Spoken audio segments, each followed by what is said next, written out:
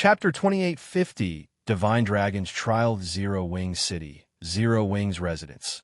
After Feng came online, the first thing he did was assign tasks to Liang Jing and Yulan, particularly the distribution of the Tier 3 mana set equipment he had produced. He had made more than 200 of these sets, and he tasked Yulan with secretly gathering a batch of Tier 3 experts who could equip them. Once these experts were geared with the Tier 3 mana set equipment, Zero Wing would gain an additional trump card. Although the modified Tier 3 mana set equipment wasn't as powerful as the original version, there was only a 15% decrease in the basic attributes it provided. A Tier 3 player equipped with a modified set could still go up against mythic monsters of the same level. In addition, Feng passed the Treasure of Fire to Melancholic Smile and had her procure as many mysterious flames as possible. They could offer the Seeds of Flame converted as an award for the Candlelight trading firm's forgers and alchemists. By doing so, they could not only increase Candlelight's productivity, but also attract more lifestyle players to join the firm. After all, a lifestyle player's promotion was largely influenced by their production success rates. When Melancholic Smile received the Treasure of Fire from Feng, she was shocked. Then, uncontrollable excitement welled up inside her. She had always had a passion for mysterious flames. However, incredibly powerful mysterious flames weren't easy to find. And even when the guild did find some, she didn't have the ability to make it her own. Thus, the mysterious flame she currently used was only a Tier 2 mysterious flame. No lifestyle player had managed to absorb either of the two Tier 3 mysterious flames sitting in the guild warehouse, even now. However, the Purification Crown resolved the hurdle preventing lifestyle players from absorbing stronger mysterious flames and could even produce mysterious flames using various types of flames. Melancholic Smile could already envision the swarms of lifestyle players fighting to join the Candlelight trading firm. At that time, be it the construction of the Crimson Dragon flying ships or another mobile fortress, Candlelight wouldn't have to worry about lacking talents and manpower. At the same time, with Gentle Snow and Aqua Rose's return, Zero Wing no longer lacked apex combatants to protect it. Hence, Feng tasked Fire Dance with secretly gathering information on the 7 treasures and collecting them directly, if possible. The 7 treasures were not only crucial for his quest, but their various supportive functions were simply heaven-defying, providing incredible help to both individuals and guilds. Previously, when players in God's domain were still low-leveled and weak, the likelihood of them encountering the 7 treasures was low. However, now that more and more Tier 4 players have begun appearing, the chances of players stumbling over the 7 treasures were much greater. Not to mention, the present Zero Wing was already far stronger than before. After its recent rapid development, Zero Wing now had more than 50,000 Tier 3 players under its command, a number that rivaled what the various superpowers had. In addition, the number of partners Zero Wing had continued to increase. Recently, Frost Heaven had thoroughly solidified its alliance with Zero Wing, drastically increasing Zero Wing's influence on the Eastern continent. At this point, Zero Wing could expand its territory already. Hence, his hunt for the 7 treasures was no longer an impossible task. Moreover, he had to get his hands on the 7 treasures to elevate Zero Wing's strength further. This was because only by gathering all of the 7 treasures could he fully utilize their power. In fact, the 7 treasures could even suppress the Endless Abyss. If Zero Wing could acquire this power, thoroughly making an enemy out of the 5 great super guilds wouldn't be a problem. It also wouldn't have to fear the invasion of other gods' domains.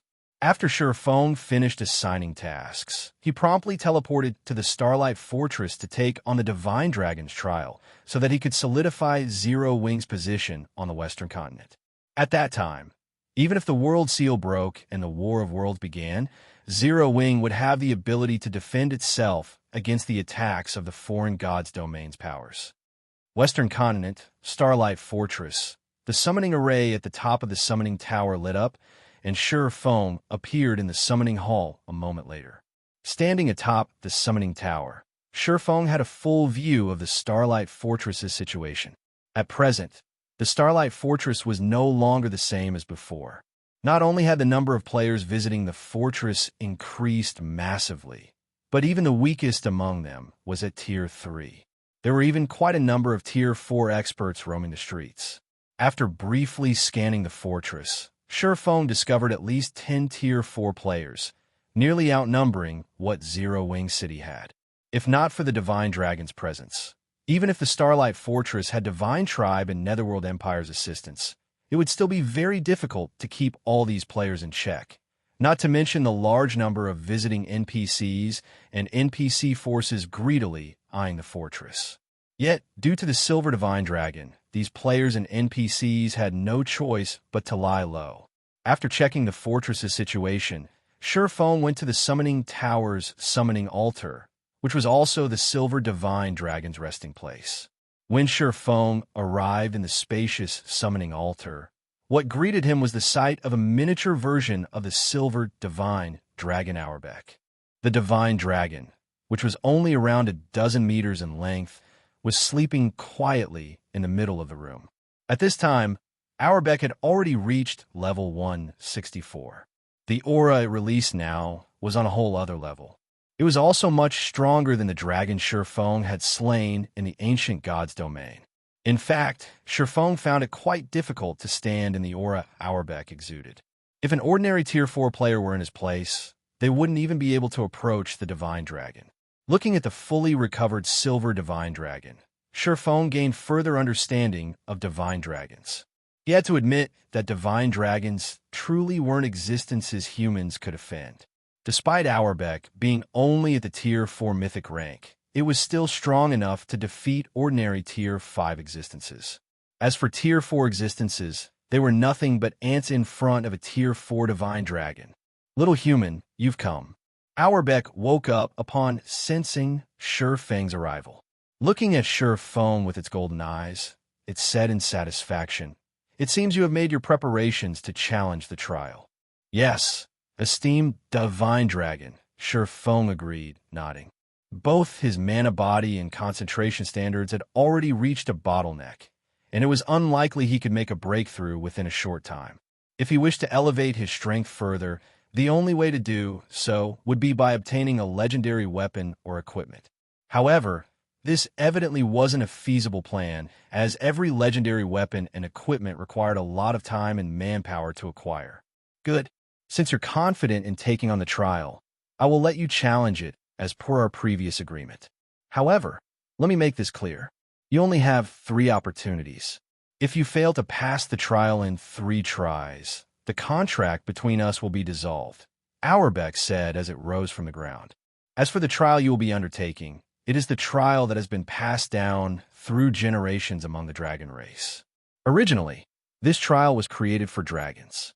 However, since you wish to become my companion, you will have to complete the Tier 4 Infant Dragons trial at the very minimum. A trial for Tier 4 Infant Dragons? Feng was astonished by Auerbeck's words. Although he had long since known that the Divine Dragon's trial wouldn't be simple, it would seem that he had still underestimated it. A Tier 4 Infant Dragon could fight even Tier 5 existences. Yet, he was supposed to face a trial created for Tier 4 Infant Dragons. I will teleport you to the Dragon Temple. Remember, you will not be able to use external tools there. You must rely on your own strength to conquer the trial. If you die within the trial, you will be teleported back here automatically. After saying so, Auerbeck began chanting an incantation in dragon tongue, generating divine runes around Feng one after another. 5 seconds later, Feng was cocooned in countless golden divine runes.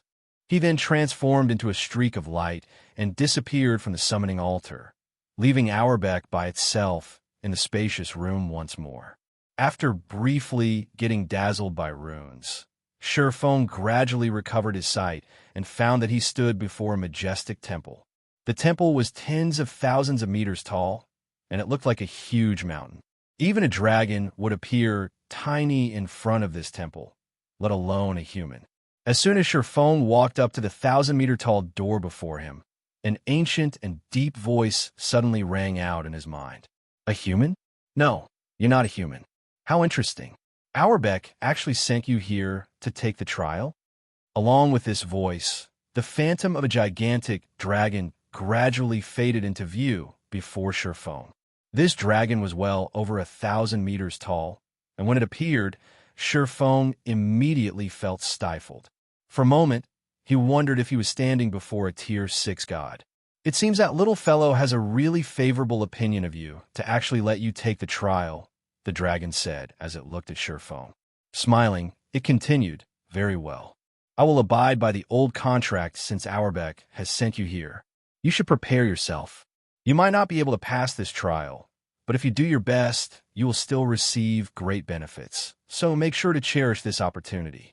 After the dragon finished speaking, Feng found that the view in front of him had changed completely. Now, what was before him wasn't a massive temple, but a broken bridge covered in gray mist. Meanwhile, he was currently standing on this broken bridge, and he could vaguely make out land in the distance.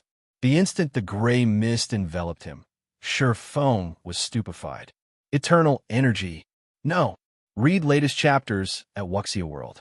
EU to be precise, it's eternal energy condensed into a mist form. The moment the gray mist enveloped Feng, his mind felt refreshed like never before. Numerous ideas constantly emerged from the depths of his brain, and he could also view the operating principles of the mana surrounding him with unprecedented clarity. Before Feng could recover from his shock, the dragon's deep voice echoed in his mind once more. Repair the broken bridge using mana. So long as you repair 1/3 of the bridge, you will pass the trial. Your time limit is 3 days. However, for every 300 meters you progress, the time limit will get extended by an additional day. If you fail to repair 1/3 of the bridge when your time runs out, you will have failed the trial. When the dragon finished speaking, Feng heard rocks breaking off somewhere nearby. Turning toward the sound source, he found that the bridge's broken end was continuously crumbling. At this rate of collapse, let alone 3 days, the remaining portion of the broken bridge would disappear completely in just a few hours. And once the bridge disappeared, he would plunge into the endless darkness below. Chapter 2851. Mana Reconstruction. What an amazing bridge. When Feng spread his senses across the broken bridge, he was astounded. This was because this bridge was actually made entirely of mana that had solidified. Although this mana was solid, it was akin to sand. He could walk on this bridge without it collapsing like a sandcastle only because of special mana constructs holding the grains of sand together. After thinking up to this point, Feng promptly extended his mana domain to take control of these mana constructs and prevent the bridge from collapsing any further. However, the instant he did so, he was stunned. Manipulating solidified mana, is this taxing? Feng had plenty of experience manipulating mana that had condensed into a mist or liquid. In fact, he could control liquid mana as if it were his own arms. Yet, when he tried manipulating only a small bit of solid mana, he felt as if he was trying to move arms that had been injected with lead. Not only was the process incredibly strenuous, but even the slightest distraction meant immediately losing control of the mana. Meanwhile, the difficulty of maintaining the entire bridge's integrity was akin to holding up a weight of tens of tons. Not to mention, he also had to have this solid mana move according to his will to reconstruct the collapsed portion of the bridge. Looking at the continuously collapsing bridge, Feng finally understood just how difficult this trial was. Let alone reconstructing the bridge, just keeping the bridge from collapsing any further was already a monumental task. As Feng racked his brain over how to prevent the bridge from collapsing, the phantom of a gigantic dragon was quietly observing him in a distant cloud of mist. His grasp on mana is too immature. Let alone 3 days. He won't last even 3 hours at this rate. After taking a look at Feng's understanding and control over mana, the dragon shook its head and wings, disappearing silently from mist. Time passed quickly. Now, less than half of the broken bridge, which was originally over 20 meters long, remained. Moreover, the bridge's rate of collapse was even accelerating as it grew shorter. This won't do. At this rate, The entire bridge will be gone in less than half an hour. I need to think of a way to stabilize a small portion of the bridge first. Feng had a headache as he looked at the collapsing bridge. He gave up on manipulating the entire bridge and chose to secure only a 2-meter length of the bridge. This was also the maximum amount of solid mana he could currently manipulate. Any more, and the solid mana would challenge his control. Everything progressed just as Feng expected. In less than 20 minutes, the portion of the bridge he had given up on collapsed completely, and only the 2-meter stretch under his feet remained relatively stable. Even so, this small portion was still disintegrating gradually. How strange. Feng stared in confusion at the drastically slower collapse. The mana constructs that had been keeping the bridge together before clearly had their mana supply cut off and operation stopped after I arrived. However, the bridge's initial rate of collapse was much slower than when I started controlling it. The rate of collapse accelerated afterward. When he saw the broken bridge starting to collapse right after he appeared, he thought it signaled the start of his trial and represented his time limit. However, when he began manipulating the solid mana, he realized that he had been mistaken. The mana constructs keeping the bridge together had simply stopped operating, so the solid mana would naturally try to revert to its original form. Is there something wrong with my manipulation method? Feng couldn't help entertaining such a question. However, he promptly shook his head and denied this thought. No, I was simply manipulating the solid mana according to the original mana constructs. There shouldn't be a problem with my manipulation method. Otherwise, the entire bridge would have collapsed instantly instead of breaking apart bit by bit. A mana construct was similar to a magic array. If one did not use the appropriate method to manipulate a magic array, it would not activate. This was also the case for mana constructs, except mana constructs were much more fragile than magic arrays, crumbling if manipulated incorrectly. Due to his understanding of mana constructs, Feng had to wonder what exactly he had done wrong in preventing the bridge's collapse. Due to the eternal energy surrounding him, Feng's mind was operating with unprecedented clarity and activity.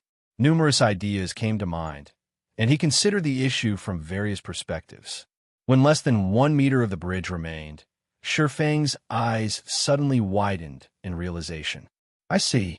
I've been doing things wrong from the very beginning. I shouldn't have tried to force the mana. Whether manipulating my own mana or the ambient mana, I should guide it down the desired path instead of compelling it to do so.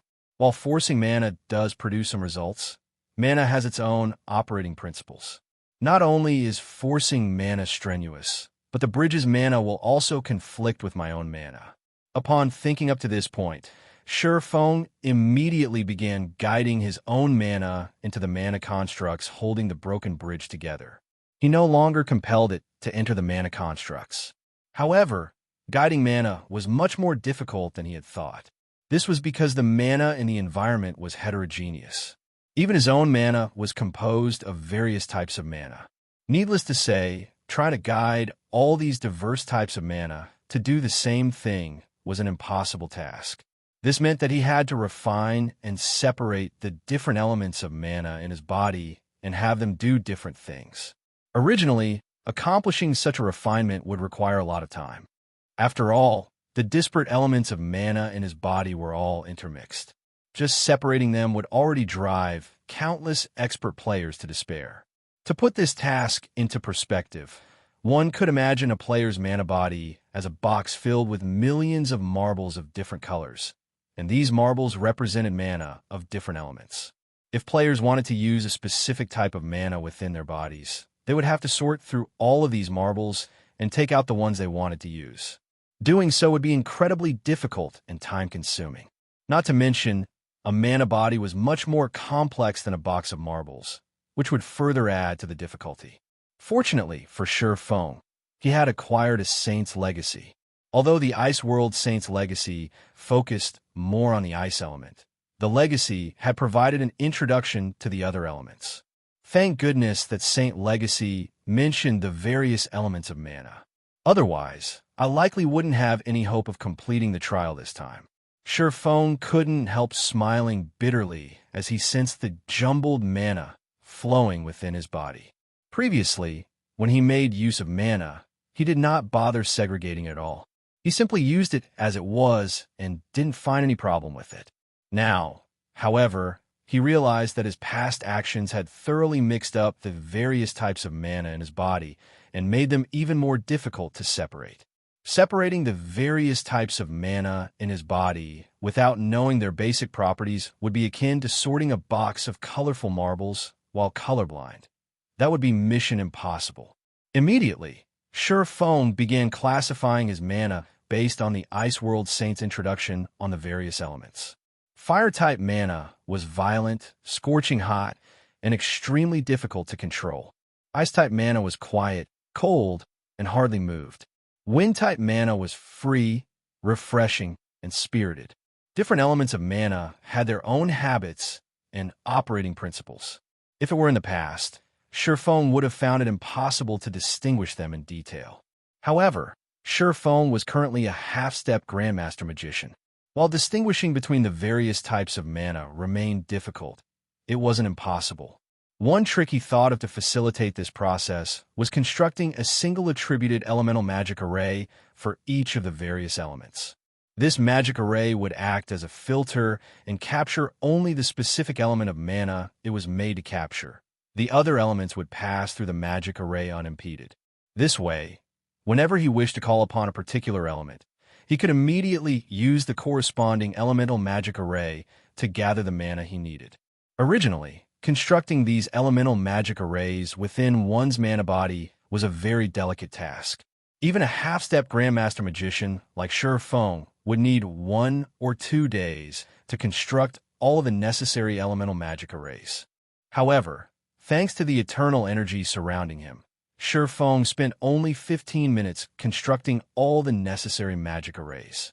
Immediately, the various elements of mana in Feng's mana body gathered at specific locations, no longer one big heterogeneous mess. Amazing! So, this is the effect of segregating mana. When Feng scanned the mana in his body, he found that not only had its purity undergone a qualitative transformation, but his mana body also resonated far more powerfully with the environment.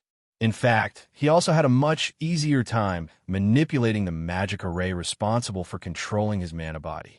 Now, he could even operate his mana body with a threefold manipulation method. So, this is why I couldn't cross the 110% threshold despite my concentration having reached the Tier 4 peak standard. Looking at the system notification that had appeared before him, Feng grew ecstatic. Just a moment ago, his mana body's completion rate had hit the legendary threshold. Read latest chapters at Wuxia World. His mana body had reached a 120% completion rate. Meanwhile, the instant his mana body reached the 120% threshold, Feng sensed his physique improving significantly and his perception of his surroundings rising to a whole other level. Most importantly, his mana was not only much denser than before, but its quantity had also doubled. Now that I'm done segregating my mana, it's about time I started taking on the trial. Feng shifted his gaze toward the half-meter-long bridge underfoot. Chapter 2852, Breakthrough. Tier 5 concentration. Even without Feng deliberately maintaining the bridge, the aura he radiated was now enough to slow the bridge's collapse drastically. A 120% completion rate mana body truly is amazing. No wonder people thought players could contend against a dragon of the same tier once a player's mana body reached 120% completion. Feng was astonished as he studied the stabilized bridge underfoot. Despite not making a conscious effort to control his mana body, he exerted a powerful stabilizing effect on his surroundings. With how powerful his current mana body was, he couldn't even begin to imagine how powerful his mana domain had become. Fighting a dragon of the same tier and level aside, he could now contend against a half-step demon king of the same level at the very least. Afterward, Feng began injecting his segregated mana into the broken bridge. Once he did so, the broken bridge seemed renewed. The bridge's gradual collapse instantly halted, and its toughness had clearly risen to a whole new level as well. At this time, The bridge could probably receive Tier 4 attacks without sustaining any damage. Amazing! Sure enough, this is the true way to use mana. In the past, whenever he activated a skill or spell, he would make use of every type of mana available in his body to manipulate the ambient mana around him. Achieving a 10% efficiency by doing so would already be fortunate. This was because most skills and spells utilized only a specific element of mana to activate. To manipulate only a specific type of mana in the environment, using the corresponding element of mana to do so would yield the best results. Using other elements would still allow one to exert a certain degree of control. However, the efficiency would be incredibly poor. A backlash might even occur. Now that Feng had perfectly matched his mana with the ambient mana, he could use the ambient mana's power at 100% efficiency. One could easily imagine how much of a boost to his combat power this change would bring. After thoroughly stabilizing the broken bridge, Feng shifted his attention to the mana constructs keeping the bridge together. Keeping the bridge's mana constructs stable and operational could be considered the bottom line for this trial. If he wished to pass the trial, he would need to reconstruct the bridge. Otherwise, all he could do was stand still and stare idly at the distant land until his time ran out. After carefully inspecting the bridge, Feng was surprised. Previously, he had focused entirely on stabilizing the bridge, so he hadn't spent much time observing the bridge itself. Now that his mana body had reached a 120% completion rate, his perception of his surroundings had improved to a point where it felt as if he had again taken over a half-step Demon King's body. DI is expected of the Dragon Race's trial. This bridge's mana constructs are simply phenomenal. Feng sighed in awe as he observed the broken bridge's structure. This bridge has made use of practically every property and operating principle of the various elements of mana. Without a considerable understanding of these aspects, it would be impossible to create such mana constructs. In God's domain, it was already a heaven-defying task for players to gain a deep understanding of the operating principles of the various types of mana. Hence, making proper use of these types of mana was simply a luxury players couldn't afford. In fact, even the Ice World Saints Legacy provided a detailed introduction of only Ice-type mana and just briefly touched on the other elements. Needless to say, the Legacy didn't include instructions on how to use these other mana types. However, the bridge Feng stood on perfectly displayed the basic use of the various elements of mana. It was much better than a simple text introduction. Of course, it wouldn't be an easy task to see how exactly this bridge was constructed. This was because ordinary Tier 4 existences couldn't get a clear view of the operating principles of mana, let alone the operating principles of a mana construct. Only dragons with their high life ratings could possibly accomplish such a feat at Tier 4. Even so, this situation was definitely a massive opportunity for Tier 4 players. The biggest hurdle Tier 4 players needed to cross to reach Tier 5 was the construction of their personalized mana body. This process required players to have not only excellent control over mana, but also a profound understanding of the operating principles and usage of mana and knowledge of the construction of mana bodies. Meanwhile, the broken bridge underneath Feng just so happened to address these problems. Suppressing the impatience in his heart, Feng immediately began reconstructing the broken bridge with his own mana. Following this, time passed quickly.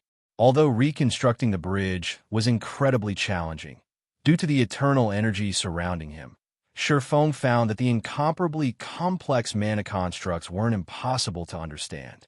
Despite encountering failure one after another, Feng did not grow disappointed, but even became increasingly excited instead.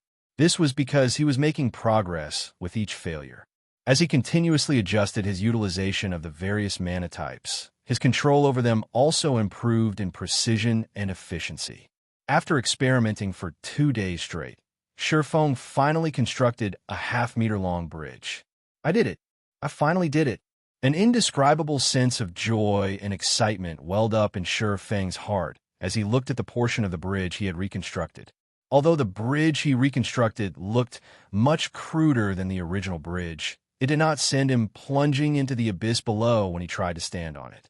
Most importantly, he had finally gained a basic understanding of the various mana constructs.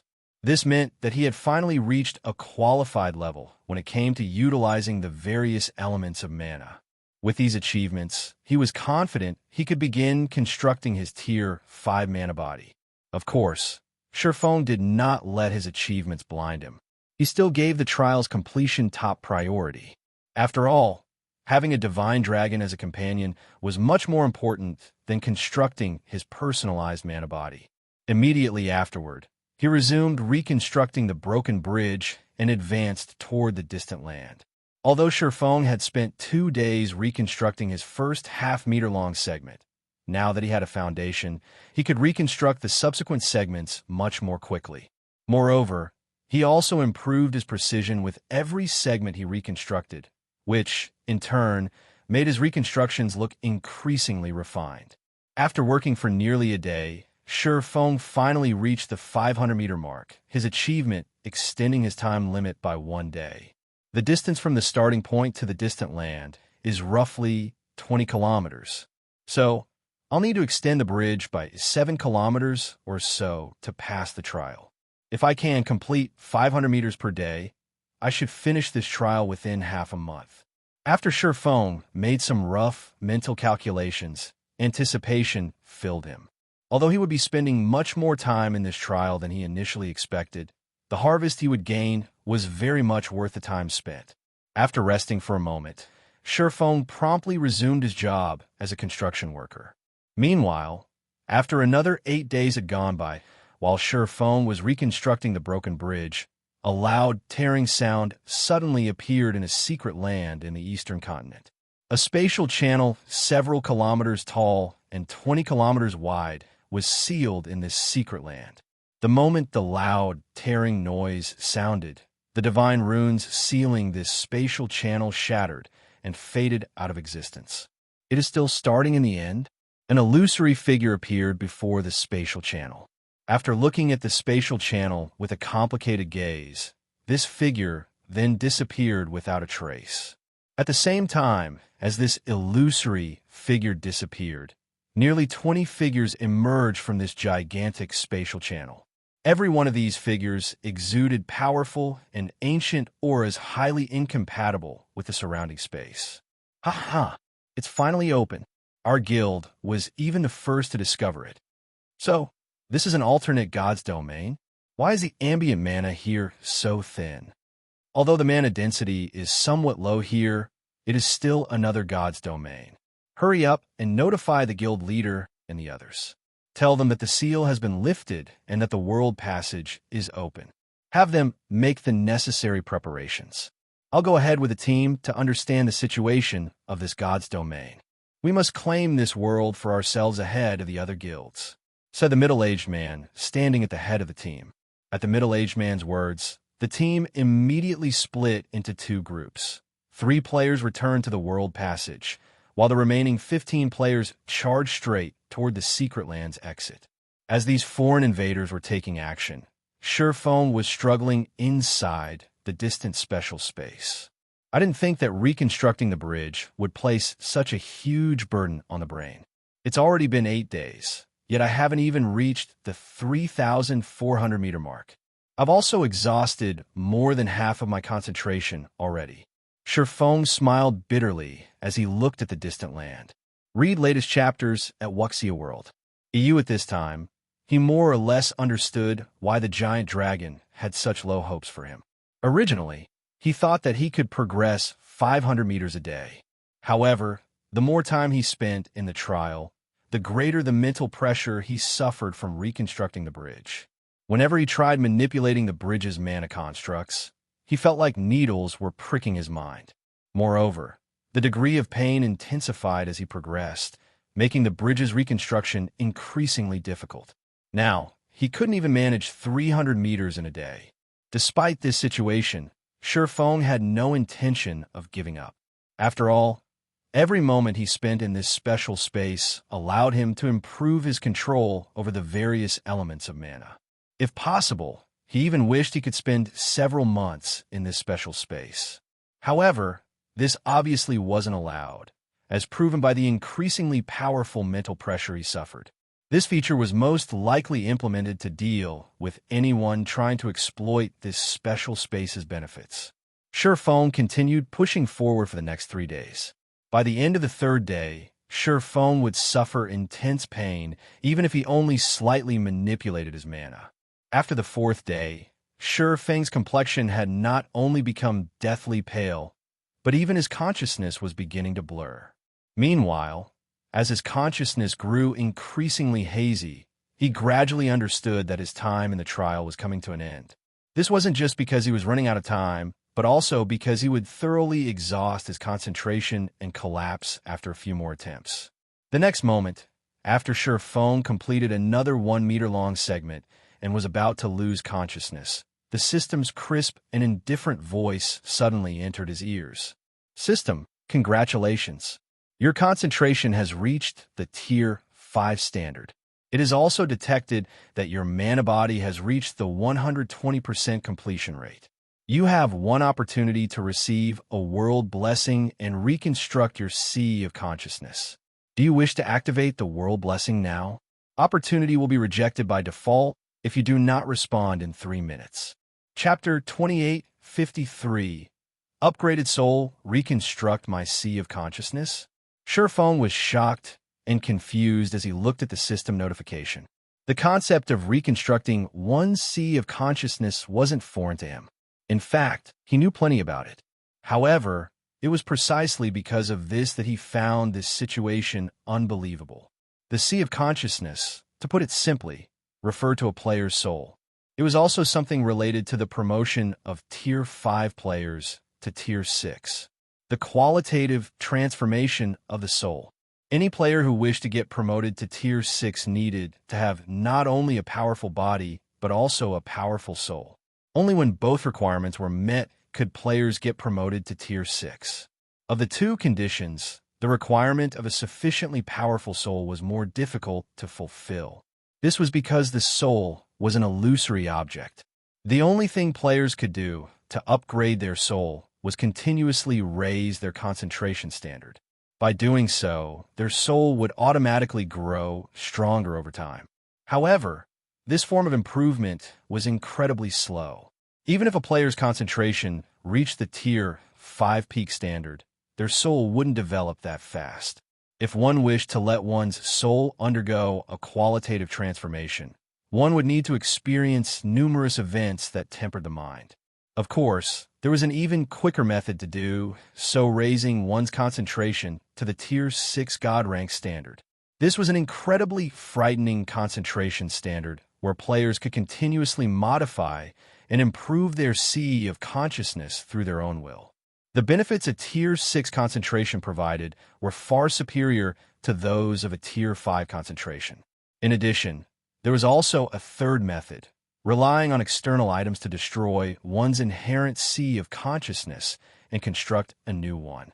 This method was similar to how players with Tier 6 concentration modified their sea of consciousness, only much more ruthless and thorough.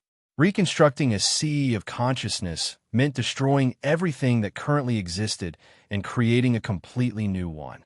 It was different from what players with Tier 6 concentration did. These players would gradually address the flaws of their existing sea of consciousness, refining it over time. For Tier 5 players, the opportunity to reconstruct their sea of consciousness was both rare and precious. Feng never even dreamed of receiving such an opportunity before getting promoted to Tier after pondering in silence for a moment. He chose to accept the world blessing and the opportunity to reconstruct his sea of consciousness. System. The world blessing will be granted in 30 seconds. Please make the necessary preparations. The higher your completion rate, the better the reconstructed sea of consciousness will be. The higher the completion rate, the better. Not daring to be careless, Feng took a deep breath, stopped work on the bridge, and focused only a portion of his consciousness on stabilizing it to prevent it from collapsing. He planned to give the reconstruction process his all. 30 seconds went by in the blink of an eye. Feng felt an unprecedented pain assault him, as if his soul was getting ripped out of his body. Had he not absorbed the Tier 4 Hellfire before, he wouldn't have been able to endure this pain at all. However, after 10 seconds of this soul-wrenching pain, it disappeared all of a sudden. Simultaneously, Feng felt his mind go completely blank. As for his soul, what remained of it were only countless soul fragments. Immediately afterward, numerous magic arrays appeared before him. These magic arrays were so complex that despite being a half-step Grandmaster Magician himself, he was still shocked. He spotted over a dozen Grandmaster Magic arrays. As for Master Magic arrays, they easily numbered over 100. Meanwhile, all of these magic arrays joined together to form an incomparably large soul array. System, you have 4 hours to reconstruct your sea of consciousness. Once 4 hours have passed, the world blessing will disappear. If you do not achieve at least a 40% completion rate by the end of these 4 hours, your sea of consciousness will not be reconstructed. Afterward, as a consequence of having your soul shattered, you will enter a weakened soul state for 20 natural days. 20 days? Feng wasn't particularly surprised by the penalty for failure. Opportunities and risks came hand in God's domain. In fact, a 20-day penalty could even be considered very light. If a Tier 5 expert were to find out that this opportunity came with such low risks, they would do everything they could to secure it. Subsequently, Feng stopped thinking about other things and focused on copying the soul array into his sea of consciousness. He couldn't decide whether he was fortunate or unfortunate. The fortunate part of this situation was that he had accepted the world blessing while in this special space full of eternal energy. He would have a much easier time drawing the soul array in this environment. The unfortunate part was that, along with the destruction of his soul, he had lost the ability to stabilize the broken bridge. In other words, he didn't have 4 hours to complete the soul array at all. Despite his frustrations, Feng did not give up on this opportunity.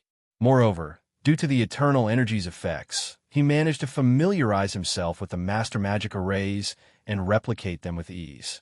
The soul array's completion rate rose at a rate visible to the naked eye. 1%, 3%, 7%. In just 1 hour, Feng had already completed 16% of the gigantic soul array. At this rate, he could definitely reach the required 40% within 4 hours. Even if copying the Grandmaster Magic arrays later would slow down his progress, reaching 40% shouldn't be difficult. Another 1.5 hours went by, during which the soul array's completion rate had reached 35%. Feng found his progress unbelievable. Hence, he attempted to copy his first Grandmaster Magic array. The instant he completed the magic array, his progress rose from 35% to 38%. It increased by this much. Feng looked at his progress bar in surprise. Completing a Master Magic array didn't even increase his progress by 0.5%. Now, completing just one Grandmaster Magic array had raised his progress by 3%. Meanwhile, under the eternal energy's effects, his speed in copying the Grandmaster Magic array wasn't much slower than when he worked on the Master Magic arrays. Without my support, the bridge can last 3 hours at most. I only have about 20 minutes left now, so I can only attempt one more Grandmaster Magic array. Although Feng guessed that the broken bridge would remain stable for 3 hours without his support, that was only an estimate. As a precaution, he decided to conclude his attempt after copying one more Grandmaster Magic array. The soul array was massive. However, the crucial parts of the soul array were still the dozen or so Grandmaster Magic arrays, particularly the 6 serving as the soul array's core. Originally, Feng had thought to complete more Master Magic arrays to allow the core magic arrays to exhibit greater functionality. Unfortunately, he clearly did not have time for that. Now he could only grit his teeth and draw the second core magic array. Time passed quickly. 10 minutes later, Feng finished drawing the second core magic array. The soul array's completion rate jumped from 38% to 41%, reaching the system's requirement. Upon seeing this, Feng chose to complete the reconstruction. System, Magic Array completion rate at 41%. You have met the basic requirement for Reconstruction. Your Sea of Consciousness will be reconstructed according to the constructed magic array. Do you wish to begin the reconstruction? Reconstruct. Feng promptly chose to go through with the reconstruction, although he had more than an hour remaining before the world blessing disappeared. If he died midway, his reconstruction attempt would become forfeit as well. The next moment, after he approved the reconstruction, the soul array drawn in his Sea of Consciousness began operating. Although the soul array was still incomplete, just like the system stated, it was functional. As his Sea of Consciousness's reconstruction began, Feng experienced an unprecedented mental clarity. His mind became much more active, and his reaction speed also improved significantly. After 20 seconds into the reconstruction, he discovered that his previously blurry Sea of Consciousness had become much more tangible. The change was akin to mist condensing into water. The change might not seem significant, but the density of his Sea of Consciousness had undergone a qualitative transformation. Although his Sea of Consciousness was still in an illusory state, Feng could tell that his thinking speed had more than tripled. So long as he focused his mind, he could observe the world around him in a decelerated state. Amazing! Feng was astonished as he inspected his newly reconstructed Sea of Consciousness.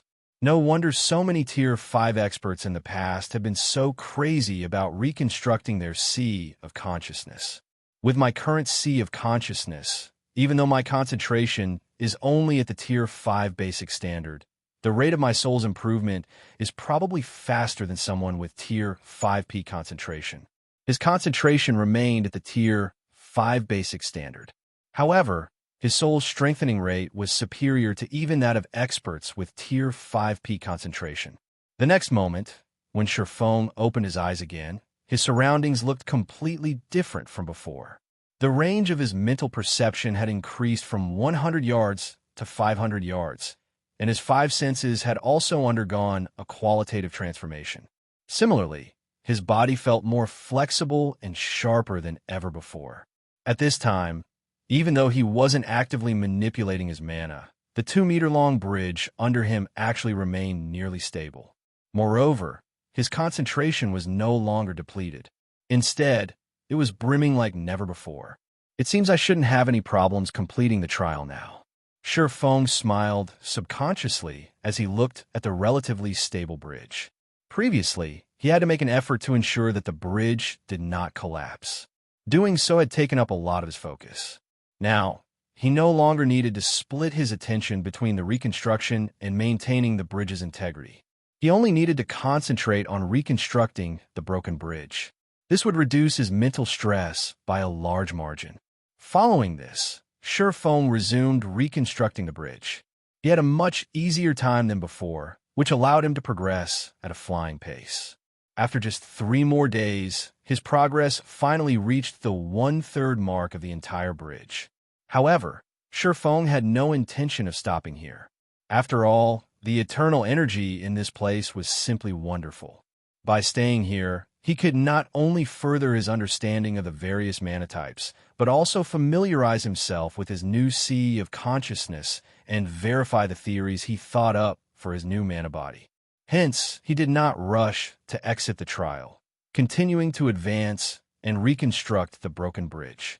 As Feng got closer to the distant land, he found that he also had to improve the quality of the supports he constructed. Otherwise, the bridge wouldn't be able to withstand the corrosion of the abyss below. Read latest chapters at Wuxia World. EU. After working for another 4 days and arriving at the halfway mark, he could no longer advance any further. However, his failure to progress wasn't because he had exhausted his concentration, but because the supports he constructed could no longer withstand the abyss's corrosion. Short of a qualitative transformation, they wouldn't be able to hold up the bridge at all. It seems this is as far as I can go. Feng couldn't help feeling a little disappointed as he looked at the distant land. At this time, it looked much clearer than before. From what he could sense, he should be able to receive massive benefits in that land. However, with his current standards, it was evidently impossible to construct a bridge of a much higher quality. Feng immediately chose to leave this special space. Chapter 2854, Upgrading the Abyssal Blade Inside the Ancient Dragon Temple. How surprising, the Dragon Phantom exclaimed in astonishment when Feng suddenly appeared before it. Despite having the body of a human, you actually managed to clear a trial made for the dragon race. Moreover, you managed to reach the halfway point. This is a rare achievement, even among the dragon race. A rare achievement? Feng was surprised by the dragon's words. The dragon race was an apex race. The perception of dragons was definitely far superior to his own. Not to mention, there were even divine dragons among the dragon race. For divine dragons, let alone reaching the halfway point, even completing the entire bridge and reaching the distant land shouldn't be strange. After all, the life rating they possessed far exceeded that of humans. That's right. This is a rare achievement, the Dragon Phantom said, nodding. In the dragon race's long history, only 5 have managed to reach the halfway point while still at Tier 4. Every one of them is a genius of the dragon race with an excellent bloodline. Hence, I find it truly incredible that you accomplished the same feat with just the body of a human. Feng was surprised once more. He never thought that, even among the dragon race, only 5 dragons had reached the halfway point while still at Tier 4. Reaching the halfway point was indeed a challenging task. Not only would one need to have a sufficiently powerful soul, but one would also need to utilize the various elements of mana to their very limits. However, having a powerful soul was a given for dragons. As for utilizing the various elements' basic properties, this was also as easy as drinking water for dragons. Otherwise, there was no way dragons could be so powerful. Normally, dragons that can reach the halfway point are already adults. I can now see why Auerbeck decided to let you undertake the trial, the Dragon Phantom said, its eyes filled with praise as it looked at Feng. Now, according to the ancient contract, you may take one of the 3 treasure chests stored within the treasury. As soon as the Dragon Phantom finished speaking, 3 massive treasure chests appeared before Feng. The instant these treasure chests appeared, the mana within the Dragon Temple immediately thickened. In fact, a faint hint of divine might now wafted into the temple. As expected of the dragon race's reward, I doubt I can get such loot even from killing a Tier 6 god. Feng was filled with an indescribable sense of shock as he inspected the 3 treasure chests before him. The trial rewards this time were simply mind-blowing. If taken to the outside world, any one of these 3 treasure chests could drive the entire god's domain wild. The first chest, named the Blackstone Treasure Chest, gave players 1 fragmented legendary weapon and 2 pieces of fragmented legendary equipment that suited them. The second chest, named the Red Crystal Treasure Chest, contained 4 items, either Tier 5 skill books or Tier 5 legacy guidances suitable for the player. The third chest, named the Purple Jade Treasure Chest, rewarded players with 10 to 12 god crystals. The Blackstone Treasure Chest aside, both the Red Crystal Treasure Chest and Purple Jade Treasure Chest provided things Feng greatly desired. At this time, he only needed to create a personalized mana body to get promoted to Tier 5. Hence, Tier 5 skill books were of great importance to him. If he relied only on legacy skill points, he would be able to acquire only 2 Tier 5 skills at best. God crystals were equally important to him. This was because god crystals were needed to upgrade many of the weapons and equipment he possessed, and upgrading these items would provide a tremendous boost to his combat power. Pick one. The Dragon Phantom smiled faintly when it saw the gleam in Feng's eyes. I will teleport you back in 3 minutes, so you'd best not take too long in choosing. After giving the matter some thought, Feng said earnestly, I've decided. I will go with the Purple Jade Treasure Chest. While the Red Crystal Treasure Chest was indeed important to him, he was, after all, still at Tier 4 right now. Moreover, the items appearing inside the Red Crystal Treasure Chest were completely random. If he were unfortunate, he might end up getting 4 Tier 5 legacy guidances. Moreover, god crystals weren't easy to come by. If he missed this opportunity, Who knew how long he would have to wait before he received another opportunity to improve his weapons and equipment further? All right, this purple jade treasure chest is yours, the Dragon Phantom said, lifting a claw. Immediately, the barrier sealing the purple jade treasure chest disappeared. Feng chose to open the treasure chest without hesitation. After all, there was no way he could bring such a massive treasure chest away. The instant the treasure chest opened, divine might gushed out of it. Bathed in this divine might, even ordinary Tier 4 players would grow fearful and dare not approach the treasure chest.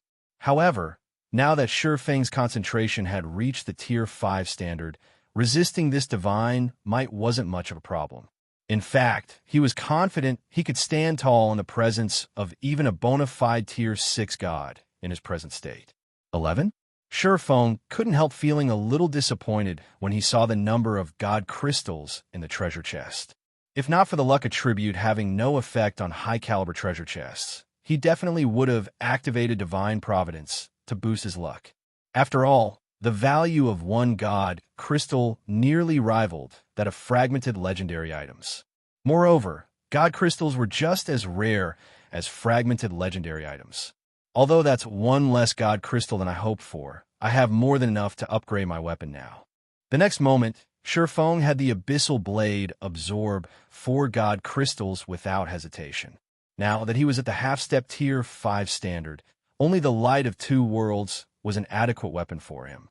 The Abyssal Blade couldn't keep up with him any longer. Hence, he had to upgrade it. After the Abyssal Blade absorbed the 4 god crystals, its skills got upgraded to Tier 4, and its basic attributes underwent some changes. Abyssal Blade, one-handed sword, magic weapon, fragmented legendary rank, equipment requirement, strength 3000, agility 2000 attack power, 235% of strength attribute, attack speed 3% of agility attribute, all attributes, increases according to user's level. Ignore levels plus 35 attacks have 70% chance to cause 250% damage, 40% chance to cause 300% damage. Every attack increases attack speed by 2% to a maximum of 30%. When equipped, strength increased by 50%, agility increased by 50%, intelligence increased by 35%, endurance increased by 50%, attack speed increased by 40%, all effects of weapon-related skills increased by 20%, all item level requirements reduced by 10 levels. If wielder belongs to a swordsman-related class, all skill levels plus 6. Increase free ability points received for every increase in level by 2 points. Equipment Tier 4 can be evolved. Devour 9 god crystals to evolve to Tier 5. Additional active skill 1. Darkness Bind, Tier 4. Binds all enemies within a 500-yard radius for 4 seconds and reduces their defense and magic resistance by 100% for 20 seconds. Cooldown, 40 seconds. Additional active skill 2. Darkness Domain, Tier 4. Converts an area of 800 yards around the user into a darkness domain. Weakens the senses of all enemies within the darkness domain and reduces enemies' basic attributes by 20%. While inside the darkness domain, the user may control up to 36 strands of power of darkness. Each strand carries a force equivalent to 150% of a user's strength and causes 200% darkness damage. Duration, 60 seconds. Cooldown, 10 minutes. Additional passive Profound Inheritance. Mana Abyss, Tier 4. The higher the density of the mana surrounding the Abyssal Blade, the more power the weapon will exhibit. The power of the weapon can be increased up to 150%. Additional active Profound Inheritance. Black Dragon's Soul, Tier 4. Grants the user the Black Dragon King's soul and transforms the user into the Black Dragon King. The higher the density of the surrounding mana, the higher the Black Dragon King's life rating will be. Can use the skill Dragon Breath. Duration, 10 minutes. Cooldown, 15 hours. A sword recast from the fragments of an ancient, unknown weapon.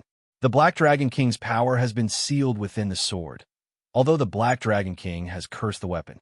Beyond the immense strength the blade offers, the wielder must face a backlash after a certain amount of time. If the wielder cannot suppress the backlash, the wielder will receive the Black Dragon King's curse, permanently reducing all attributes by 70%. Unable to be dropped, unable to be traded, unable to be destroyed. After the Abyssal Blade absorbed the 4 God Crystals, its attributes and skills received significant improvements.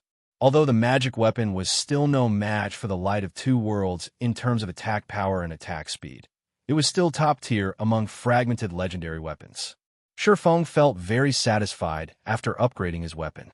Now that he had the Tier 4 Abyssal Blade, combined with his half-step Tier 5 standard, he was confident he could hold his own even against a real Tier 4 dragon. After all, once he transformed himself into a Tier 4 dragon, his combat standards and mastery over the elements would become much superior to the average Tier 4 dragons. Read latest chapters at Wuxia World. Although Feng also had the option of repairing the disintegration armor instead of upgrading the Abyssal Blade, he had decided against it. The disintegration armor was legendary set equipment. If he couldn't gather the complete set, the equipment requirement of an individual piece would be higher than normal. This would make it impossible for him to equip the disintegration armor. After all, legendary weapons and equipment were crafted for Tier 6 gods. Aside from a few unique legendary weapons and equipment, most would need players to reach Tier 5 at minimum to equip them. If he repaired the disintegration armor and ended up unable to equip it, he would definitely die of regret. Hence, he decided to upgrade the Abyssal Blade instead, to play safe. As for the disintegration armor, it wouldn't be too late to find more God Crystals to repair it once he had reached Tier 5. It's time to leave, the Dragon Phantom said, snapping Feng out of his reverie. It then raised a claw at Feng. Immediately, divine runes appeared around Feng one after another, enveloping him completely. His body then transformed into a streak of light and disappeared from the Dragon Temple.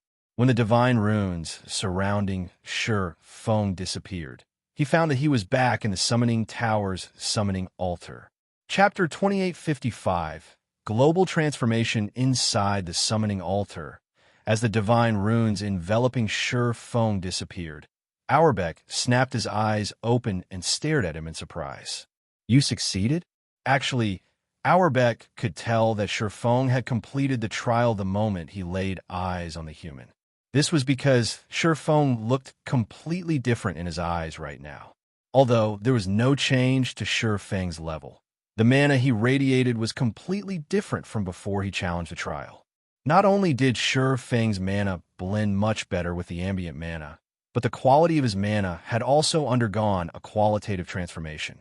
The fact that Feng had such exquisite control over his own mana proved that he had conquered the trial. However, Auerbach still found this situation unbelievable. Feng would already be plenty amazing if he managed to complete the trial on his 3rd attempt. Yet now, Feng had actually completed the trial on his 1st attempt. I got lucky. Feng nodded. If his concentration hadn't broken through to the Tier 5 standard at the very last minute, which allowed him to receive the world blessing to reconstruct his sea of consciousness, completing the trial would have been a pipe dream. No, it is impossible for someone to pass the trial by relying on luck. It is all because of your own strength, Auerbach said, shaking his head. Since you've passed the trial, according to our contract, I, Auerbach, acknowledge you as my contractor from now on. As soon as Auerbach finished speaking, Feng felt a scorching sensation on his left arm. Before Feng realized it, the symbol of a silver dragon had been branded on his left arm. Simultaneously, the system's emotionless voice rang out in his mind. System, congratulations.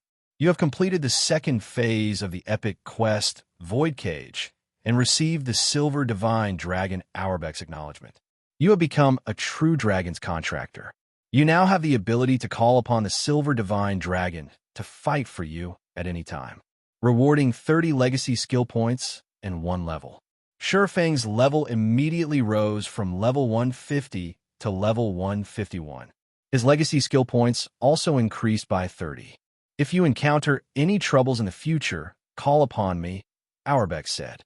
With the contractor's mark, I can teleport to your location at any time. However, you should still be cautious. The contractor's mark has limited power. I cannot sense its location in certain areas. Moreover, the current god's domain is no longer the same. Although you have made significant growth, if you behave too aggressively outside, you might still fall into a desperate situation. You might even have your soul annihilated. Different? Has the world passage opened already? Auerbach's words startled Feng. Auerbach could defeat even ordinary Tier 5 individuals. Since he was issuing such a dire warning, the current god's domain must have undergone drastic changes. That's right. The world passage is completely open now. Existences of another world have invaded this world. In fact, some of God's domain's rules have already changed. You'll understand what I mean if you go out and take a look, Auerbach said, nodding. He then pointed at the door that was sealed by a magic array and continued, "If you encounter trouble, it is best if you summon me immediately. Thank you for your warning, Your Excellency. I will be careful." Feng nodded and mentally noted to himself to be more careful. Afterward, he departed from the summoning altar. As for Auerbach, the silver divine dragon resumed its slumber in the summoning altar. The moment Feng exited the summoning tower, he was stunned. What dense mana! The density of the Starlight Fortress's ambient mana had more than doubled compared to before he went to the Dragon Temple. Apart from Zero Wing City, probably no other guild city in God's domain possessed such dense mana. Even Stone Forest City couldn't compare. Moreover, Feng could feel his affinity with mana increasing while bathed in this dense mana. He could also perceive the operating principles of mana with much greater clarity. This place was practically a weakened version of the ancient God's domain. However, compared to the mana environment, the changes to the Starlight Fortress's player population were even more shocking. Before Feng left to challenge the Divine Dragon's trial, the Starlight Fortress's player traffic had already reached a very frightening level. However, the present fortress's player population had more than tripled since then. Feng even spotted quite a few Tier 4 experts just on the street he was walking on. Moreover, he sensed the presence of at least 70 Tier 4 experts inside the Starlight Fortress. This number was simply mind-blowing. However, this still wasn't the most shocking part about the fortress. Compared to the Starlight Fortress's interior, the fortress's surroundings were much more crowded. From what Feng could tell, well over 1 million players were lining up to enter the fortress. These players weren't ordinary players. Even the weakest one among them was a Tier 3 player, and every one of them was at least at level 135. There were also Tier 4 experts standing in the queue. If not for these players standing in line obediently, Feng would have suspected that these people were aiming to capture the Starlight Fortress. However, before Feng could recover from his surprise, he saw a group of people charging through the main street toward the fortress's entrance. This group's leader was none other than Magic Eye Goddess Phythalia, the commander of Divine Tribe's Divine Hymn Legion. At this time, Phythalia had reached not only Tier 4, but also level 145. Given the intensity of the mana she radiated, she had broken through her mana body's 100% threshold as well. From what Feng could tell, Phythalia should also have at least 2 fragmented legendary items on her. In her current state, she could probably hold her ground against a superior mythic monster of the same level. Moreover, aside from Phythalia, there were 3 other Tier 4s in the team she led. These 3 players were at the Void Realm standard and boasted 8 or more pieces of epic equipment. The only unfortunate part was that none of them had transcended the limits of their mana bodies. Even so, the strength of Phythalia's team was more than enough to raid superior mythic monsters of the same level. However, Phythalia and the others looked anxious as they rushed toward the entrance. Did something happen? Curious, Feng stealthily followed Phythalia's team. Divine Tribe could be considered Zero Wing's strategic ally on the Western continent. Moreover, it was tasked with maintaining the Starlight Fortress's security on Zero Wing's behalf. Unless something major occurred, someone of Phythalia's status wouldn't take action. If need be, Feng naturally had to lend her a helping hand. Shortly afterward, Phythalia's team arrived at the Starlight Fortress's entrance. At this time, The players outside the entrance were staring curiously at a group of people standing before the fortress's checkpoint. To be precise, it was a mixed group of NPCs and players. Among these players were 5 Tier 4s. As for the NPCs, there were actually over a dozen Tier 4s among them. Why are people of the Blood Alliance here? Don't the superpowers in the Alliance mainly operate out at sea? It is indeed strange. From what I remember, they've never been active on land. Instead, they've been dominating the seas since the start of the game. Even the 5 great super guilds don't dare offend them out at sea. I heard that many naval forces have clashed with the Outer World's forces at sea. Although neither side managed to secure an advantage, the Blood Alliance suffered heavy losses in these clashes. Rumor has it that the Alliance has over 5 million Tier 3 casualties thus far. 3 of the Alliance's islands were razed to the ground.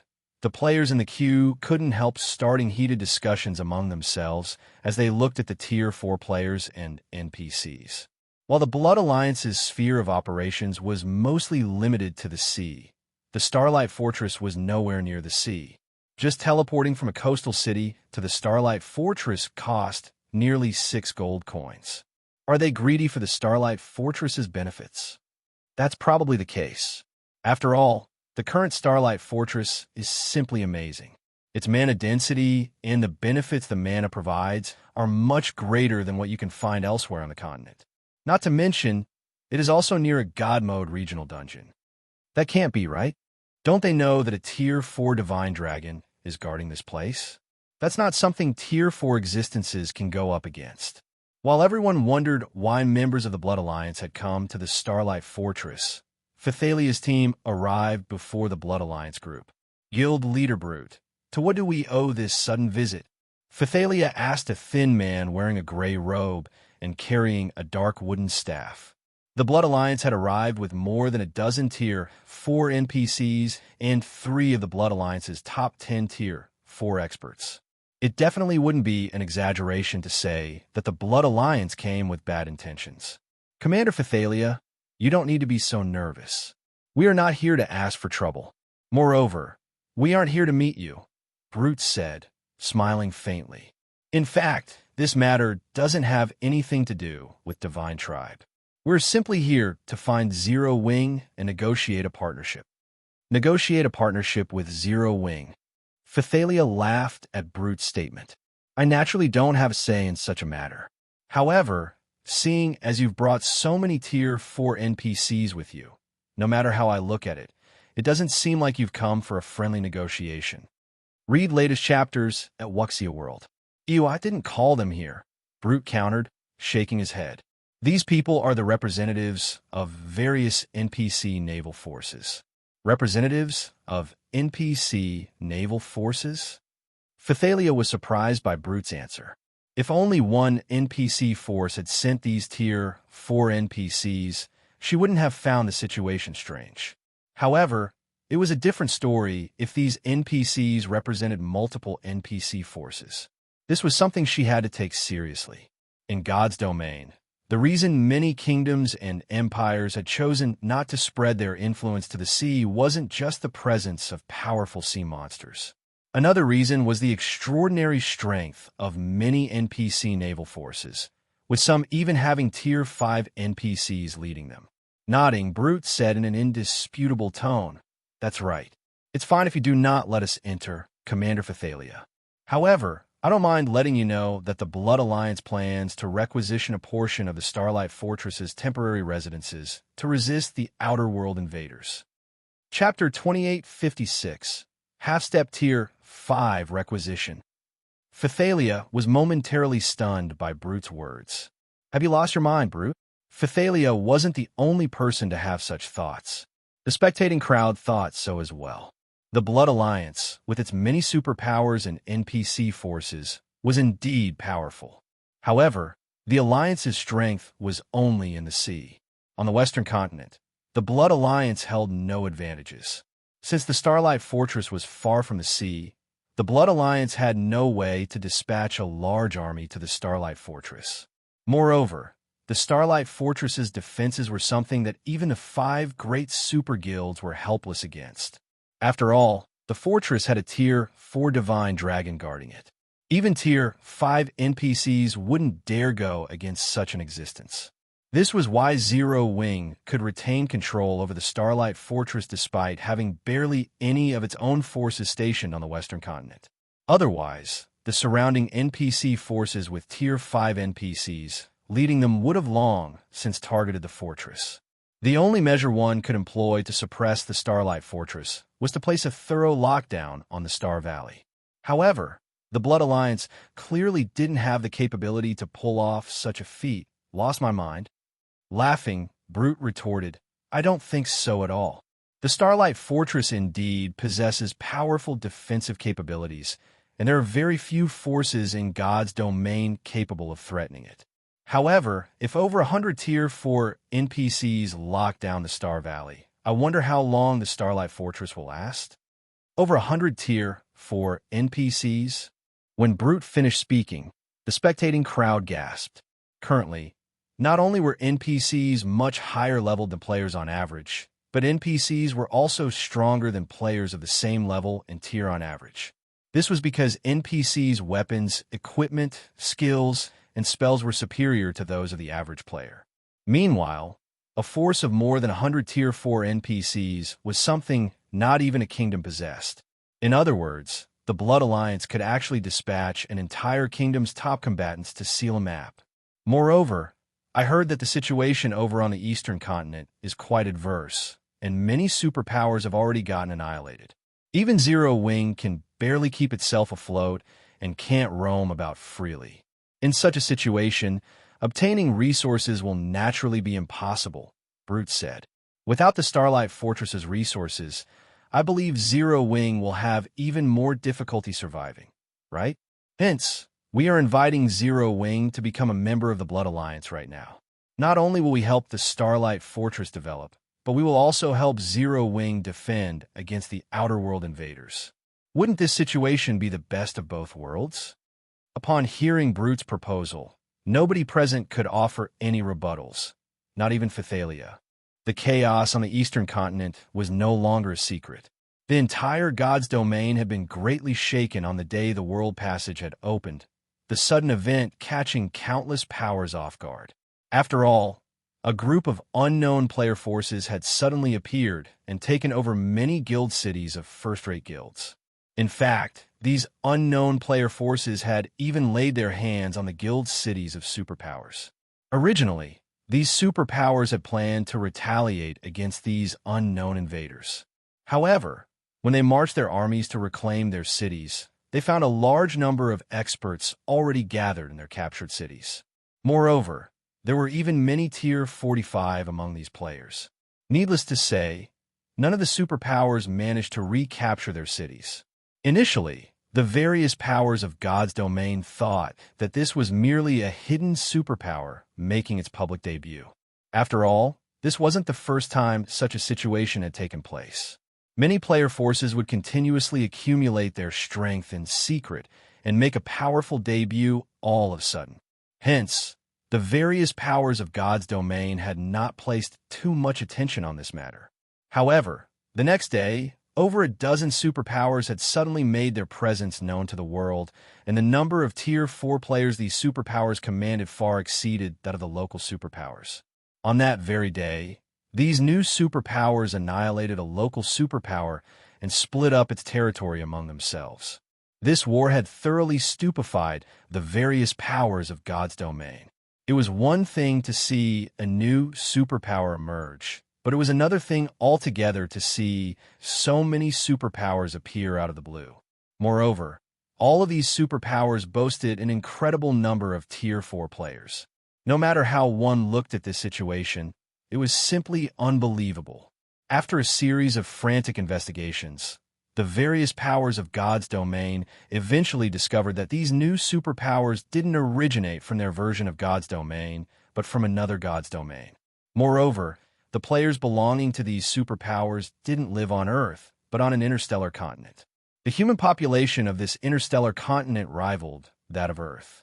Most importantly, the average combat standard of these interstellar continent residents was much higher than that of Earthlings. This was because the world of God's domain was everything for these people. In addition, these outer world superpowers were much stronger than the native superpowers. In fact, the two couldn't even be compared on the same level. In less than 5 days, these outer world superpowers had not only destroyed several native superpowers, but even taken over 7 kingdoms. These kingdoms were now paradises for outer world NPCs, who rapidly harvested the various resources available in these kingdoms to keep growing stronger.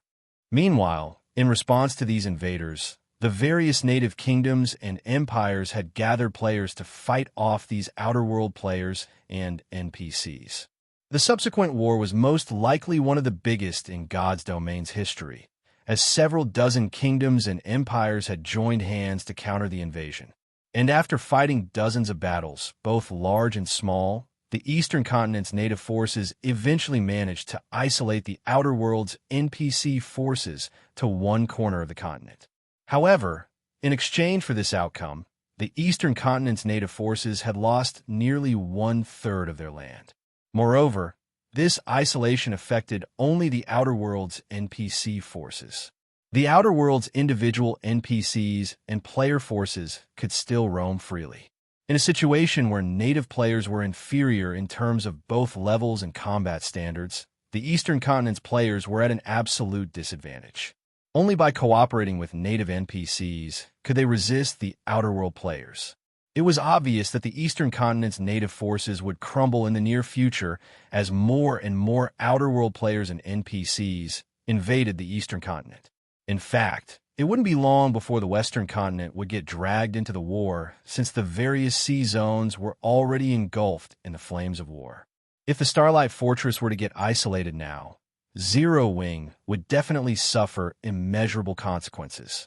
After all, due to the Outer World forces occupying many of the Eastern Continent's resource spots, prices of various resources had more than doubled. If Zero Wing were to lose the resources from the Starlight Fortress, the guild would most likely struggle to defend its guild cities. In this situation, Phythalia herself was powerless to do anything. Even if Divine Tribe were willing to help Zero Wing with all of its strength, there was no way Divine Tribe could win against a force of over 100 Tier 4 NPCs. Eventually, Phythalia sighed and said, "I understand. I'll convey your words to Zero Wing." "Good then." Nodding, Brute said indifferently, "However, our patience is limited. Tell Zero Wing that they only have 1 day to reply. If they don't give us an answer by then, we will begin sealing the map immediately." 1 day. Phythalia frowned. This was too short. It was barely enough time for her to convey the message and for Zero Wing to hold a short discussion among its executives. Zero Wing wouldn't have any time to make the necessary preparations at all. That's right. Only 1 day. Zero Wing had best not waste any time. That wouldn't be beneficial to the Blood Alliance or Zero Wing. Brute said in a determined tone, "I can even tell Zero Wing now that if they refuse our offer, while it might give the Blood Alliance some trouble, I can guarantee that they will suffer 100 times more than us." After Brute finished speaking, the Tier 4 NPCs standing behind him promptly unleashed their auras. The combined aura of over a dozen Tier 4 NPCs pressured even Phythalia. If not for the buff from standing inside the Starlight Fortress, she might have even succumbed to this mighty aura and stumbled back. As for the other Divine Tribe members, their complexions had paled. It was evident that they felt very uncomfortable beneath this frightening aura. However, just as Phythalia was about to speak up, a calm and deep voice suddenly entered everyone's ears. "A partnership won't be necessary. Zero Wing doesn't need allies like you bunch." At this voice of rejection, everyone present turned reflexively toward its origin, curious to see who would be so bold as to decide for Zero Wing. "Who said that? Come out." Brute, in particular, reacted with anger and displeasure. He never thought that someone would dare openly challenge the Blood Alliance. "Black Flame, Zero Wing's guild leader has arrived already?" When everyone present saw the cloaked man approaching Phythalia and Brute, they quickly recognized him, based on the 2 long swords hanging by his waist, as well as his dark and determined eyes. Guild Leader Black Flame? Fethalia was stunned when she saw Feng. This was because Feng's present self was completely different from when she last met him. Not only did his body radiate frighteningly dense mana right now, but she could also sense a difference in life rating between them. Half-step tier 5. When the elderly level 167 tier 4 NPC at the head of the Blood Alliance's group saw Feng, he gasped in shock. Half-step tier 5? How is this possible? When the surrounding players overheard the elderly NPC's words, they similarly gaped at Feng with astonished gazes. Read latest chapters at Wuxia World. EU nowadays, Tier 4 players were no longer as rare as before. Hence, most Tier 3 players in God's domain no longer found Tier 4 players foreign. At the same time, they also knew just how difficult it was to get promoted from Tier 4 to Tier 5, as well as how wide the gulf between Tier 4 and Tier 5 existences was. Meanwhile, a half-step Tier 5 existence referred to Tier 4 individuals who had achieved an incredibly high standard in their control over mana and their mana body. After reaching this stage, so long as a Tier 4 individual successfully constructed a sufficiently strong mana body for themselves, they would become a Tier 5 existence, an existence even NPC empires feared greatly. Yet, in an era where mainstream players had just reached Tier 3 and only an extremely small number of experts had reached Tier 4, they were now being told that Feng had already reached the half-step Tier 5 standard. No matter how they thought about it, this didn't seem plausible. However, as a Tier 4 NPC had said these words, they were unlikely to be false. I said that. What kind of guidance do you have for me, I wonder, Guild Leader Brute? Feng asked calmly as he stared at Brute. Chapter 2857, Black Flame? Your Black Flame? Brute was stunned when he saw Feng. Half-step Tier 5. In the current era, where the various superpowers barely had any Tier 4 players under their command, a half-step Tier 5 existence was practically invincible. In fact, one would have difficulty finding a half-step Tier 5 existence even among the Outer Worlds players and NPCs. That's right. I am, Feng said, nodding. So, it's Guild Leader Black Flame. Everything before was only a misunderstanding. We don't have any intentions of isolating the Starlight Fortress, Brute said, smiling fawningly. Since you aren't interested in partnering with us, the Blood Alliance won't force the issue, Guild Leader Black Flame. If there is nothing else, we will take our leave now. As soon as Brute finished speaking, he turned around, planning to leave the Starlight Fortress together with the Blood Alliance's members. He had no intention of staying even a second longer. A misunderstanding? Feng laughed at Brute's words. Guild Leader Brute, you brought over a dozen Tier 4 NPCs and came all the way here to declare that you plan to isolate the Starlight Fortress. Yet you're telling me this is a misunderstanding? Since you've already come here, then stay here. After saying so, Feng manifested his mana domain, enveloping a 4,000-yard radius in liquid mana. As soon as Feng unleashed his mana domain, Brute and the others stiffened. Their bodies felt indescribably heavy, as if they had sunk into a swamp. The level 160-plus, Tier 4 NPCs were just barely able to counter this suppression by releasing their own mana domains. However, none of them could manipulate the mana around them. Fethalia was astonished when Feng took action. She never thought that he would do so without a second word. After all, the Blood Alliance's side had more than a dozen Tier 4 NPCs. While these NPCs might not be a match for Feng in a one-on-one fight, if they worked together, they could potentially take on even a Tier 5 existence. Not good. This is world creation. The elderly Tier 4 NPC leading the other NPCs exclaimed, an indescribably grim expression appearing on his face as he stared at Feng. The fact that Feng was at the half-step Tier 5 standard was already plenty frightening. That, combined with his control over mana being at the world creation standard, meant he could fight Tier 5 existences already. In front of such an expert, even a group of Tier 4 individuals would be insignificant. What made Tier 4 individuals much more powerful than Tier 3 individuals was their ability to strengthen their abilities using the ambient mana. However, individuals who had reached the world creation standard could create a miniature world with their mana domain. All the mana within the domain would operate by rules favorable to the user and disadvantageous to hostile forces. Unless one had similarly reached the world creation standard, manipulating the ambient mana while standing in a world creation level mana domain would be impossible.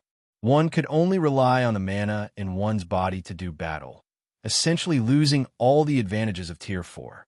World creation was something Feng achieved after his concentration had reached the Tier 5 standard. To be precise, he had first reached the Grandmaster Magician standard after his concentration had reached the Tier 5 standard. Then, his mana domain had automatically transformed into a miniature world. He didn't even have to transform it consciously. "Run!" Brute shouted in a panic. "Run? With your abilities?" Feng unsheathed the Abyssal Blade and activated Darkness Bind. After getting upgraded to Tier 4, Darkness Bind's range had improved tremendously. The next moment, pitch-black chains emerged from the void within a 500-yard radius and instantly constrained the Blood Alliance members' movements. The chains not only prevented the use of skills and spells, but also drastically reduced their target's mobility. Feng appeared before the Blood Alliance members and brandished the Light of Two Worlds. Tier 4 Legacy Skill, Formless Blade. Sword's Transmigration. 13 sword lights shot at the chests of Brute and the others, so fast that barely any of them managed to react to the attacks in time. Of the Blood Alliance players, only Brute, who had broken through the 100% threshold of his mana body, managed to activate a Tier 4 defensive spell in time. Even so, the Tier 4 barrier he summoned shattered after receiving Feng's attack. As for the other Tier 4 players, none of them survived the attack. Even a Tier 4 shield warrior died on the spot. The Tier 4 NPCs fared a little better than the players. Because of their significant advantage in levels and equipment, they all managed to activate a Tier 4 defensive skill or spell in time and block the attacks directed at them. Even so, having used up one of their life-saving measures, these NPCs wouldn't be able to reuse these skills and spells within a short time. However, Feng had no intention of giving the Blood Alliance's members any room to catch a breather. After completing his first attack, he promptly activated Blade Domain and executed Sword's Transmigration once more. Under Feng's control, the 7 magic swords exhibited power at the Tier 5 standard.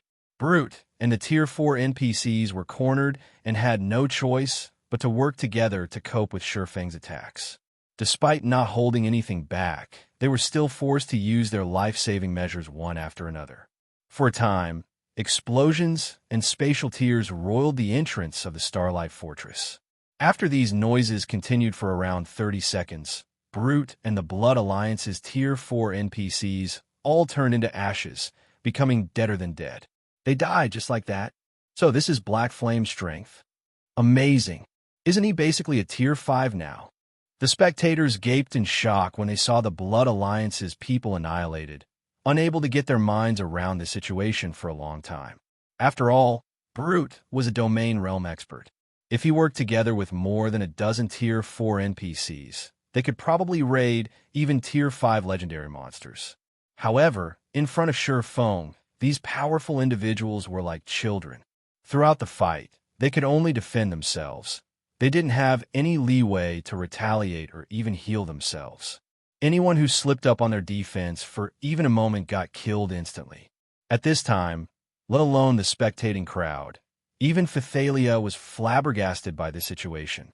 She never thought that a person's combat power could achieve such frightening heights after reaching the half-step Tier 5 and world creation standards. With such combat power, Feng could probably go up against a true Tier 5 existence. Meanwhile, after killing the Blood Alliance's members, Feng didn't hesitate to pocket the items they dropped.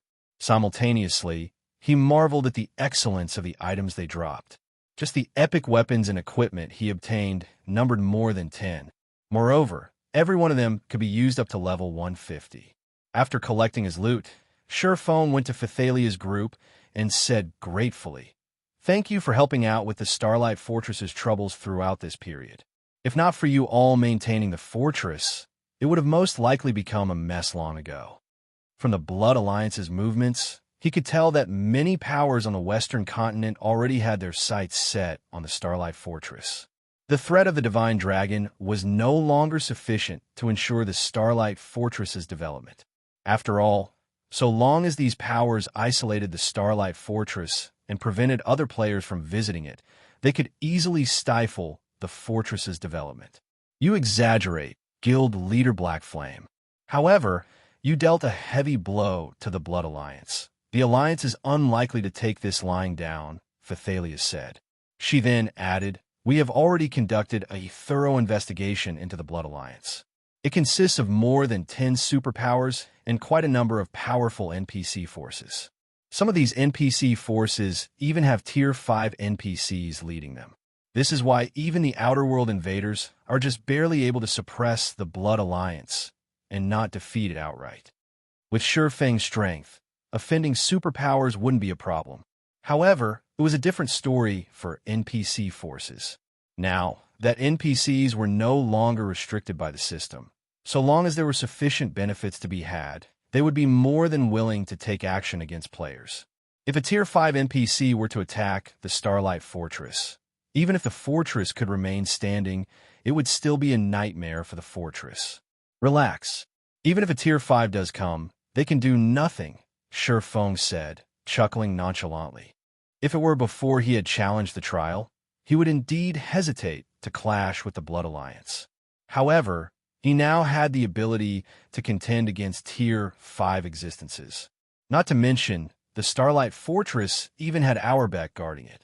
The Silver Divine Dragon could suppress even ordinary Tier 5 existences of the same level. Do nothing. Phythalia's eyes widened in shock. She couldn't help growing curious about the basis of Feng's confidence. In the current era, where gods had secluded themselves, Tier 5 existences were considered the strongest combatants in God's domain. This was the same for the Outer World. Every Tier 5 individual was a strategic existence that could single-handedly ensure the safety of a region. Hence, she found it inconceivable that Feng already had the ability to go up against Tier 5 existences. Not to mention, these were Tier 5 NPCs they were talking about, not Tier 5 players. Commander Phythalia, may I trouble you to get me these materials? Instead of explaining his confidence, Feng took out a list and handed it to Phythalia. I am willing to purchase them using magic crystals at double the market value. After taking a look at the materials on the list, Phythalia found that although these materials were rare and valuable, gathering them shouldn't be a problem with Divine Tribe's abilities. This shouldn't be a problem, but why would you want to purchase these materials at such a high price? With Zero Wing's abilities, you should be able to gather these materials yourself. There's no need to pay double for them, much less pay in magic crystals, Phythalia asked as she looked at Feng strangely. Aside from the magic elven stone, the other materials on the list were relatively easy to obtain for a superpower. So long as Feng returned to the Eastern Continent, he could gather these materials at any time through Zero Wing. There was no need to pay such an exorbitant price. Read latest chapters at Wuxia World. You not bothering to hide his motives? Feng explained calmly, I don't have a choice. I urgently need these materials to connect the two continents. I won't have enough if I rely on only the Starlight Fortress's material stockpile, so I have to ask your guild to acquire them for me. Now that he could summon the Divine Dragon to his aid at any time, he could do many things that he dared not do before. Connect the two continents? Phythalia momentarily doubted her ears when she heard Feng's words. How is this possible? The two main continents of God's domain were incredibly far apart from each other. This was why the various superpowers had desperately contended over intercontinental teleportation arrays. Even so, these teleportation arrays came with a lot of limitations. If Feng really had a way to allow people to travel between the two continents freely, then that would be simply amazing. However, Feng just smiled in response to Phythalia's doubt and did not explain himself further. His past self would indeed be incapable of accomplishing such a feat, however, now that he was a Grandmaster Magician, combined with the Starlight Fortress's summoning tower. Such a feat wasn't particularly difficult. Chapter 2858. Intercontinental Teleportation Magic Array, Starlight Fortress, Summoning Tower. After spending over 80,000 magic crystals to purchase all of the materials he needed from Divine Tribe, Feng immediately began working on the Summoning Tower's teleportation array. The Summoning Tower's main purpose was to summon monsters. It was a construction unique to the Starlight Fortress. However, the Starlight Fortress itself could be considered a teleportation tower, as it possessed a teleportation array and a spatial node passed down since ancient times. These inheritances were what allowed the Summoning Tower to summon monsters from other worlds to fight for the Starlight Fortress. Under normal circumstances, it shouldn't be possible for the Summoning Tower to facilitate intercontinental teleportation. However, Feng was now a grandmaster in manipulating magic arrays. He even possessed a teleportation magic array design. Hence, he could make the impossible possible. Not to mention, he had also seen quite a few guild cities that possessed player-made intercontinental teleportation arrays in his previous life. To achieve intercontinental teleportation, one needed to fulfill 3 conditions. The first condition was to have a Grandmaster Magician. The second condition was to have a teleportation magic array design. The third and most important condition was to have a spatial node on one of the 2 continents. Only after fulfilling these 3 conditions could one construct an intercontinental teleportation magic array. Meanwhile, there weren't many spatial nodes on the 2 continents. In total, they numbered less than 20. Moreover, many of them were in dangerous forbidden lands. However, so long as one managed to secure a spatial node, they could freely travel between the 2 main continents, no longer subject to the various limitations of ancient intercontinental magic arrays. This was why Feng was adamant about acquiring the Starlight Fortress previously. The only flaw intercontinental teleportation arrays had was their colossal energy consumption. Instead of using magic crystals like ordinary teleportation arrays did, an intercontinental teleportation array required mana stones as fuel. Moreover, each teleportation cost 10 mana stones. If the job of synthesizing mana stones using magic crystals were left to a master alchemist, it would cost nearly 1,000 magic crystals per teleportation. With such a high cost, even superpowers wouldn't be able to afford to teleport people between continents in large numbers. However, even with such a limitation, the Intercontinental Teleportation Array was still plenty amazing after all. The 2 main continents had different resources. Trading in these resources could net massive profits. Moreover, transportation by teleportation was much more convenient than by air or by sea. Most importantly, an intercontinental magic array could allow a guild to synergize its forces on the 2 continents. This guild could operate on the 2 continents as if operating on a single continent, free of the problems arising from operating on 2 different continents. This was also one reason Feng had been desperately working to become a Grandmaster Magician all this time. As Feng was quietly constructing the Intercontinental Magic Array in the Summoning Tower, Divine Tribe's executives suddenly held a meeting in the guild's temporary residence in the Starlight Fortress.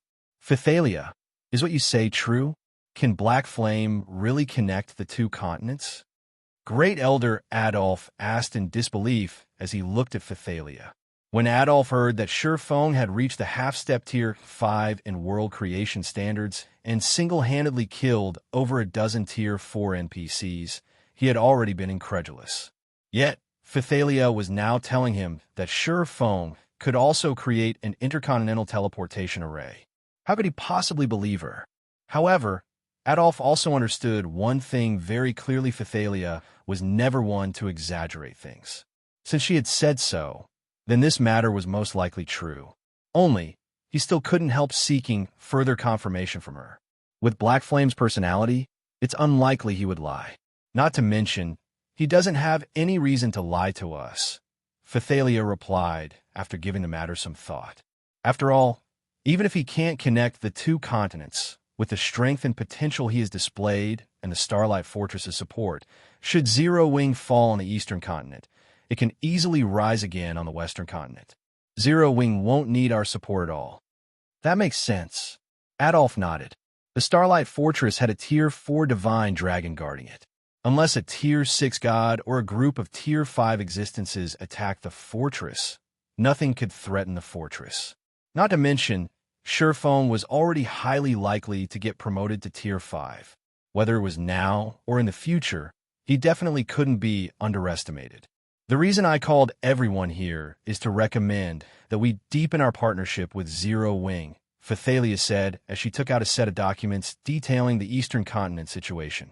After sending a copy to everyone present, she continued, "This is the latest report on the Eastern Continent's state of affairs. Several more superpowers have come from the outer world recently. Although there shouldn't be any large-scale battles occurring between the outer world invaders and the Eastern Continent's natives, friction between the two sides will definitely occur one way or another. Meanwhile, Zero Wing's resources are extraordinary. A battle between Zero Wing and the outer world invaders is inevitable. Hence, I propose that we have some of the guild's Tier 4s head to the Eastern Continent to support Zero Wing. This way, Divine Tribe will have some initiative in future partnerships with Zero Wing." When Phythalia finished speaking, everyone present promptly nodded in agreement. Before today, they had merely treated Zero Wing as an ordinary superpower and did not put much thought into their partnership with the guild. However, after today's incident, they could no longer afford to do so. This was because Zero Wing possessed not only a half-step Tier 5 expert, but also an intercontinental teleportation array linking the two continents. Once word of this teleportation array got out, the Starlight Fortress would undoubtedly become the Western Continent's focal point. At that time, the Starlight Fortress's income would definitely multiply by tenfold or more. If Divine Tribe could get a cut of this pie, it would be of significant help to the guild. With Divine Tribe's foundations, the resources from the Starlight Fortress might even allow it to rival the 5 great super guilds. I don't see any problem with this. Looking at Phythalia, Adolf pondered for a moment before saying, "Since we're going to help Zero Wing on the Eastern Continent, Phythalia, take McCaffrey and Crimson with you. The two of them should be able to help Zero Wing solve many problems." "Thank you, Great Elder." Phythalia was overjoyed when she heard Adolf's words. McCaffrey and Crimson, which were top combatants of Divine Tribe. The two of them possessed fragmented legendary items and were fully geared in epic weapons and equipment. Most importantly, both had broken through the 100% threshold of their mana bodies. Crimson, which, in particular, had even reached the 105% completion rate. Adolf aside, the completion rate of Crimson Witch's mana body was the highest in Divine Tribe. If not for Phythalia owning a fragmented legendary weapon, she wouldn't be a match for Crimson Witch. I'll contact the two of them in a moment. As for everything else, I'll leave it up to you, Adolf said, nodding. Originally, Adolf had other plans for McCaffrey and Crimson Witch. However, taking into account Zero Wing's potential, he deemed deepening Divine Tribe's relationship with Zero Wing much more valuable. Shortly after Divine Tribe's executives concluded their meeting, Feng completed the Intercontinental Teleportation Array at the top of the Summoning Tower. Good. The spatial coordinates are stable. Now, I just need to set up a corresponding teleportation array on the Eastern Continent, and the two continents will be connected. Feng nodded in satisfaction as he looked at the Intercontinental Teleportation Array before him. This Intercontinental Magic Array was definitely his best creation since he began playing God's Domain. Not only did constructing this magic array require a lot of knowledge and understanding of the various elements of mana, but he also had to convert a Master Teleportation Magic Array into a Grandmaster Teleportation Magic Array. The difficulty of such a feat was simply extraordinary. Feng suddenly received a call soon after completing the Intercontinental Teleportation Array. Guild Leader Blackflame, I have already arranged a matter you asked before, Phythalia said as she looked at Feng through the video chat. Smiling, she continued, "You can head over to the Eastern Continent together with us at any time. If it's the Intercontinental Teleportation Array in the Hell Forest City Secret Land, we should be able to reach the Eastern Continent in less than 2 days." Together, surprised by Phythalia's words, Feng asked, "You plan on heading to the Eastern Continent as well, Commander Phythalia?" From what he understood, Divine Tribe had never shown any interest in the Eastern Continent. The Guild had always focused on the Western Continent. Not to mention, the current Eastern Continent was an incredibly dangerous place. Most importantly, Divine Tribe had to pay a huge price to send people to the Eastern Continent. The superpowers controlling ancient intercontinental teleportation arrays normally charged around 8,000 magic crystals and various precious materials per person when facilitating travel between the two continents. Moreover, this was still considered a friendship price. Even for a superpower, having many people travel between the two continents would still be a considerable expenditure. In response to Feng's question, Phythalia nodded and smiled. MHM, our guild has some matters to deal with on the Eastern Continent. I'm afraid we will have to trouble you at that time, Guild Leader Black Flame. You're being too polite, Commander Phythalia. Your guild has helped me plenty on the Western Continent, Feng said, chuckling. If you encounter any trouble on the Eastern Continent, feel free to look for me. Read latest chapters at Wuxia World.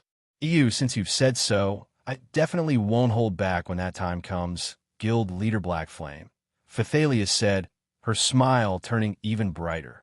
Naturally, Feng nodded. Besides Divine Tribe status on the Western Continent, just being able to form friendly relations with Phythalia herself was already well worth his time.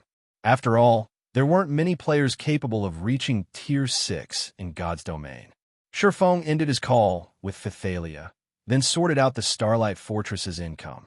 He collected the 14 million gold and 930,000 magic crystals the fortress earned during this period and made his way to the fortress's entrance.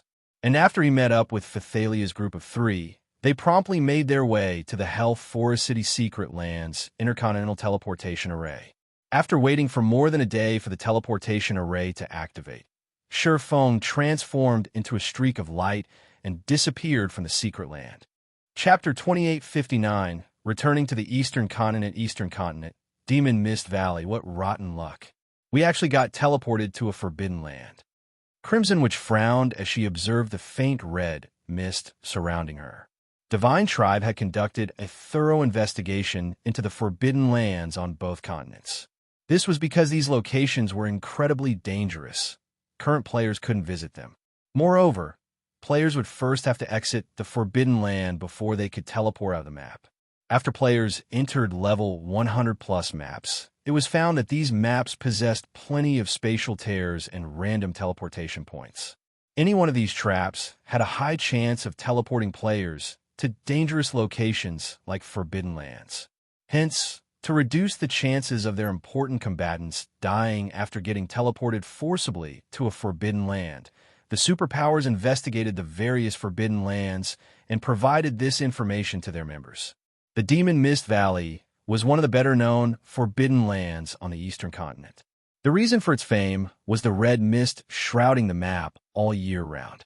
Anyone who entered this place, even Tier 48, would have their physique and senses heavily suppressed, unable to exert even half of their normal combat power. In addition, the monsters in the Demon Mist Valley possessed incredibly powerful defense and magic resistance. The weakest monster here was a level 130 Great Lord. There were also plenty of mythic monsters and even superior mythic monsters. Even Tier 4 experts would have a very low chance of survival if they got sent to this forbidden land unprepared.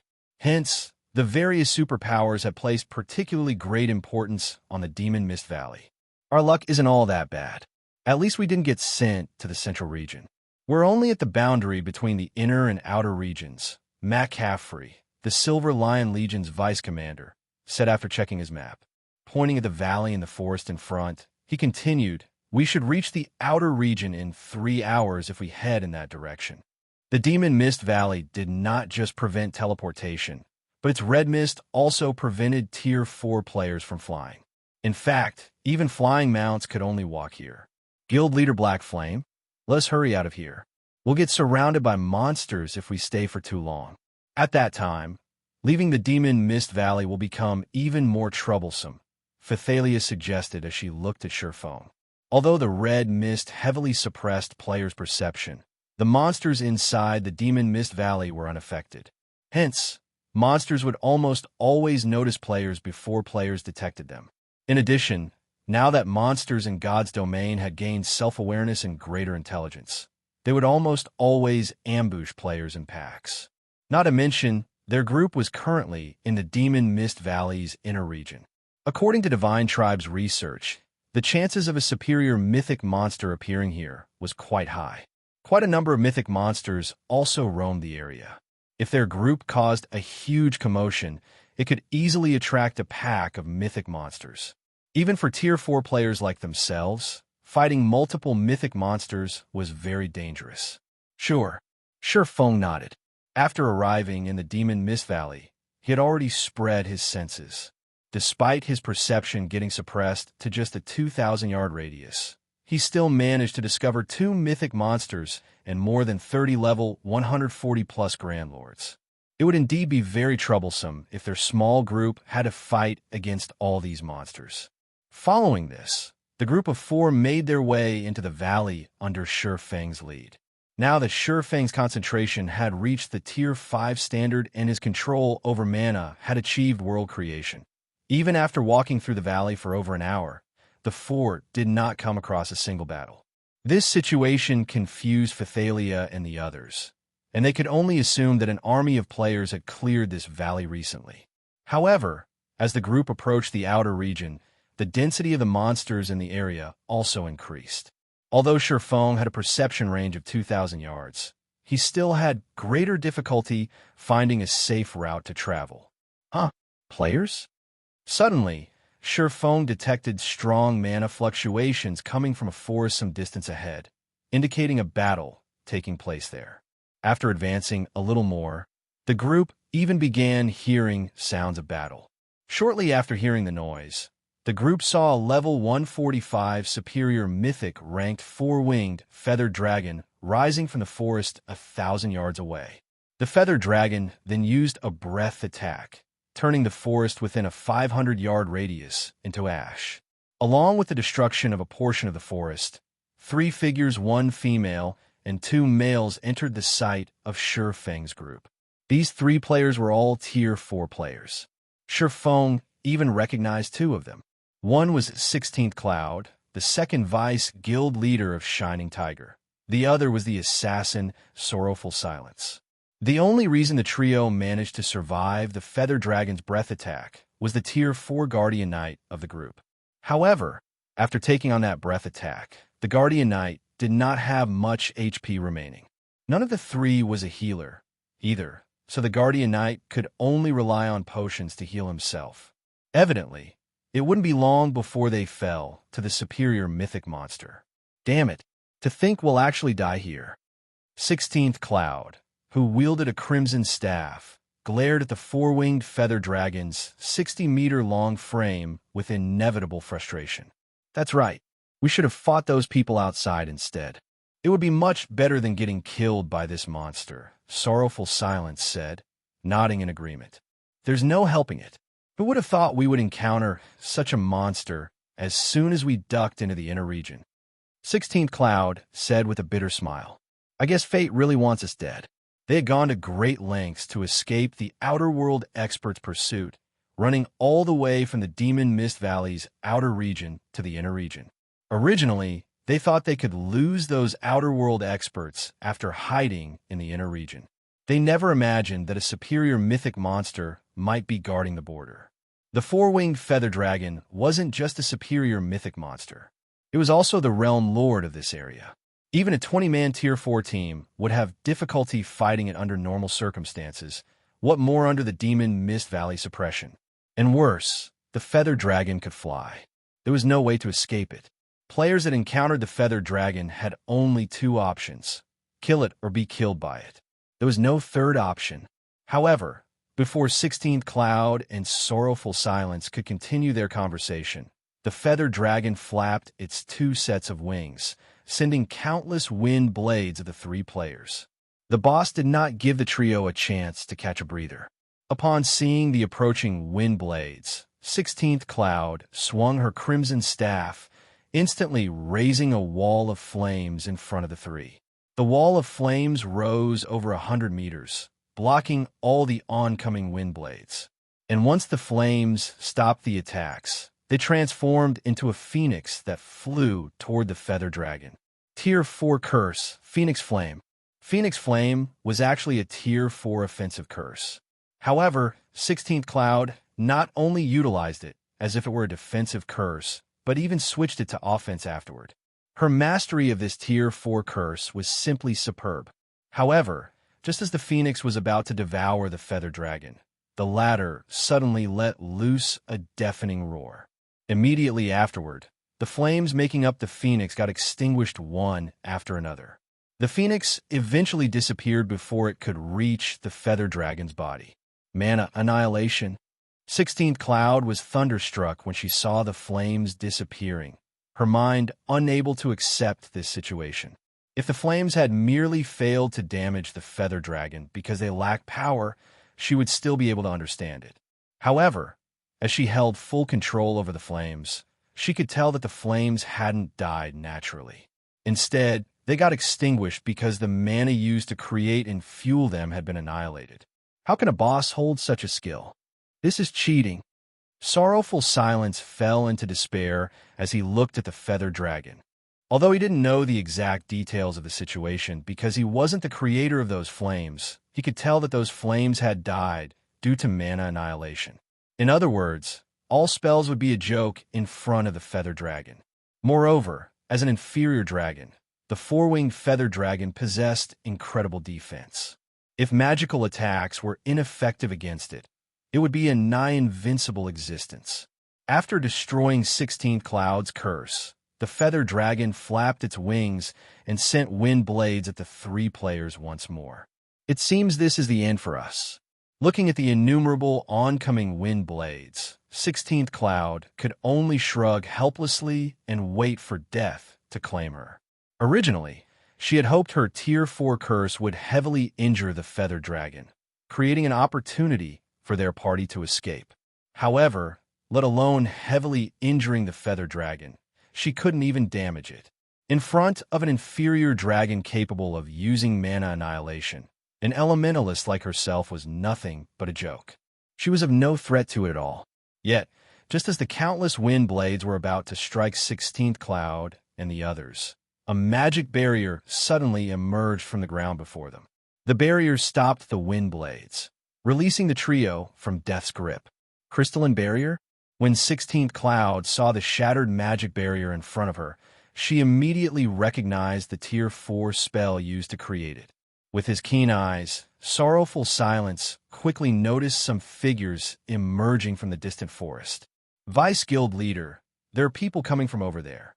At Sorrowful Silence's words, 16th Cloud promptly turned toward the direction he indicated.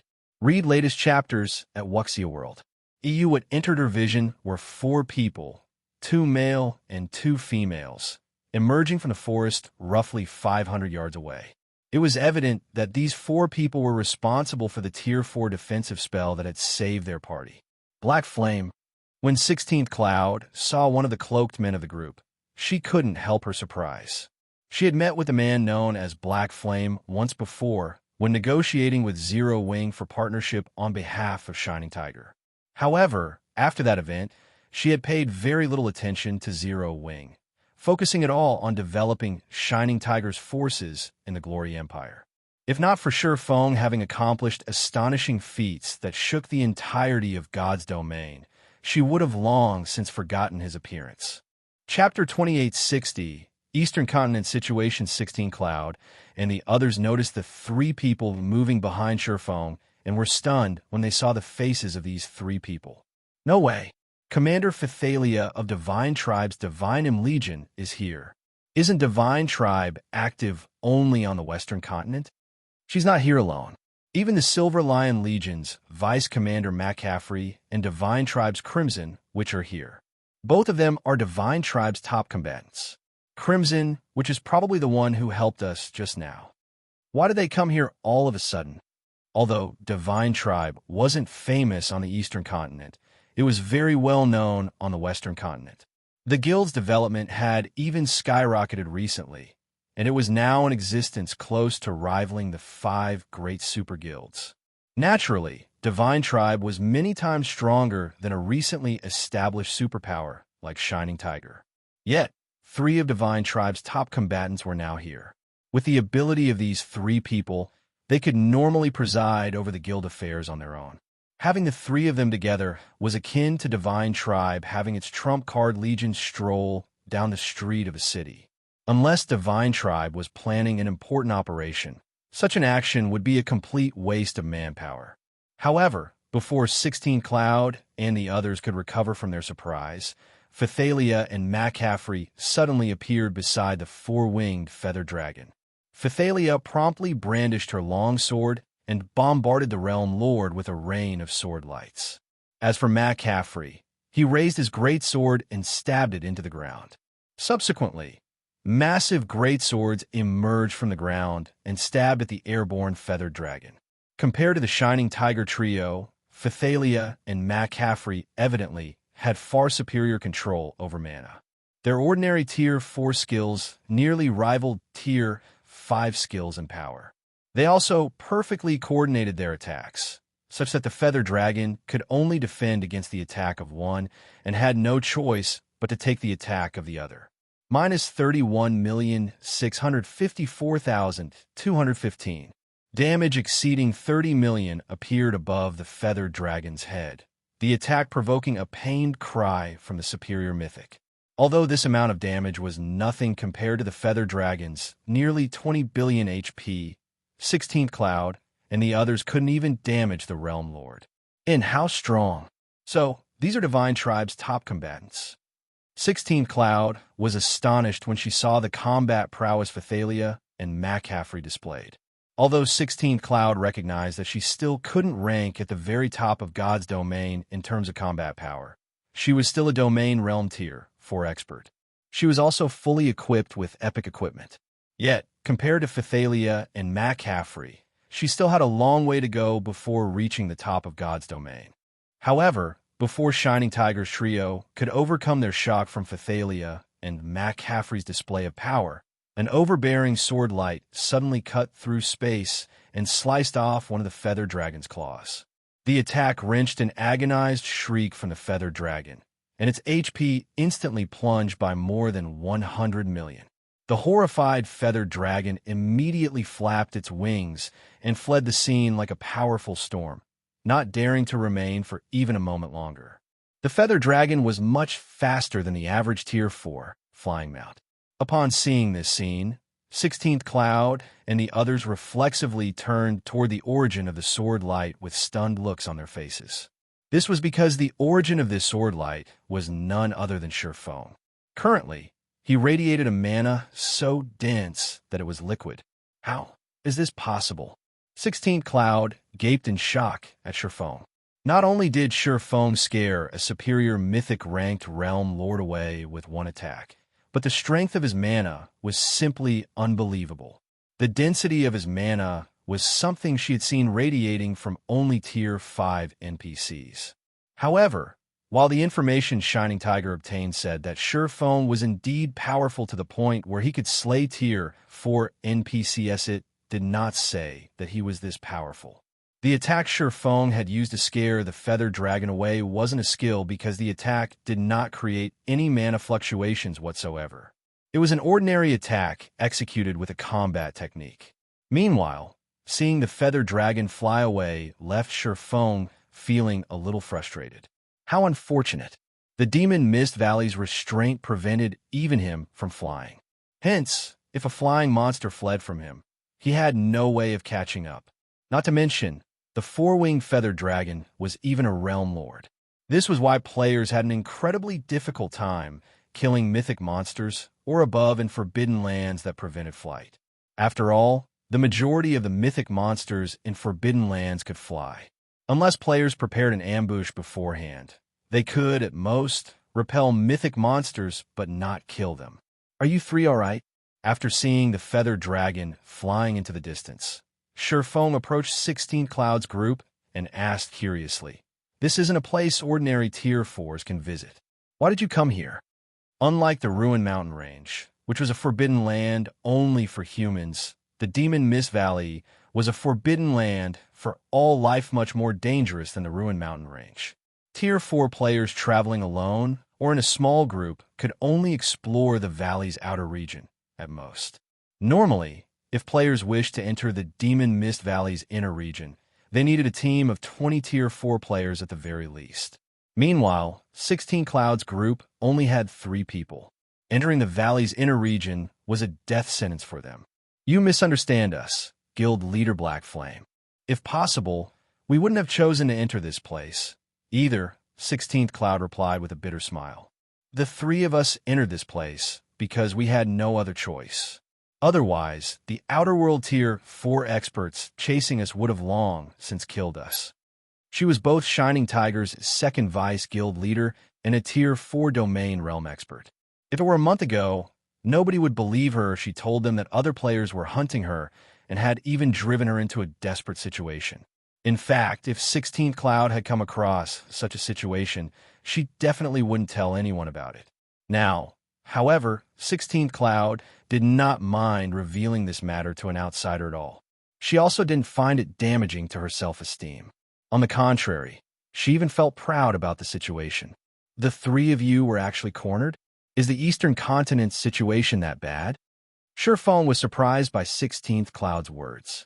In his previous life, Tier 4 experts remained existences that could not be underestimated, even 10 years after God's Domain's launch. Even superpowers with Tier 5 and Tier 6 experts wouldn't have an easy time targeting and hunting down Tier 4 experts keen on escaping. After all, there were simply far too few experts in God's Domain capable of getting promoted to Tier 4, and the bare minimum requirement for players to participate in a hunt for Tier 4 players was to be Tier 4 themselves. Otherwise, they wouldn't be able to catch up with and surround the targeted Tier 4 player at all.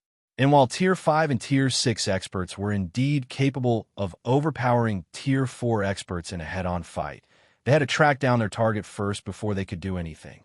Hence, even for the various superpowers, hunting down Tier 4 experts was a headache. Yet, 16 Cloud's group of 3 Tier 4 experts was actually getting hunted. This told Feng that the Eastern Continent was in far direr straits than what Divine Tribe's report described. Guild Leader Black Flame, you must have been away from the Eastern Continent during this period, right?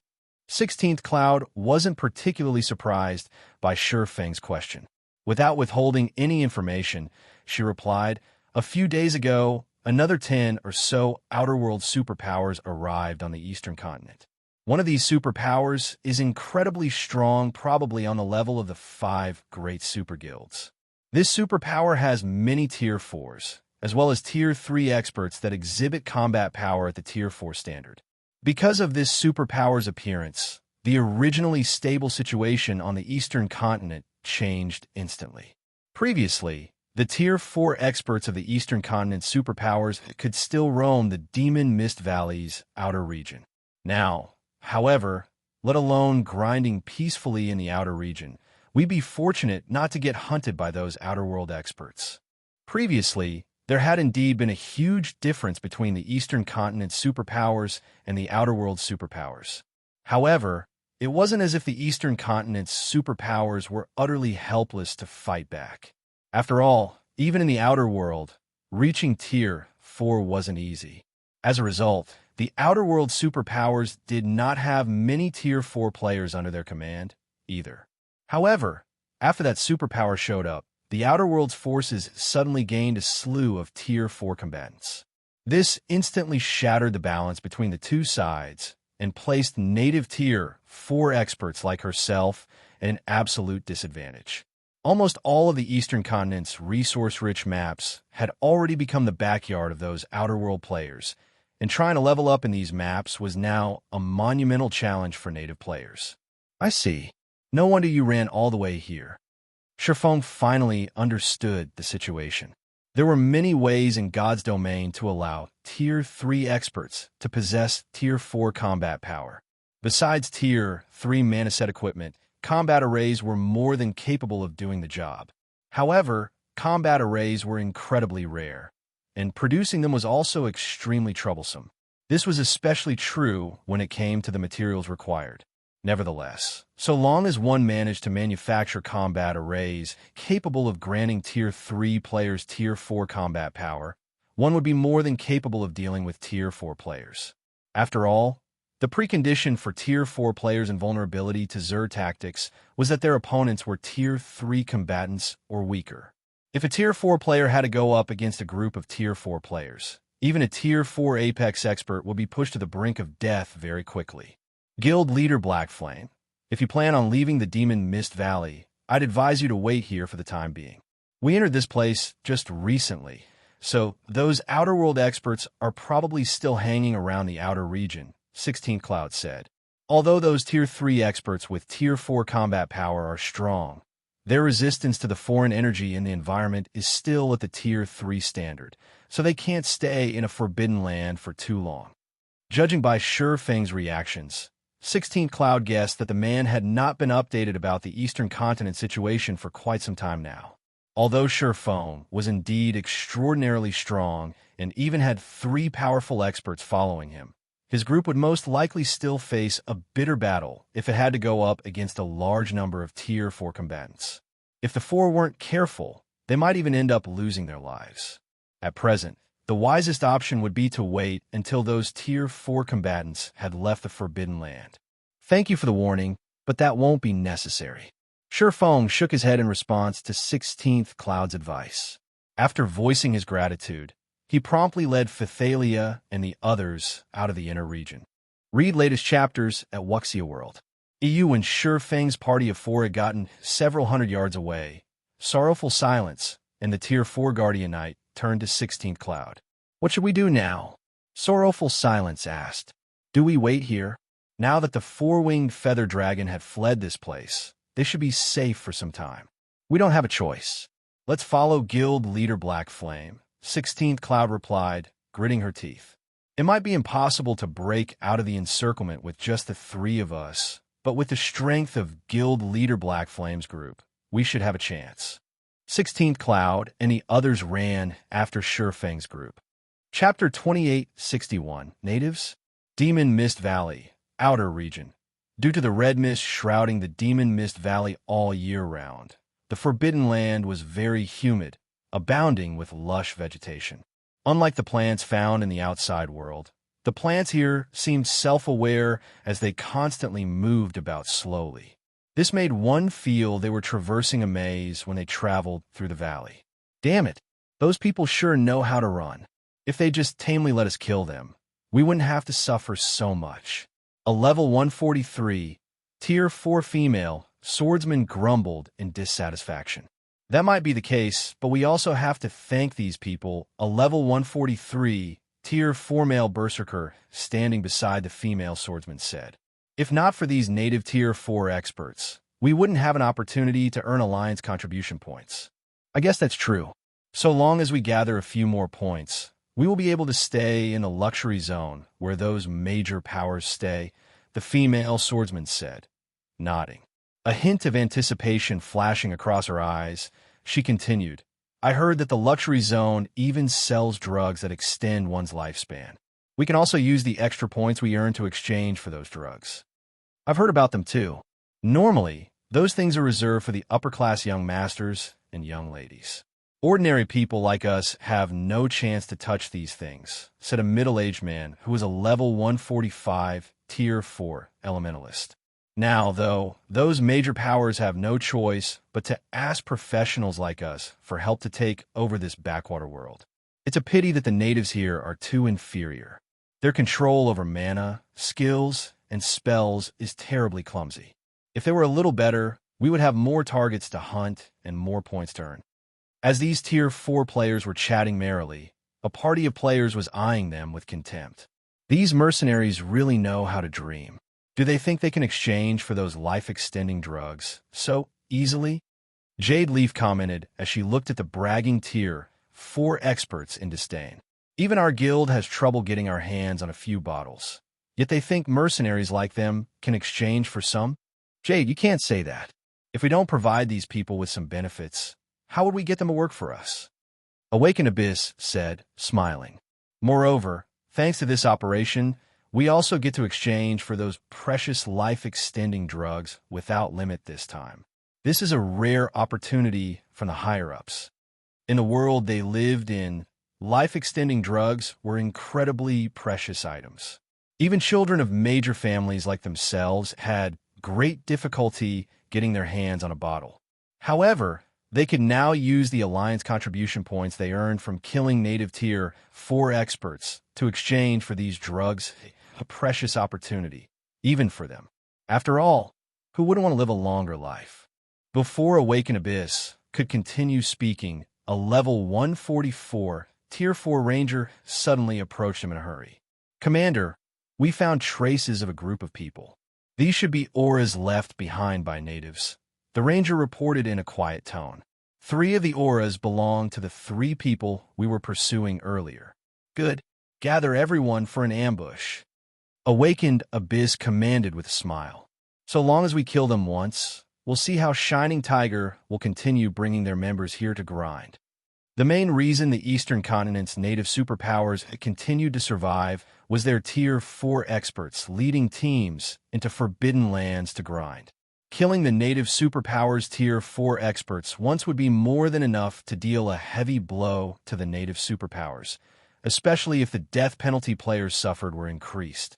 While EXP meant very little to Tier 4 players, it was a different story for weapons and equipment. If Tier 4 experts suddenly lost 2 or 3 pieces of their equipment, the native superpowers would definitely suffer heartache. It would also be very challenging for these native Tier 4 experts to recover from their losses. Understood. At Awakened Abyss's command, the Ranger promptly contacted the other members of their hunting group to gather at the specified ambush point, in a woodland in the Demon Mist Valley's outer region. If we continue running in this direction for another 4 to 5 hours, we should be able to leave the Demon Mist Valley, 16th Cloud said excitedly as she pointed at a mountain range looming in the distance. The Demon Mist Valley's terrain continuously changed. The one constant in this place was the mountains. Meanwhile, the distant mountain range was none other than the 1/16th Cloud's party had passed through to enter the Forbidden Land. The sight of this same mountain range meant that their journey was nearing its end. Once they left the Demon Mist Valley, they could teleport to safety using a return scroll. At that time, the Outer World invaders wouldn't be able to chase them. Sorrowful Silence and the Tier 4 Guardian Knight also grew excited when they saw the distant mountain range. The 3 of them had been inflicted with a curse that drastically increased the death penalty they suffered and would randomly resurrect them within the Forbidden Land. Previously, they thought that they no longer had any hope of surviving this ordeal. Now, their hopes were rekindled. It would have been incredibly difficult for their party of 3 to escape the outer region by themselves. After all, the outer region had not only Outer World players hunting them, but also powerful monsters roaming everywhere. If they got entangled with monsters for too long, the resulting commotion would definitely attract the Outer World players to them. However, when following Feng's party of 4, they actually did not encounter a single monster. It was as if those monsters had vanished from the map. They had to marvel at Feng's party's heaven-defying luck. Now, all they needed to do was run to that distant mountain range. After that, they would be able to fly freely in the sky like birds. However, when the 7 arrived at the foot of the mountain range, a magic barrier suddenly enveloped them. Given its 1,000-yard radius, one could easily tell that it was at the master standard. Even superior mythic monsters would have difficulty breaking out of it. Not good. We got fooled. 16th Cloud's complexion paled when she saw the barrier forming. She had thought that they had already shaken off the Outer World players' pursuit. Evidently, these Outer Worlders had simply waited for them to throw themselves into this trap. With this area sealed with a master magic barrier, they had no hope of escaping whatsoever. Just then, a savage and brawny level 145 man emerged from the forest in front of Feng's group and said with a sadistic look, "You people have made me wait for a very long time. Let's see how you get out of this situation now." The last time his hunting group had come across Shining Tiger's party, it should have succeeded in annihilating the trio. However, the instant 16th Cloud noticed the ambush, she had decisively fled with her party before his hunting group could trap them with a barrier. This time, his hunting group had discovered traces of 16 Cloud's party early and managed to discern where the party was heading. And with this information, his hunting group could easily set up an ambush. At this time, 16 Cloud couldn't help looking at Feng with guilt. Guild leader Black Flame, this is all my fault. If I had suggested we take another exit, they wouldn't have caught us.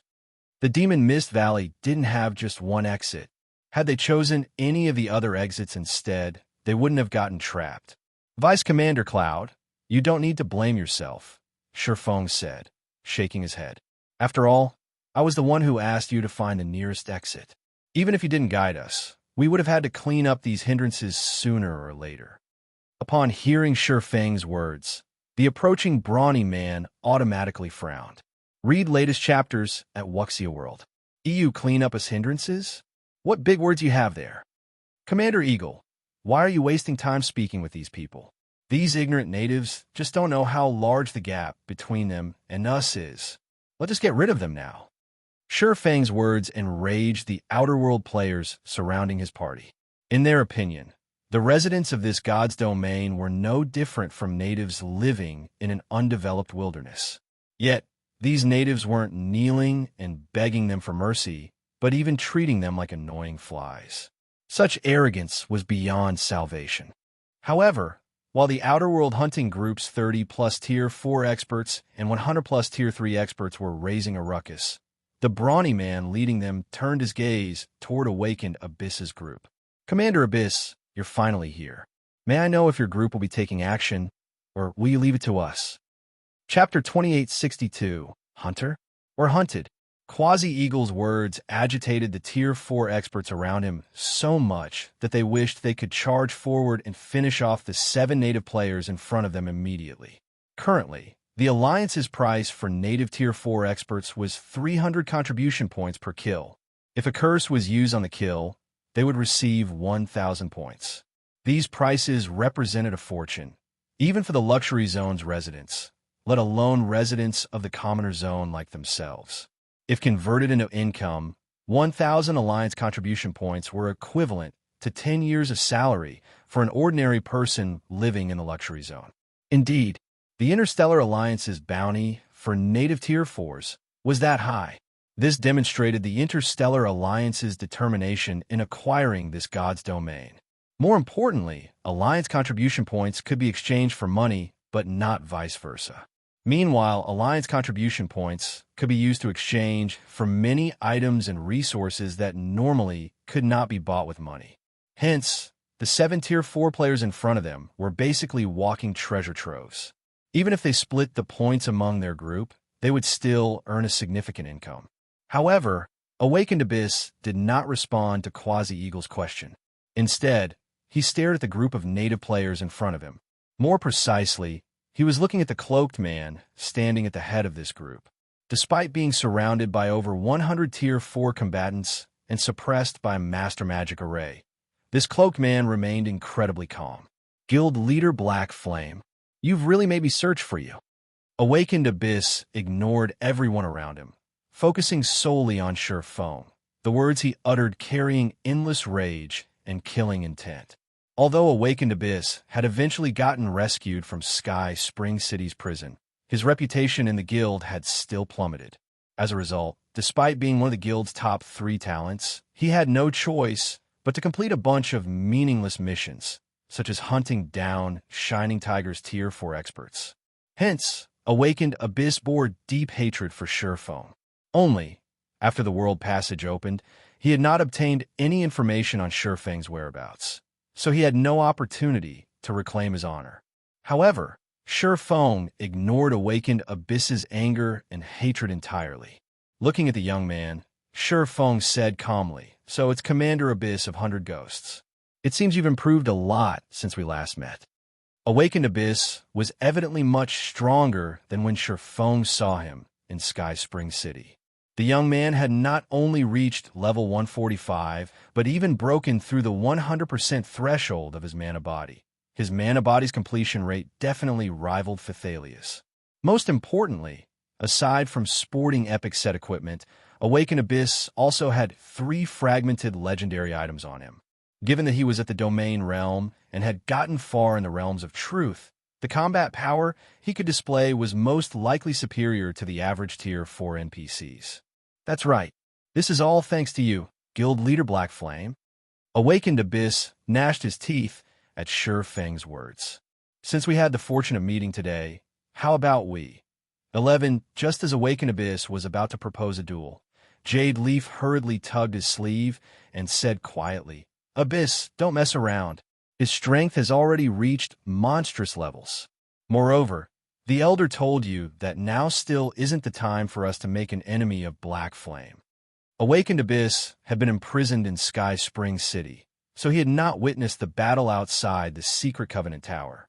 Back then, not only did Feng single-handedly slay hundreds of weakened Tier 4 Faux Saint saboteurs as if he was cutting up a bunch of vegetables, but he also revealed extraordinary trump cards. Feng also possessed an incredibly powerful mana domain. When he deployed his mana domain, none of the Faux Saint saboteurs managed to exhibit more than half of their usual combat power. While one of the reasons Wind Shadow had chosen to surrender to Zero Wing was indeed the mobile fortress's threat, a larger part was Feng's trump cards. Hence, he had chosen to surrender and compensate Zero Wing.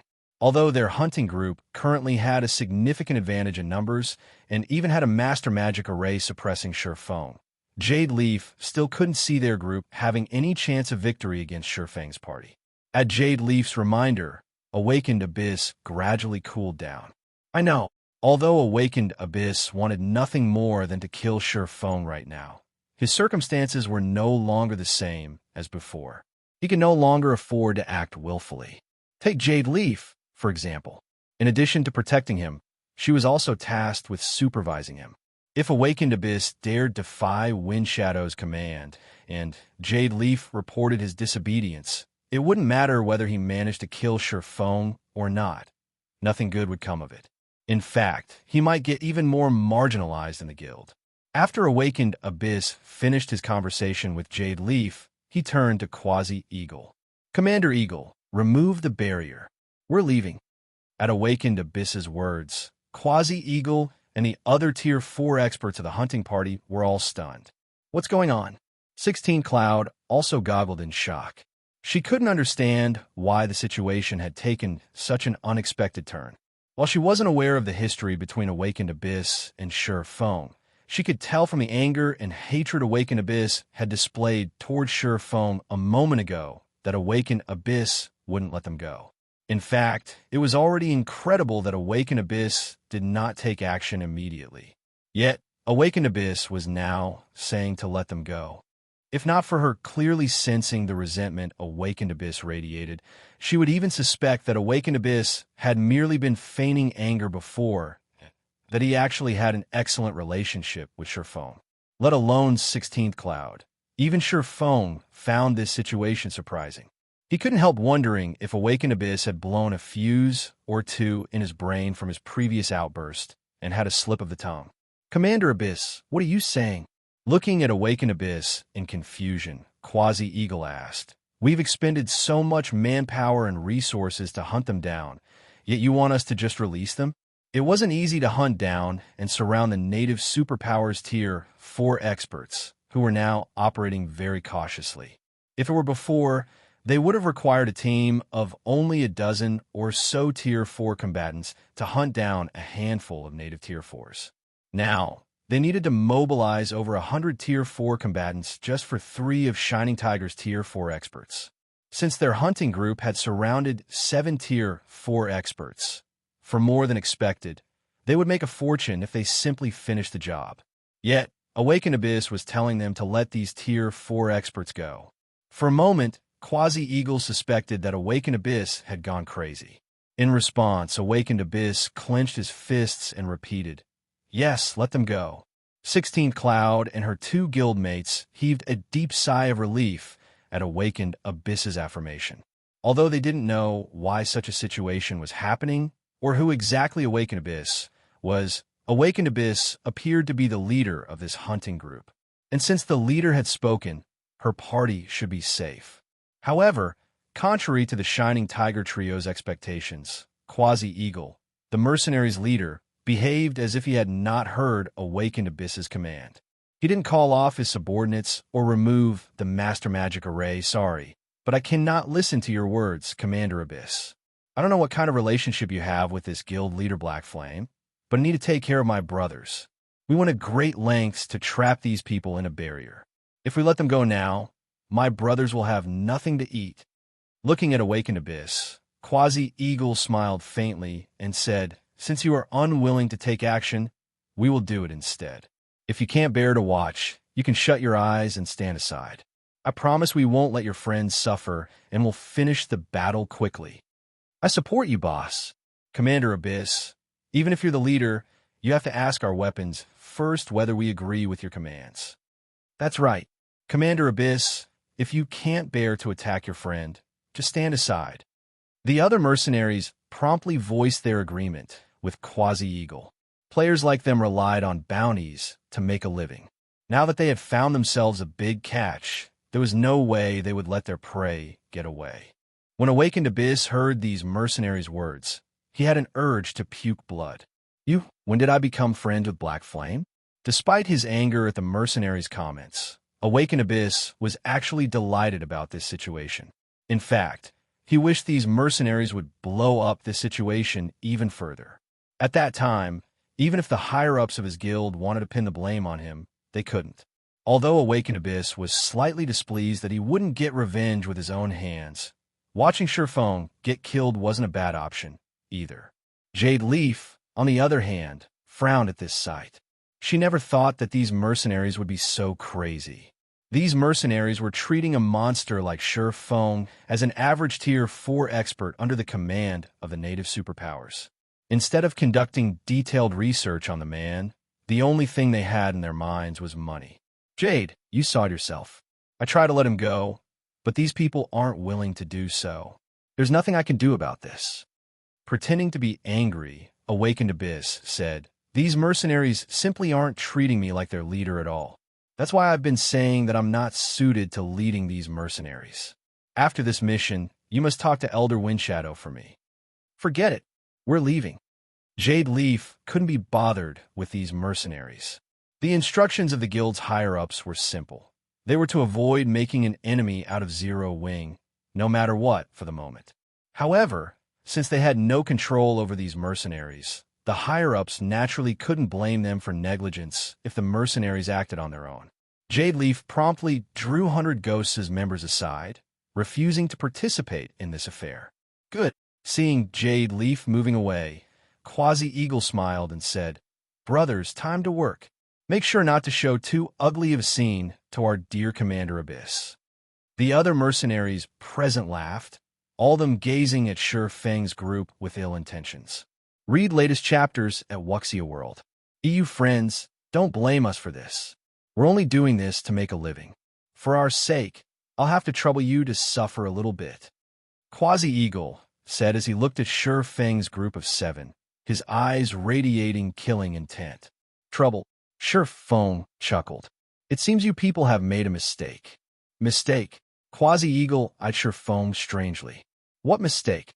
"You've mistaken the roles of the hunter and the hunted in this situation." After saying so, Feng extended his mana domain, instantly enveloping a 2,000-yard radius in his mana and shattering the magic barrier, trapping the 7. Chapter 2863, Peerless Overlord World Creation. How is this possible? 16th Cloud gaped in shock when she saw the magic barrier disappear and the pressure weighing down her body vanished. She simply couldn't bring herself to believe this situation. Even acquiring a mana domain was already tough for Tier 4 players. Anyone who managed to do so would become an absolute powerhouse among Tier 4 existences. Meanwhile, world creation was something even Tier 5 existences had difficulty achieving. Anyone who reached the world creation standard could create a small world of their own, which was much more powerful than a barrier created using a magic array. It was akin to a passive, large-scale magic barrier. What was even more amazing was that the owner of this small world could isolate enemies from the ambient mana. So long as the trapped enemies had yet to reach Tier 5, or the World Creation Standard, or did not possess fragmented legendary items capable of countering a World Creation mana domain, resisting the owner of the small world was impossible. In front of a World Creation expert, Tier 4 experts were hardly any different from Tier 2 and Tier 3 players. They just had stronger basic attributes and physiques. Let alone 16th Cloud. Even Awakened Abyss and Jade Leaf were stunned by this situation. How can he be at the World Creation level already? Isn't he just a native? Awakened Abyss couldn't believe his eyes as he looked at Feng. Even in the God's domain they came from, only experts standing at the apex of the world had reached the World Creation Standard, all of them old monsters belonging to the few transcendental powers. However, Feng's appearance indicated he was only 30 at most. Moreover, the God's domain he lived in was not only sparse in mana, but also lacking in legacies. No matter how Awakened Abyss looked at it, there was no way anyone in this God's domain could achieve such strength at this stage of the game. So, this is his hidden strength. Jade Leaf was horrified by this revelation. Previously, when Wind Shadow told her that Feng was still hiding a lot of his strength and that they needed to be careful around him, she hadn't thought much of his warning. She had reminded Awakened Abyss to avoid clashing with Feng simply because she did not want to disobey Wind Shadow's orders. However, after Feng revealed his hidden strength, Jade Leaf found him much scarier than even Wind Shadow's predictions. The next moment, before Quasi-Eagle and the other mercenaries could snap out of their daze, Feng's light of two worlds swung toward them. Tier 4 skill, Lightning Edge. Countless sword lights descended from the sky, creating a mesmerizing river of light. Quasi-Eagle and the other mercenaries indeed possessed combat power at the Tier 4 standard. Moreover, even the weakest Tier 3 expert among them was at the Refinement Realm standard. However, since they couldn't tap the ambient mana, none of the defensive maneuvers and life-saving skills they used could withstand Feng's attack. As a result, apart from Quasi-Eagle and a Tier 4 Elementalist, both of whom had broken through the 100% threshold of their mana bodies, everyone else lost their lives to the sword lights. When the River of Light disappeared, a ravine dozens of meters deep and nearly 1,000 meters long had formed in the forested region, with weapons and equipment strewn inside it. How is this possible? Quasi-Eagle, who had survived thanks to a Tier 4 defensive skill, was stupefied when he saw most of his team of more than 100 Tier 4 combatants wiped out. When he and the surviving Elementalist looked at Feng again, they shuddered involuntarily, horror swamping their hearts. The two of them finally understood that what Feng had said earlier was true. From start to end, their team had merely been a bunch of clowns. They arrogantly thought of Feng's group as sheep for the slaughter, not knowing that they themselves were the actual sheep. World Creation. No wonder Awakened Abyss conceded without hesitation. Quasi-Eagle smiled bitterly as he looked at Feng. The loss of levels was a small matter for Tier 4 players like them. However, the loss of weapons and equipment wasn't something that they could recover from easily. "Boss, what should we do?" The level 144, Tier 4 male Elementalist asked Quasi-Eagle in a panic. "There's no way we can get away from him inside this small world. We also can't fly inside the Demon Mist Valley." Once a World Creation expert unleashed their mana domain, escape was impossible, especially for players like themselves. At the Elementalist question, Quasi-Eagle gritted his teeth and said to Feng, "Friend, my brother, and I surrender. We are willing to compensate you with 2 pieces of top-tier epic equipment for each of us. What do you think?" Quasi-Eagle's proposal surprised Awakened Abyss and the other 100 Ghost members. The commander of the Wild Hunt mercenary group was considered above average among the Tier 4 experts in their God's domain. For him to actually bow down to another was simply unbelievable. Quasi-Eagle was known to be a ruthless person in their God's domain. He had once gone up against a guild all by himself. Despite getting killed more than a dozen times, he still did not give up clashing with the guild. Eventually, the guild in question suffered a major loss in a guild war. And with Quasi-Eagle incessantly targeting the guild's experts, The guild had no choice but to concede and provide all sorts of compensation to Quasi-Eagle to put this feud to rest. This incident had spurred Quasi-Eagle's rise to fame. He had then gone on to establish the present Wild Hunt mercenary group, which had a reputation as a pack of mad dogs in their god's domain. Yet, Quasi-Eagle was actually taking the initiative to admit defeat after suffering such a small setback. How could Awakened Abyss and the others not find this situation surprising? Unfortunately, Feng showed no interest whatsoever in Quasi-Eagle's proposal. 3 pieces. We'll pay 3 pieces of epic equipment each. Quasi-Eagle said, gritting his teeth. Even if you kill us, the most we will drop is 2 items each. Top-tier epic equipment is rare even in the present god's domain. This is definitely a worthwhile transaction for you. Normally, Quasi-Eagle wouldn't have minded getting killed. However, he currently had a precious treasure on his person, and it had a certain chance of dropping upon death. It was precisely thanks to this treasure that he had managed to break through his mana body's 100% threshold. Meanwhile, this was only the tip of the iceberg of what this treasure had to offer.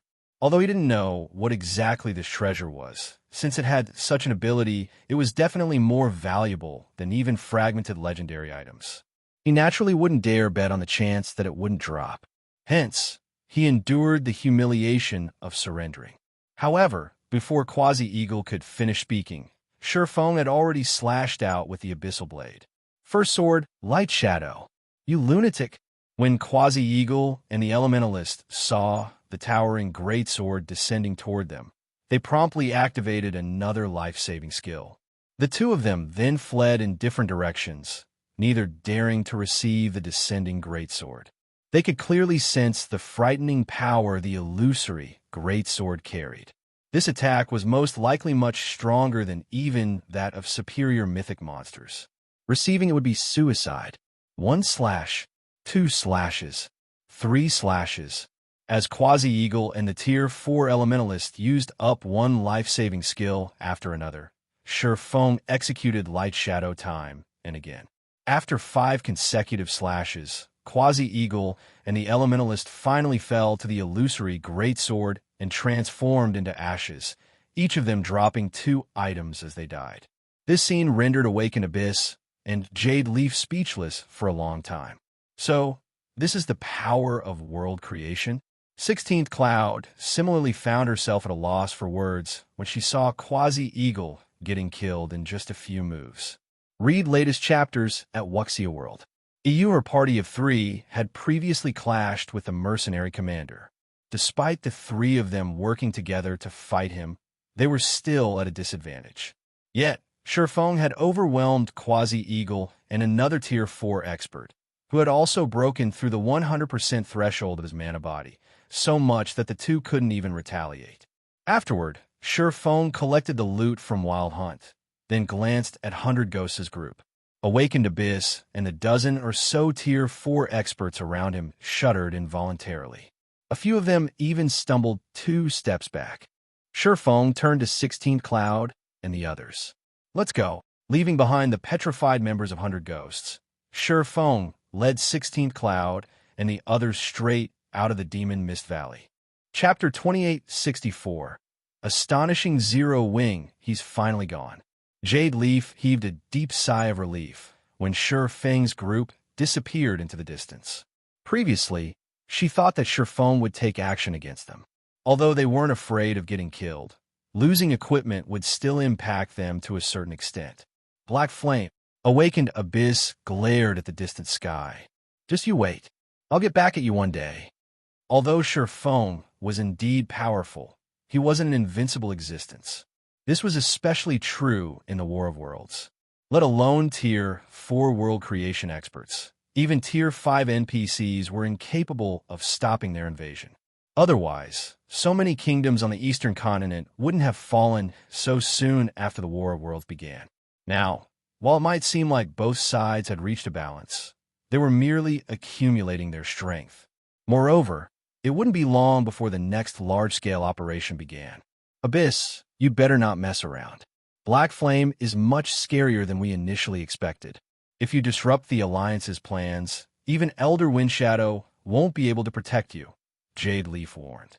What we need to do now is notify the Elder about Black Flame as soon as possible.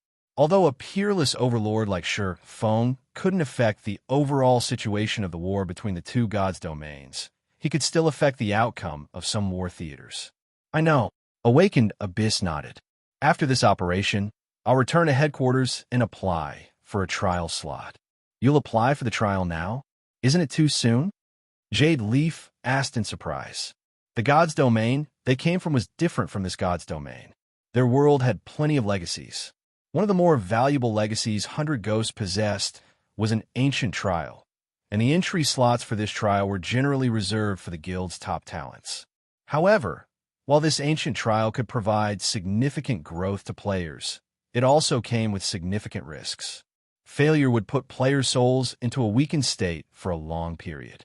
Moreover, every top talent in the guild had only one opportunity to challenge this trial. If I can improve my strength now, I can earn more contribution points in the upcoming war. So long as I accumulate enough points, I can just exchange for another trial slot. Awakened Abyss had long considered challenging the ancient trial. The Interstellar Alliance was adamant in acquiring the Eastern Continent. Hence, it had offered incredibly lavish rewards to those willing to contribute to this cause. With his status as one of 100 Ghosts' peerless geniuses, acquiring another slot for future use wouldn't be difficult, so long as he made enough contributions in the war. SE's only problem was that he needed to achieve world creation in this trial.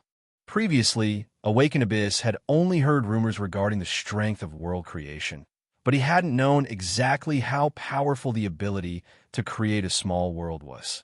However, after seeing Feng's battle, he finally understood the power of world creation. This was why he had decided to challenge the trial ahead of time. Arctic Canyon, Zero Wing City. Several bright flashes appeared above the teleportation array inside Zero Wing City's teleportation hall, as Feng's party of 7 teleported into the city. So this is Zero Wing City? 16 Cloud was astonished when she arrived inside the teleportation hall. What incredibly dense mana.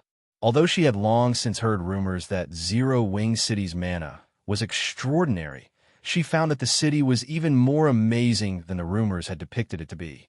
Zero Wing City was bustling with people. All sorts of NPC merchants and NPC nobles were walking down the street outside the teleportation hall. She spotted even Tier 4 NPCs wandering the city. If not for her coming to Zero Wing City to sign a partnership contract with Zero Wing on behalf of Shining Tiger, she would have never realized that Zero Wing City was such an amazing place.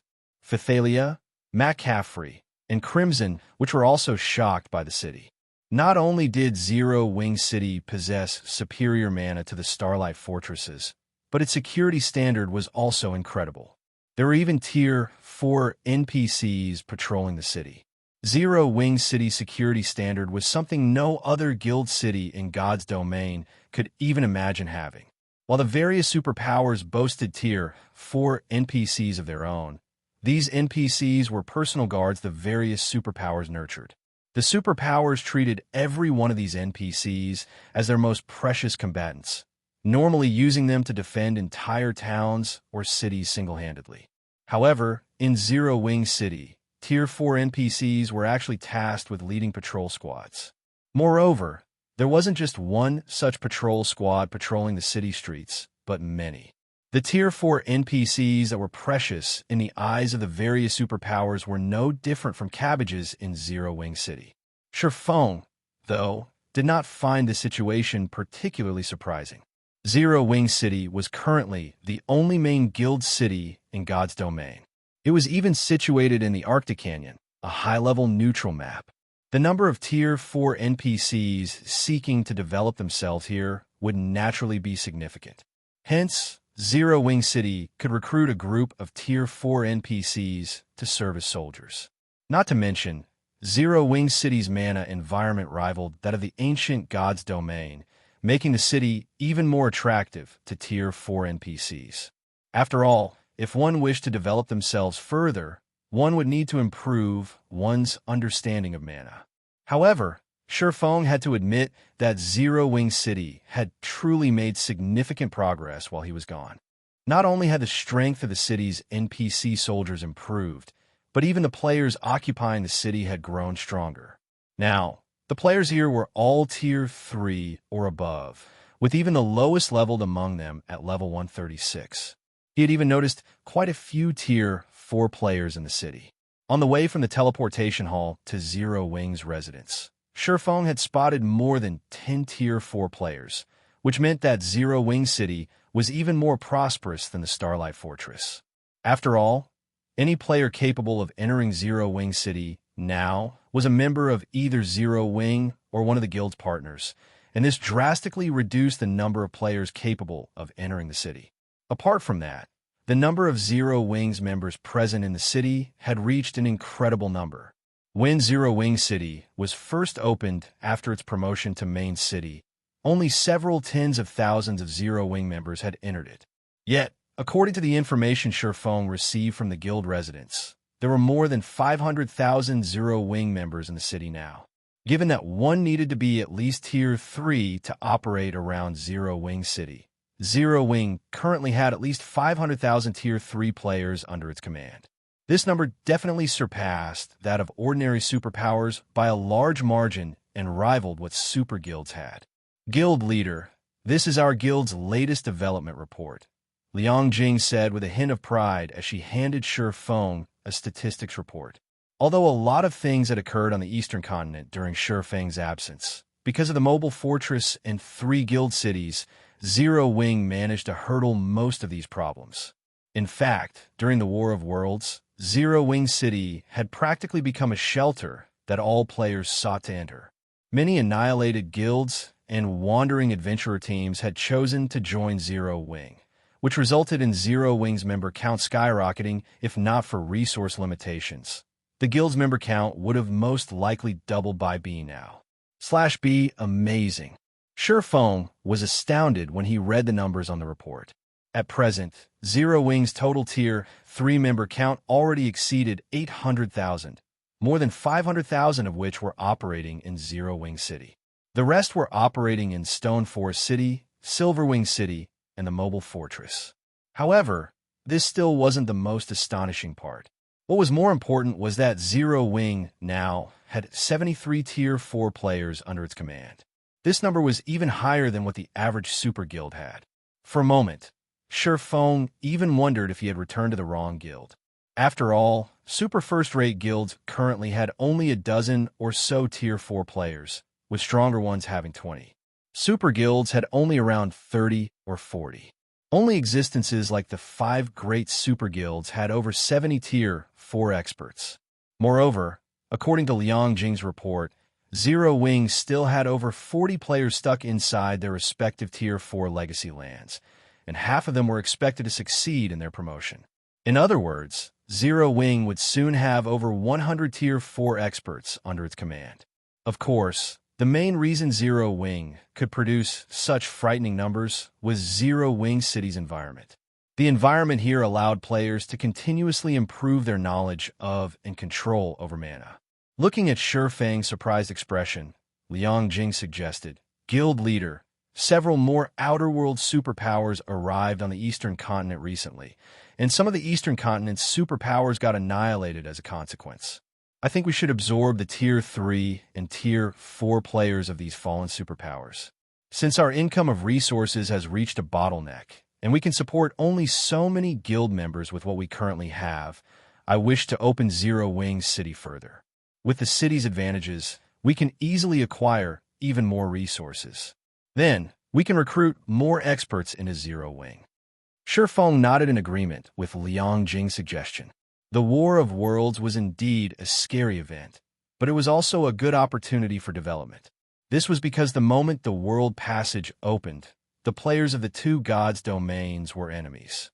Not only were players from the 2 gods' domains incapable of adding each other as friends, but they couldn't communicate with each other through the system, either. Read latest chapters at Wuxia World. EU in addition, players of the 2 worlds could kill each other without accumulating any crime value.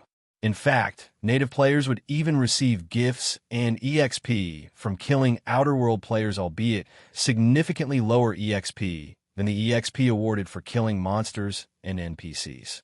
Most importantly, native players couldn't join Outer World guilds and vice versa.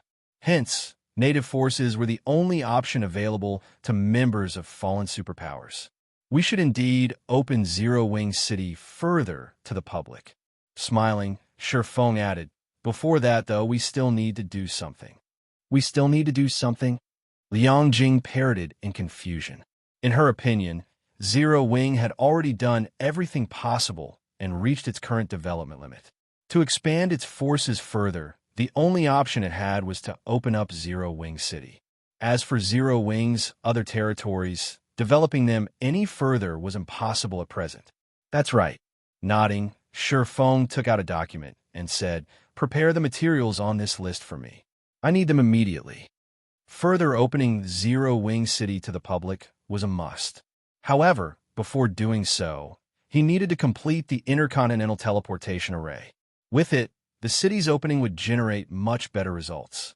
Chapter 2865, Special Loot. After Liang Jing left the room to prepare the listed materials, Feng finally had time to sort through the loot from the Outer World players. Even the weakest among Quasi-Eagle's group was a Tier 3 player with Tier 4 combat power, so they all possessed excellent equipment, especially those Tier 3 players.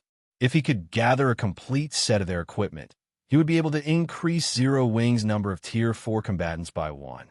As Feng inspected the loot, he couldn't help feeling some awe at the Outer World players' equipment. Every one of those Tier 3 experts was actually geared in Tier 3 mana set equipment. In the current God's Domain, a full set could easily sell for over 10,000 gold. However, compared to the Tier 4 experts' loot, the Tier 3 experts' loot was inferior by a large margin. Even the worst item dropped by the Tier 4 Outer World players was level 150 epic equipment. Some of them had even dropped parts of epic set equipment. Judging by the loot, Feng could say with certainty that these Tier 4 Outer World players were using full sets of epic set equipment. Even the current Zero Wing didn't have epic set equipment. Setting aside how rare epic set equipment was, even if one found a way to obtain a set, one would still have to expend an incredible amount of time and manpower to acquire the full set. After all, there was no way to gather a full set just by killing one type of boss monster. One would have to kill multiple types of bosses. Moreover, these bosses were not guaranteed to drop the equipment one desired. In other words, if one didn't kill a large number and variety of bosses, gathering a complete set of epic set equipment would be impossible. Meanwhile, killing a bunch of level 150 mythic rank bosses was a task that required a large number of Tier 4 players. Of course, one part of an epic set equipment from the Outer World players didn't prove anything. However, Feng didn't have just one part, but 5. Moreover, this was merely the loot he got from killing Tier 4 experts of an Outer World mercenary group. He could easily imagine how excellent the equipment of the Outer World Superpowers Tier 4 experts was, and how many Tier 4 experts these superpowers possessed. Otherwise, it would be impossible for a measly mercenary group to gather so much epic set equipment. No wonder the Eastern Continent's superpowers are powerless to retaliate. In terms of equipment standard alone, they are already behind by more than half a year. Not to mention, there is also the massive difference in the number of Tier 4 experts. Feng's head ached as he looked at the items before him. Originally, he thought that the difference between Earth's God's Domain and the Interstellar Continent's God's Domain lay only in the number of Tier 4 experts and combat techniques they possessed. Now, he found that there was a massive gap, even in weapons and equipment. He had to admit that the threat level of the Outer World's players and forces exceeded his expectations. After all, even now, Zero Wing could manufacture only individual pieces of epic equipment. Moreover, the production volume was incredibly low since only a handful of players could make them. And worse, according to the statistics report regarding Zero Wing's Tier 4 members, less than 30% of them were currently equipped with 5 or more pieces of level 150 epic equipment. The rest had only 3 or so pieces of level 150 epic equipment on average. As for epic set equipment, dream on. Zero Wings Tier 4 experts had that many pieces of level 150 epic equipment, mainly because of the Arctic Canyon. In addition, Yinya and Cleansing Whistle had returned from the Ancient Gods domain with a large number of level 150 epic equipment. If not for these factors, Zero Wings Tier 4 experts would be even more poorly equipped right now. However, it wasn't exactly accurate to describe Zero Wings Tier 4 experts as poorly equipped. At the very least, they were much better equipped than the native Superpowers Tier 4 experts. They were only inferior when compared to the Outer Worlds Tier 4 experts. It seems I'll have to start acquiring some top-tier epic weapons and equipment once I finish setting up the Intercontinental Teleportation Array. Otherwise, even if we have enough Tier 4 experts, we still won't be able to go up against the Outer Worlds Superpowers. While it was indeed important for one to acquire legacy guidances and improve one's control over mana after reaching Tier 4, that didn't mean one could just ignore one's weapons and equipment. After all, there was at least a 20% difference in basic attributes between a full set of disparate epic equipment and a full set of epic set equipment. This difference would become even more significant with amplification by skills and mana control. After Feng finished inspecting the weapons and equipment dropped, he set his sights on a shabby, crystalline statue. When he inspected the statue, though, he was stunned. An eternal item? No matter how he looked at the crystalline statue, it appeared ordinary. Yet, when he tried inspecting it, he actually failed to get any information. All he got was a bunch of unknowns. Moreover, when he carefully spread his senses around the statue, he felt an urge to devour this statue, just like when he received the World Stone from Phoenix Rain. Immediately, Feng activated Omniscient Eyes to identify the statue. Due to his mana body having reached the 120% threshold, Omniscient Eyes took less than 30 seconds to finish the appraisal. Origin Statue, Eternal Item, Effect 1, Guides the Principle of All Things. Effect 2, Indestructible Object, Guides the Principle of All Things. Feng was momentarily confused by the item description. The World Stone's description stated that it could stabilize the principle of all things. It had allowed him to log in and out of the game freely while in the Ancient Gods domain. However, what did the system mean by guiding the principle of all things? Just as Feng was wondering about the origin statue's function, Liang Jing contacted him. Guild leader, I prepared the materials you asked for. I can have them delivered to the teleportation hall now. Okay. I'll head over right away. At Liang Jing's report, Feng stopped studying the origin statue in his hand. After casually storing it in his bag, he hurried to the teleportation hall to strengthen the existing teleportation array. Only with the modification could the teleportation array manipulate enough mana to connect with the Western Continent's spatial node and form a stable teleportation channel. And once a stable channel was established, easy travel between the two continents would become possible. He would no longer have to trouble himself with searching for unreliable ancient teleportation arrays. Zero Wing City, Battle Arena. The Battle Arena covered an area of several sports stadiums. Presently, the establishment was crowded with players, and even Tier 4 players were waiting in line to reserve a combat room. The liveliness here was even more exaggerated than the auction houses of imperial capitals. Looking at McCaffrey and Crimson, who had just exited a combat room, Phythalia asked curiously, Afray, what do you think of the combat room's effects? Initially, they had visited the Eastern Continent to assist Zero Wing and deepen the relationship between Divine Tribe and Zero Wing. However, after experiencing Zero Wing City's mana, they couldn't suppress their curiosity about the effects of training in such an environment. Hence, they came to this place to sate their curiosity. After all, the battle arena was the only place in Zero Wing City that allowed players to do combat. How should I put it? After pondering for a moment and mentally sorting his words, McCaffrey said, if the Starlight Fortress's training efficiency is a 10, then this place is above 30. Isn't that too much of an exaggeration? Phythalia couldn't help feeling skeptical of McCaffrey's evaluation. Although she knew that McCaffrey was an austere person and that Zero Wing City's environment was extraordinary, McCaffrey's evaluation of the city's training effect was simply too exaggerated in her opinion. For players of their caliber, the quality of their training environment would need to be significantly better for them to see any improvements to their training efficiency. Hence, no matter how excellent Zero Wing City's environment was, she couldn't bring herself to believe that someone like McCaffrey would see his training efficiency triple.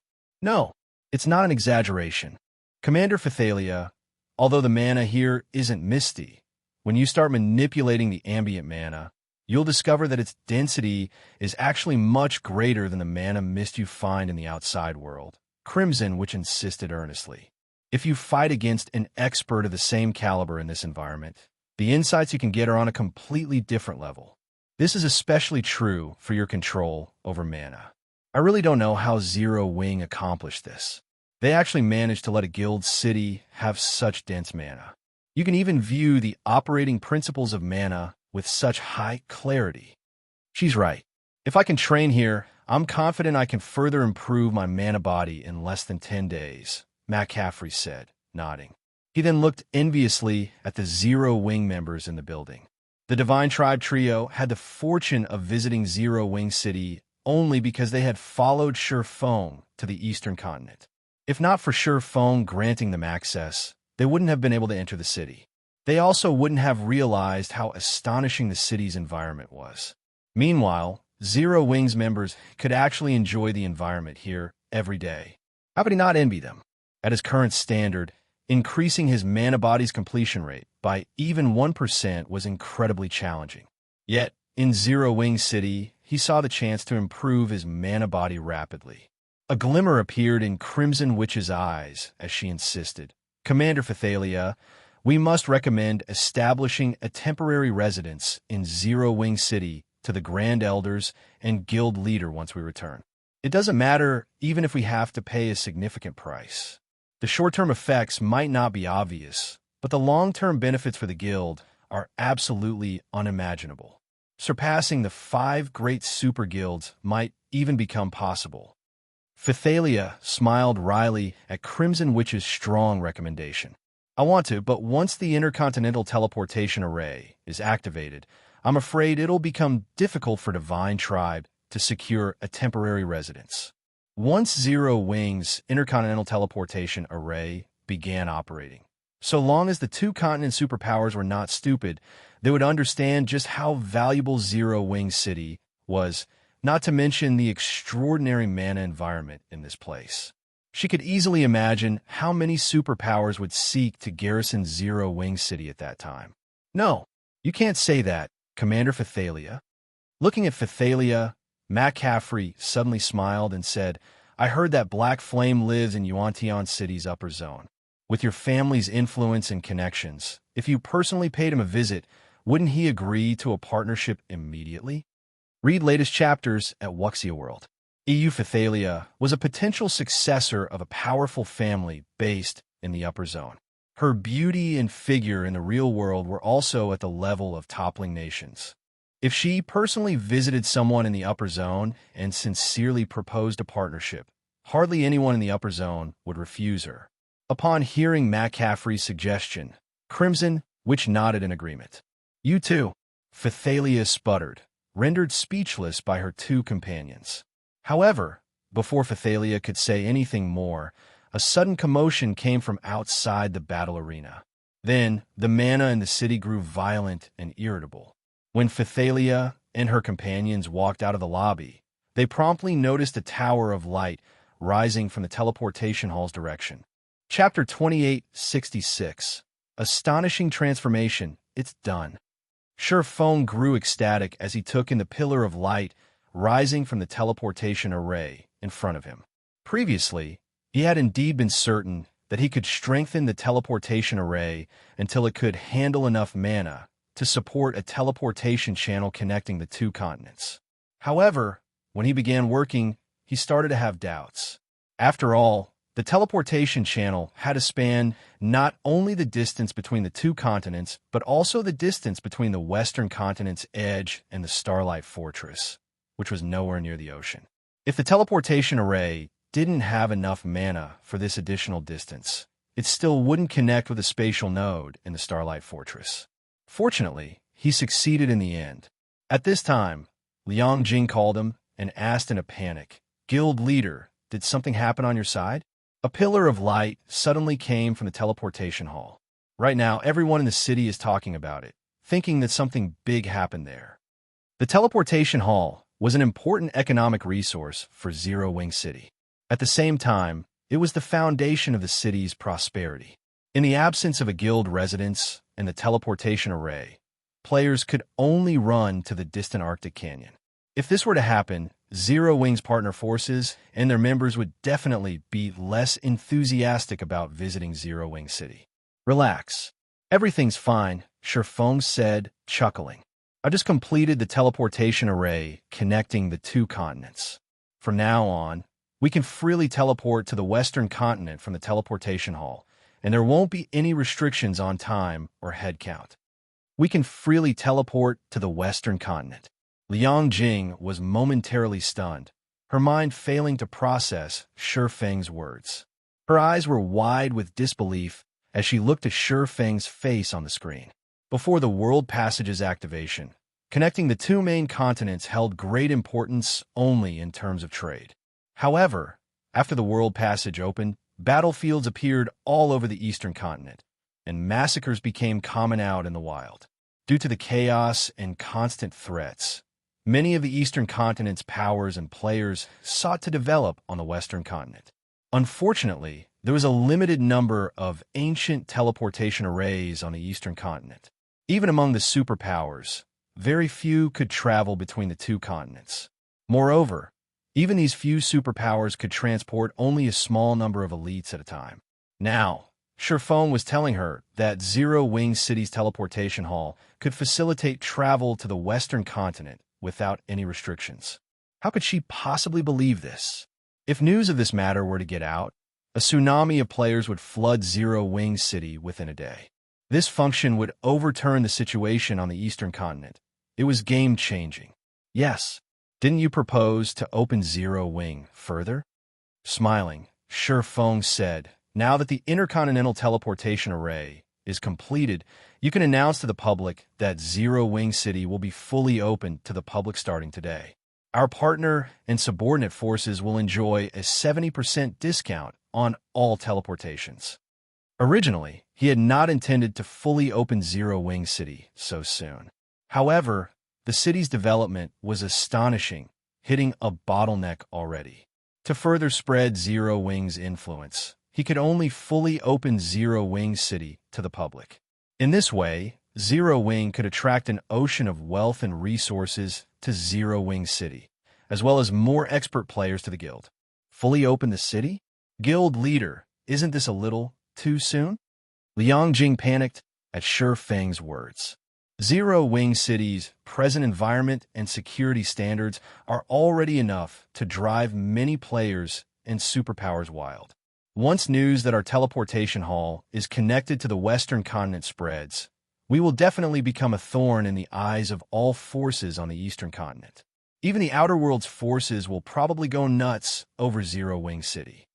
Liang Jing didn't even need to think about what would await Zero Wing City if the city were fully open to the public. It would definitely spark massive changes in the entire Eastern continent, no? The entire God's domain. The intensity of the changes would not be the slightest bit inferior to the World Passage's activation. At that time, Zero Wing would become the focal point of the entire God's domain, even if it tried to maintain a low profile.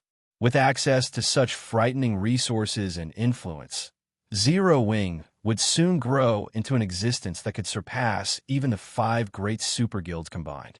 This definitely wasn't an outcome any superpower native or Outer World would be willing to see. Hence, as long as news of Zero Wing City's full opening spread, Zero Wing would become the common enemy of all native and Outer World superpowers. While Zero Wing had recently grown significantly, it definitely couldn't go up against so many superpowers simultaneously. Not to mention, the Outer World superpowers were existences that had successfully destroyed more than a dozen kingdoms. Moreover, The number of Tier 4 NPCs a kingdom commanded far exceeded Zero Wing's number of Tier 4 experts. The royal capitals of NPC kingdoms had stronger defenses than Zero Wing City, yet these cities had still fallen in the end. Of course, a large part of why these kingdoms had fallen was the Outer Worlds' NPC forces. However, nobody could say for certain that the Outer Worlds players couldn't guide or cooperate with the Outer Worlds' NPC forces to target Zero Wing. Naturally, Feng understood Liang Jing's concerns. In an earnest tone, he explained, "I understand, but this is a problem we will have to face sooner or later. Thus, we should strike while the iron is hot and strengthen Zero Wing in one fell swoop. If we succeed, we'll have a much better chance at contending with the native and Outer World superpowers."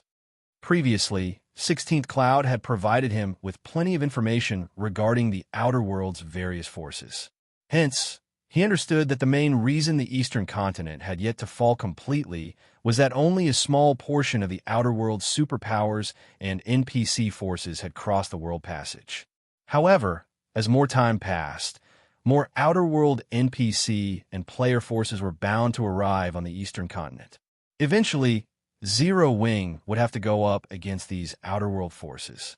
To put it simply, Zero Wing wasn't in a race against the various forces but against time. Under these circumstances, the guild would naturally be better off developing as quickly as possible. Rather than acquiring small amounts of resources and developing slowly in secret, Zero Wing would be better off going big and developing rapidly while the Outer World's forces were still settling down in the Eastern Continent. Not to mention, Zero Wing currently had a lot of partner forces already. With these partners, it wouldn't necessarily be impossible for Zero Wing to go up against the native and Outer World superpowers that had yet to develop themselves adequately. Liang Jing was momentarily at a loss for words. In her opinion, Feng's decision was simply absurd. However, she didn't have a better suggestion. "Relax. I know what I'm doing," Feng consoled when he saw Liang Jing's hesitancy. "Just get everything prepared on your side. Also, notify Melancholic and Yulan about this. I'm afraid you three will be very busy in the future." Liang Jing had no choice but to nod helplessly. Read latest chapters at Wuxia World. Feng had always acted more like a figurehead than an actual guild leader. Although he had laid a massive foundation for the guild, he would leave the guild's daily maintenance and operation to others. Naturally, Liang Jing felt incredibly frustrated by this situation, and she frequently wished she could curse him to his face.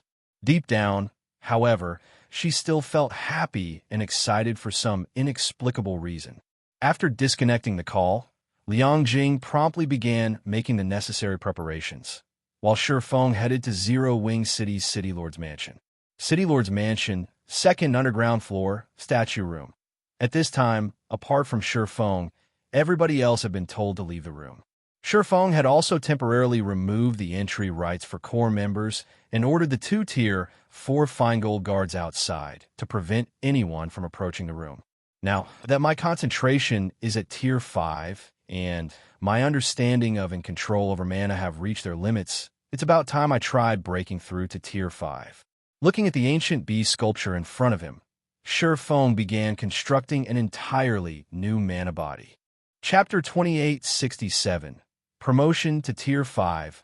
Although Feng had never tried to create a personalized mana body, he was very confident of success.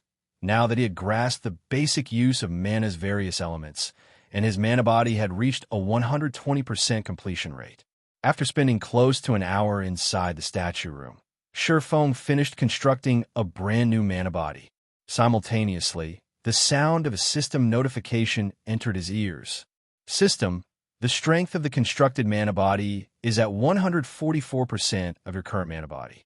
It is not at the Tier 5 standard." Feng revealed a wry smile as he looked at the system notification. Sure enough, constructing a Tier 5 mana body isn't easy. In his opinion, the new mana body he constructed was perfect. He had thoroughly implemented the basic properties of the various elements of mana into his mana body. He had even built an elemental magic array for each element, making it much easier to manipulate the ambient mana. Hence, he never thought that the strength of the new mana body would be at only 144% of his current mana body. From what he heard in his previous life, the requirement for the constructed Tier 5 mana body would depend on the rank of the player's existing mana body. The higher the rank, the lower the requirement. Take the gold mana body, for example. One would need to construct a mana body that was at least 300% stronger to meet the Tier 5 mana body standard. On the other hand, a bronze mana body's owner would need to reach 500% to get promoted to Tier 5. This was why expert players needed to secure the best mana body possible at Tier 3. This decision didn't just relate to the strength of one's mana. It also served as a massive hurdle to reaching Tier 5. If I didn't meet the requirement, even with 144%, it seems I'll need to reach at least 200% to get promoted to Tier 5 with an epic mana body. After pondering for a moment, Feng took out the Sword Saint's legacy he had obtained in the ancient god's domain. He then began accepting the legacy guidance in silence. The mana body he constructed just now was already the limit of his current abilities. In his opinion, there were 3 possible reasons behind his failure to meet the requirements. The first was that his control over mana was insufficient. The second was that his understanding of mana was insufficient. The third was that his understanding of mana bodies was insufficient. Feng felt that his control over and understanding of mana had already reached the limits of Tier 4. It should be impossible to improve on them any further. Not to mention, the Dragon Phantom in the trial had praised his level and even stated that some Tier 5 dragons might not be able to rival him in these 2 aspects. Hence, these 2 aspects were unlikely to be his stumbling block. In that case, the problem should lie with his poor understanding of mana bodies. Meanwhile, solving this problem was simple. Previously, he had refrained from accepting the Sword Saint's legacy guidance because he was afraid of wasting it. Back then, he felt that his foundation was still lacking and that he still needed to accumulate more strength. The stronger he became, the greater his harvest from the legacy guidance. However, his foundation had now grown so sturdy that even Tier 5 adult dragons might not be a match for him. It was the perfect moment for him to accept the Sword Saint's knowledge. Following this, time passed rapidly inside the statue room. A flood of information kept pouring into Feng's mind. The more information he browsed through, the brighter his eyes became. Thanks to this information, many of his questions had gotten answered. He also grew increasingly mesmerized by the Sword Saint's knowledge.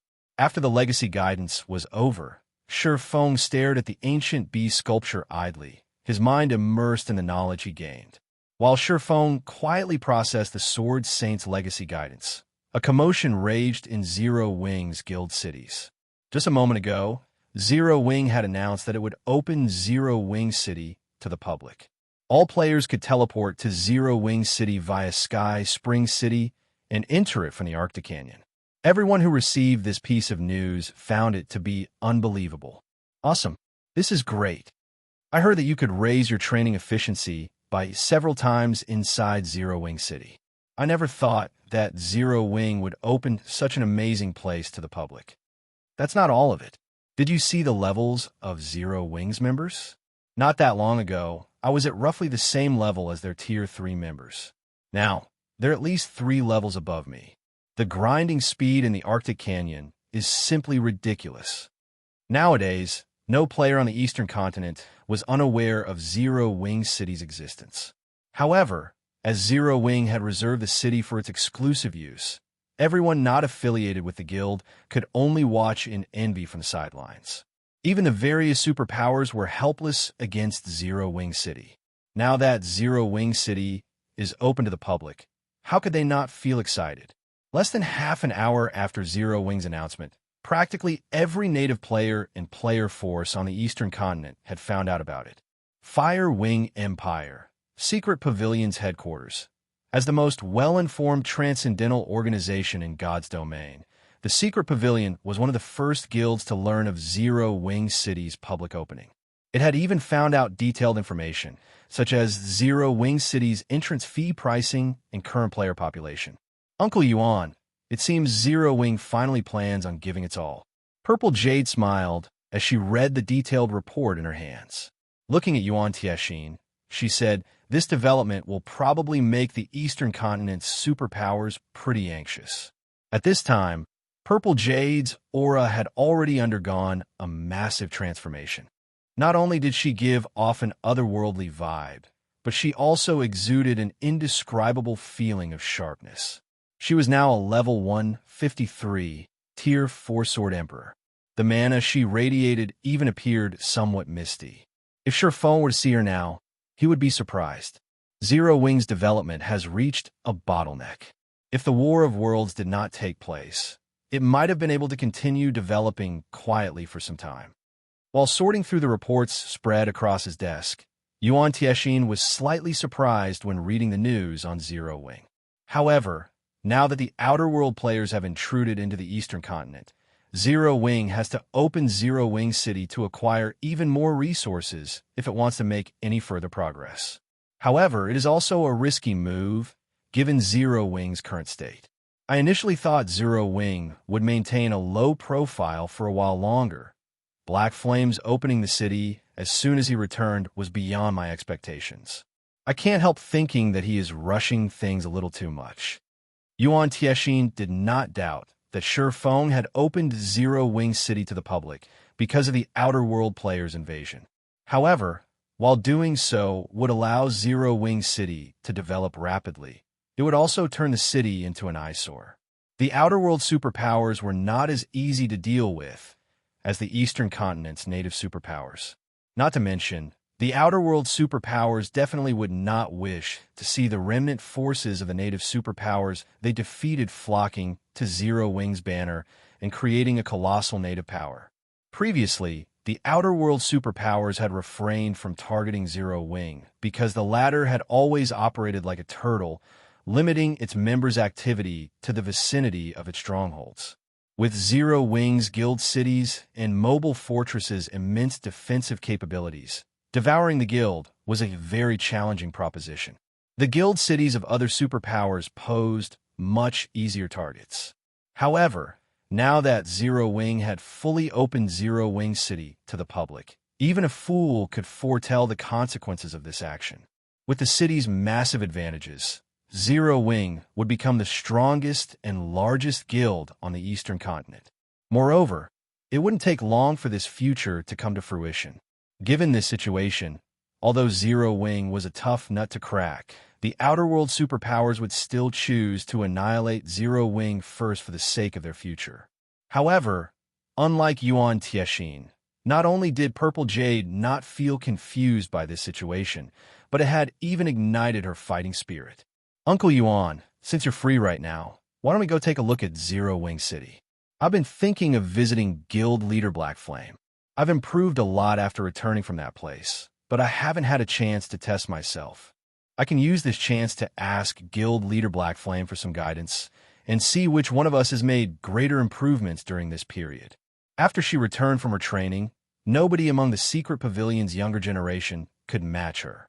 Since she had always set Feng as her target, she was very curious to see whether she could now defeat him and become God's Domain's #1 swordsman. All right, since you wish to go, I'll go with you. Yuan Tianxin revealed a bitter smile as he took in Purple Jade's spirited look. She had been restless ever since completing her training. However, he also felt that Feng would be a good opponent for the current Purple Jade. Afterward, Yuan Tianxin and Purple Jade departed the Secret Pavilion's headquarters and teleported to Sky Spring City, while the Eastern Continent was in an uproar over Zero Wing City's opening. Inside the City Lord's mansion of Zero Wing City, Feng's eyes opened abruptly. Amazing! As expected of a complete legacy guidance from an ancient Sword Saint. After processing the Sword Saint's legacy guidance, Feng finally understood what exactly a complete legacy guidance was. He also understood why Fire Dance would make such significant improvements after experiencing the legacy guidance. The legacy guidance described the properties and usage methods of the various elements of mana in detail and provided a comprehensive introduction to the components and basic applications of the mana body. Although the information provided mainly targeted the swordsman class, it was also beneficial to the other classes. This was especially true for the information on the mana body's components. Of course, if one lacked a good understanding of the fundamental properties of mana's various elements, one would have difficulty understanding all of the information provided. Naturally, one's improvements would also be limited. This was because all of the mana body's basic applications mentioned in the legacy guidance required familiarity with the various elements of mana. My previous considerations for the mana body were too arbitrary. Moreover, they were all modifications based on my existing mana body, when the Tier 5 mana body is essentially something completely different. When Feng thought about the mana body he previously created, he couldn't help laughing at his ignorance. Why were Tier 5 entities so much more powerful than Tier 4 entities? It was because Tier 5 existences possessed life ratings far superior to Tier 4 existences. The two couldn't even be considered the same type of creature. Yet, he had foolishly tried to use his Tier 4 mana body as a base for his Tier 5 mana body. His idea was fundamentally flawed. Another reason contributing to a Tier 5 existence's strength was their powerful mana. The mana flowing within their bodies was no longer gaseous or misty. Instead, it was liquid. Hence, when constructing a Tier 5 mana body, one had to liquefy their mana. If one couldn't achieve such mana, constructing a Tier 5 mana body would naturally be impossible. After thinking up to this point, Feng began his second attempt at constructing his Tier 5 mana body. Liquefying one's mana might be incredibly difficult for others, but it wasn't an impossible task for a Grandmaster Magician like Feng. All he needed to do was integrate a magic array that condensed mana within his mana body. Moreover, he had even identified the magic array for this job. The 12-array magic world. The 12-array magic world was an ancient magic array created by a saint. Although its simplicity meant even master magicians could learn it, Feng felt that this magic array was incredibly powerful, particularly its ability to improve the mana affinity of those within its range. At the very least, such a feat was still beyond him even now. Feng began trying to integrate the 12-array magic world with the mana body he constructed. 1 failure, 2 failures, 3 failures. Time passed rapidly as the number of failures piled up. After an unknown amount of time had gone by, with success still nowhere in sight, Feng began to doubt his plan's feasibility. However, just when he considered giving up, read latest chapters at Wuxia World. EU System, congratulations! You have successfully constructed a new mana body. The constructed mana body strength is at 336% of your current mana body and has reached the Tier 5 standard. The created mana body is evaluated to be at the epic rank. Do you wish to replace your current mana body with it and get promoted to Tier 5? A Tier 5 epic mana body? Feng was momentarily dumbfounded. He had known that so long as he succeeded, his personalized mana body wouldn't be of low quality. It would reach the gold rank at the very least. However, he never expected that integrating the 12-array magic world into his mana body would yield such an astonishing result. He immediately chose to replace his mana body without hesitation. He had created this mana body out of sheer luck. If he tried recreating it, he wouldn't necessarily achieve a similar standard. Hence, he naturally had to accept it. Chapter 2868. Sword Saint. When Feng chose to replace his existing mana body, the mana within the room practically vanished. His new mana body had drawn even the mana stored within the deep void. Like a hungry beast, his new mana body devoured the mana around it, nourishing itself continuously. This phenomenon lasted for more than a minute before it finally stopped, and the room's mana gradually recovered. Tier 5. So, this is the power of Tier 5? When Feng sensed the frightening power his body exuded effortlessly and the indescribable feeling of omnipotence, he finally understood why even Tier 4 world creation experts couldn't defeat a bona fide Tier 5 existence. He also fully understood the strength and terror of Tier 5 existences. Compared to when he was a Tier 4, the mana flowing inside his mana body was many times denser. The volume of his mana had also increased by more than tenfold. Now, even the world around him was having trouble holding his mana. If even the world of God's domain itself could not withstand the mana of a Tier 5 existence, there was no need to mention the small world created by a Tier 4 world creation expert. Moreover, this wasn't the only factor that made Tier 5 existences powerful. System, congratulations. You have become a Tier 5 Blade Saint, Sword Saint. All basic attributes plus 5,000. All resistances plus 500. Mana recovery rate increased by 300%. All physical and magical attacks received that are below Tier 5 will be weakened by 40%. All basic attributes increased by 150%. Physique increased by 200%, and reaction speed improved by 100%. Rewarding 200 legacy skill points. He had received a flat increase of only 2,000 points to all basic attributes when he got promoted to Tier 4, yet received a 5,000 point boost for reaching Tier 5. None of his weapons and equipment could provide such a significant amount of basic attributes, not to mention the massive boost to his physique. Right now, even if he replaced all his equipment with bronze equipment, he could still beat up a Tier 4 expert fully geared in epic equipment. In terms of basic attributes, he could match a Tier 4 expert with several pieces of fragmented legendary equipment. Only a legendary weapon could offset this difference.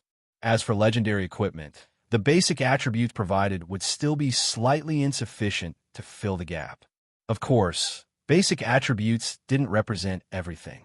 If a Tier 4 expert's combat standard surpassed a Tier 5 expert's, the Tier 4 expert could still emerge victorious in a fight. With this power, I will have no problem fighting even Tier 5 NPCs.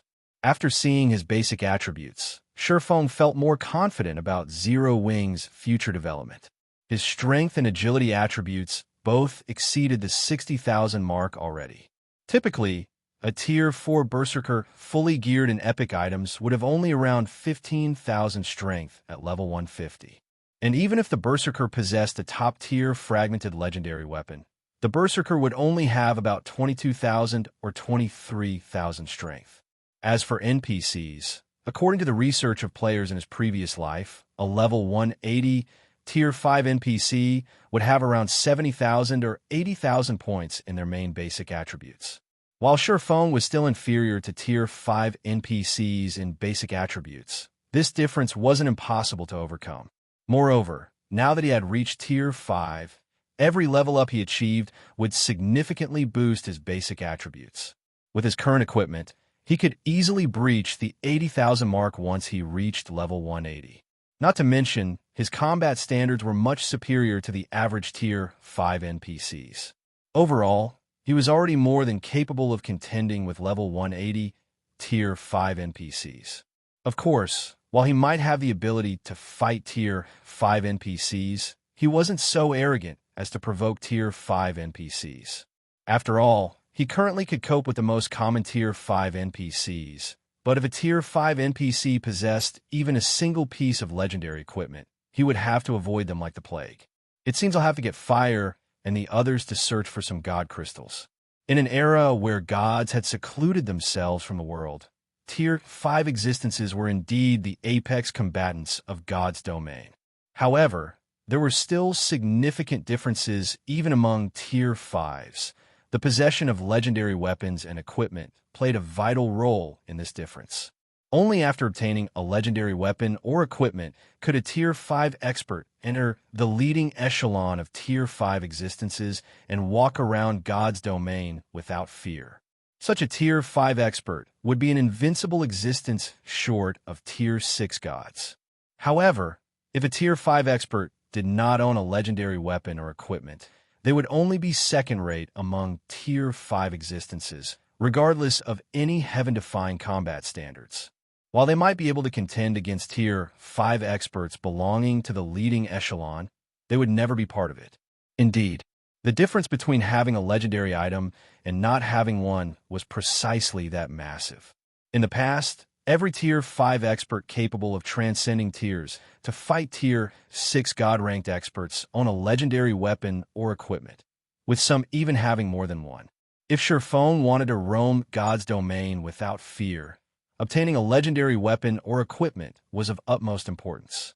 After Feng familiarized himself with his Tier 5 mana body, he left the statue room.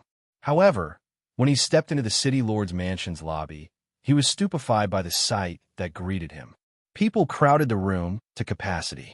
Apart from the Zero Wing members maintaining order, the other players in the lobby were members of guilds and adventurer teams. These players were lined up in front of the service counters to rent either a shop or a private house in Zero Wing City. They had bloodshot eyes and frantic looks on their faces as they waited in line. B bear IL/B B L/B if not for the 200 Tier 3 NPCs, 3 Tier 4 NPCs, and many Tier 3 members of Zero Wing maintaining order, a fight would have long since broken out in the lobby. Didn't I tell Liang Jing to raise the rentals for the shops? Did she make a mistake? Feng found this scene very puzzling. Anyone who wasn't a fool could tell how popular Zero Wing City currently was. However, Zero Wing City had limited land. Even if it was now a main city, it still didn't have enough land to satisfy the Eastern Continent's entire player population. Hence, to maximize Zero Wing's profits, raising rentals was a must. Feng approached one of the service counters to inspect Zero Wing City's shop's rental prices. However, what he saw made him gasp. How ruthless is she? Even a small shop located in Zero Wing City's outer area had a rental of 3,000 magic crystals and 600 gold per week, more than double the price Feng intended. The amount of magic crystals Liang Jing charged was particularly maddening. Ever since the Outer World players invaded the Eastern Continent, magic crystal production had plummeted, and the various native powers had suffered immensely. In Feng's opinion, renting a small shop in the city's outskirts for 1,000 magic crystals would already be pushing the envelope. Liang Jing's price of 3,000 magic crystals was no different from daylight robbery. As for the shops located on Zero Wing City's main street, the minimum price was 20,000 magic crystals. One couldn't even use coins to offset part of the rent. Moreover, one had to bid for these shops in an auction. Despite these cutthroat prices, players still filled the City Lord's mansion's lobby. Feng found this situation utterly unbelievable. For a moment, he even wondered if magic crystals had suddenly depreciated during his seclusion. Just when Feng thought of contacting Liang Jing to ask her about Zero Wing City's situation, he suddenly received a call. The caller was none other than Liang Jing. Read latest chapters at Wuxia World. EU Guild Leader, can I interrupt you for a moment? Liang Jing asked anxiously. Did something happen to Zero Wing City? Feng asked strangely. No, it's just that the secret pavilion's people came to visit. Aside from them, 3 of the 5 great super guilds have sent representatives to us. There are a lot of them, and some of them don't seem to be here with kind intentions, Liang Jing said nervously. They are waiting in the residence's reception room right now, and they say they must meet with you, no matter what. The secret pavilion was a transcendental power, while the 5 great super guilds were godlike existences in the virtual gaming world. If news that 3 of the 5 great super guilds had arrived were spread, it would cause a sensation. All right, I got it. I'll head over now. Have him wait for a moment. Feng chuckled when he heard Liang Jing's words, not at all surprised by this situation. After all, the current Zero Wing City was no ordinary city. What would be strange would be these titans of the gaming world not showing any reaction. He immediately left the City Lord's mansion and made his way to Zero Wing's residence. Chapter 2869, Apex Gathering Zero Wing Residence, Top Floor Reception Room. As the primary guild residence of a main city, Zero Wing's Guild Hall was a 30-story tall building almost 200 meters high. One had an unobstructed view of the entire Zero Wing City if one looked out the top floor reception room's windows.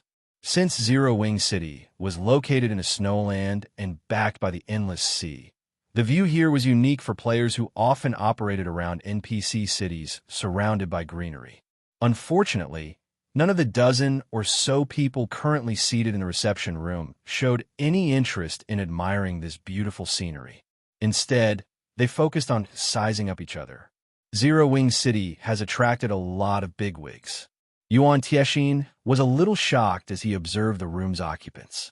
Mythology's Grand Elder, Situ Qing Tian, Netherworld Empire's Grand Elder, Nether King Relos, and even the Solar Temple's Honorary Elder, Qiyang Tianhe. It seems these guilds are serious this time. 3 of the 5 great super guilds had sent representatives to Zero Wing City.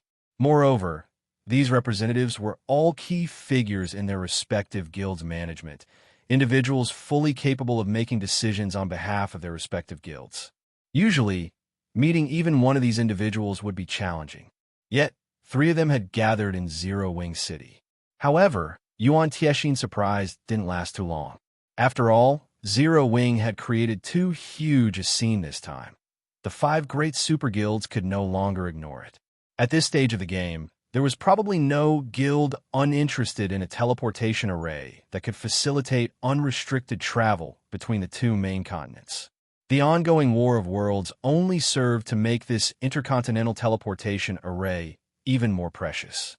If not for another important matter occupying the Secret Pavilion's guild leader, Yuan Tiexin wouldn't be the one sitting in this room, representing the Secret Pavilion. Netherworld Empire sure moved fast. It has been active only on the Western continent all this time. Yet it sent an old guy like the Nether King here, Madame Mythology said, surprise appearing in his eyes as he looked at a bald old man in a white robe. It hasn't been long since I last met him, yet this old guy's strength has already improved so much. The mana he's radiating has nearly doubled in density. I also see 2 new pieces of equipment on him. That's normal. He wouldn't have given Odin so much trouble if he hasn't made any significant improvements after all this time. Situ Qing Tian, the white-haired old man seated beside Matt, said calmly. He then glanced at the masked young man standing behind Relos and continued. That masked kid behind Nether King, though, is quite something. Although I can't say for certain, he shouldn't be any weaker than Prosciutto. Surprised by Situ Qing Tian's assessment, Matt looked toward the masked youth and asked, is he that strong? The Silver Ghost Prosciutto was already the strongest among Mythology's younger generation. Not only did he possess excellent equipment, but his mana body had even exceeded the 110% completion rate already. Now, only a handful of people within the guild could defeat him. After hearing Situ Qing Tian's assessment, Cold Shadow, who sat on the elderly man's other side, also looked at the masked youth in surprise. Situ Qing Tian had instructed countless students, and his insight was many times superior to that of youngsters like Matt and herself. Since Situ Qing Tian had given the masked youth such an evaluation, the youth definitely couldn't be underestimated. It's not just that masked kid. The long-haired kid sitting beside Qiyang Tianhe isn't any weaker. Hither, Situ Qing Tian said, smiling as he looked at the long-haired male youth seated some distance away from him. I have to say that times have changed. He looks to be around 26 or 27 years old, yet he has already reached the peak of the domain realm's 2nd step. It's been 3 decades since I last saw such talent. When Situ Qing Tian finished speaking, Cold Shadow was surprised again.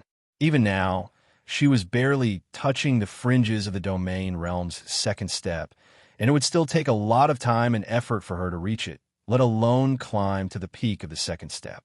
Experts capable of reaching this step were as rare as a phoenix's feather in the virtual gaming industry. If such an expert could take one more step forward, they would become an existence standing at the very apex of God's domain.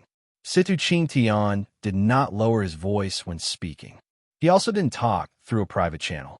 Hence, every Tier 4 expert in the reception room heard his words loud and clear.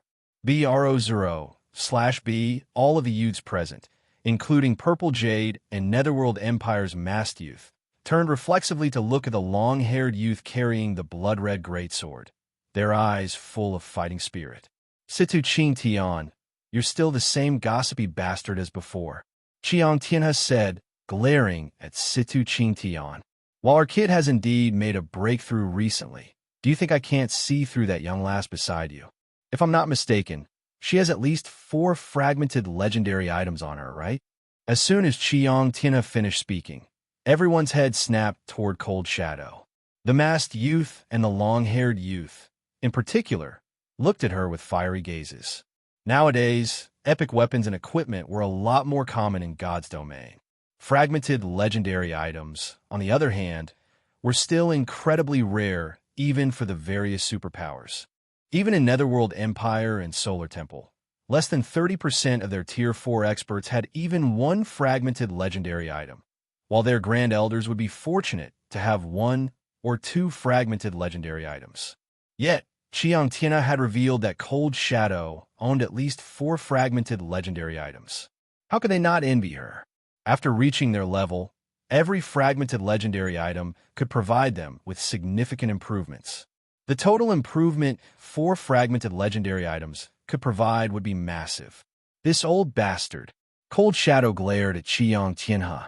A display of talent would, at most, make others envious. However, weapons and equipment were a different story. Unlike talent, others could snatch these items.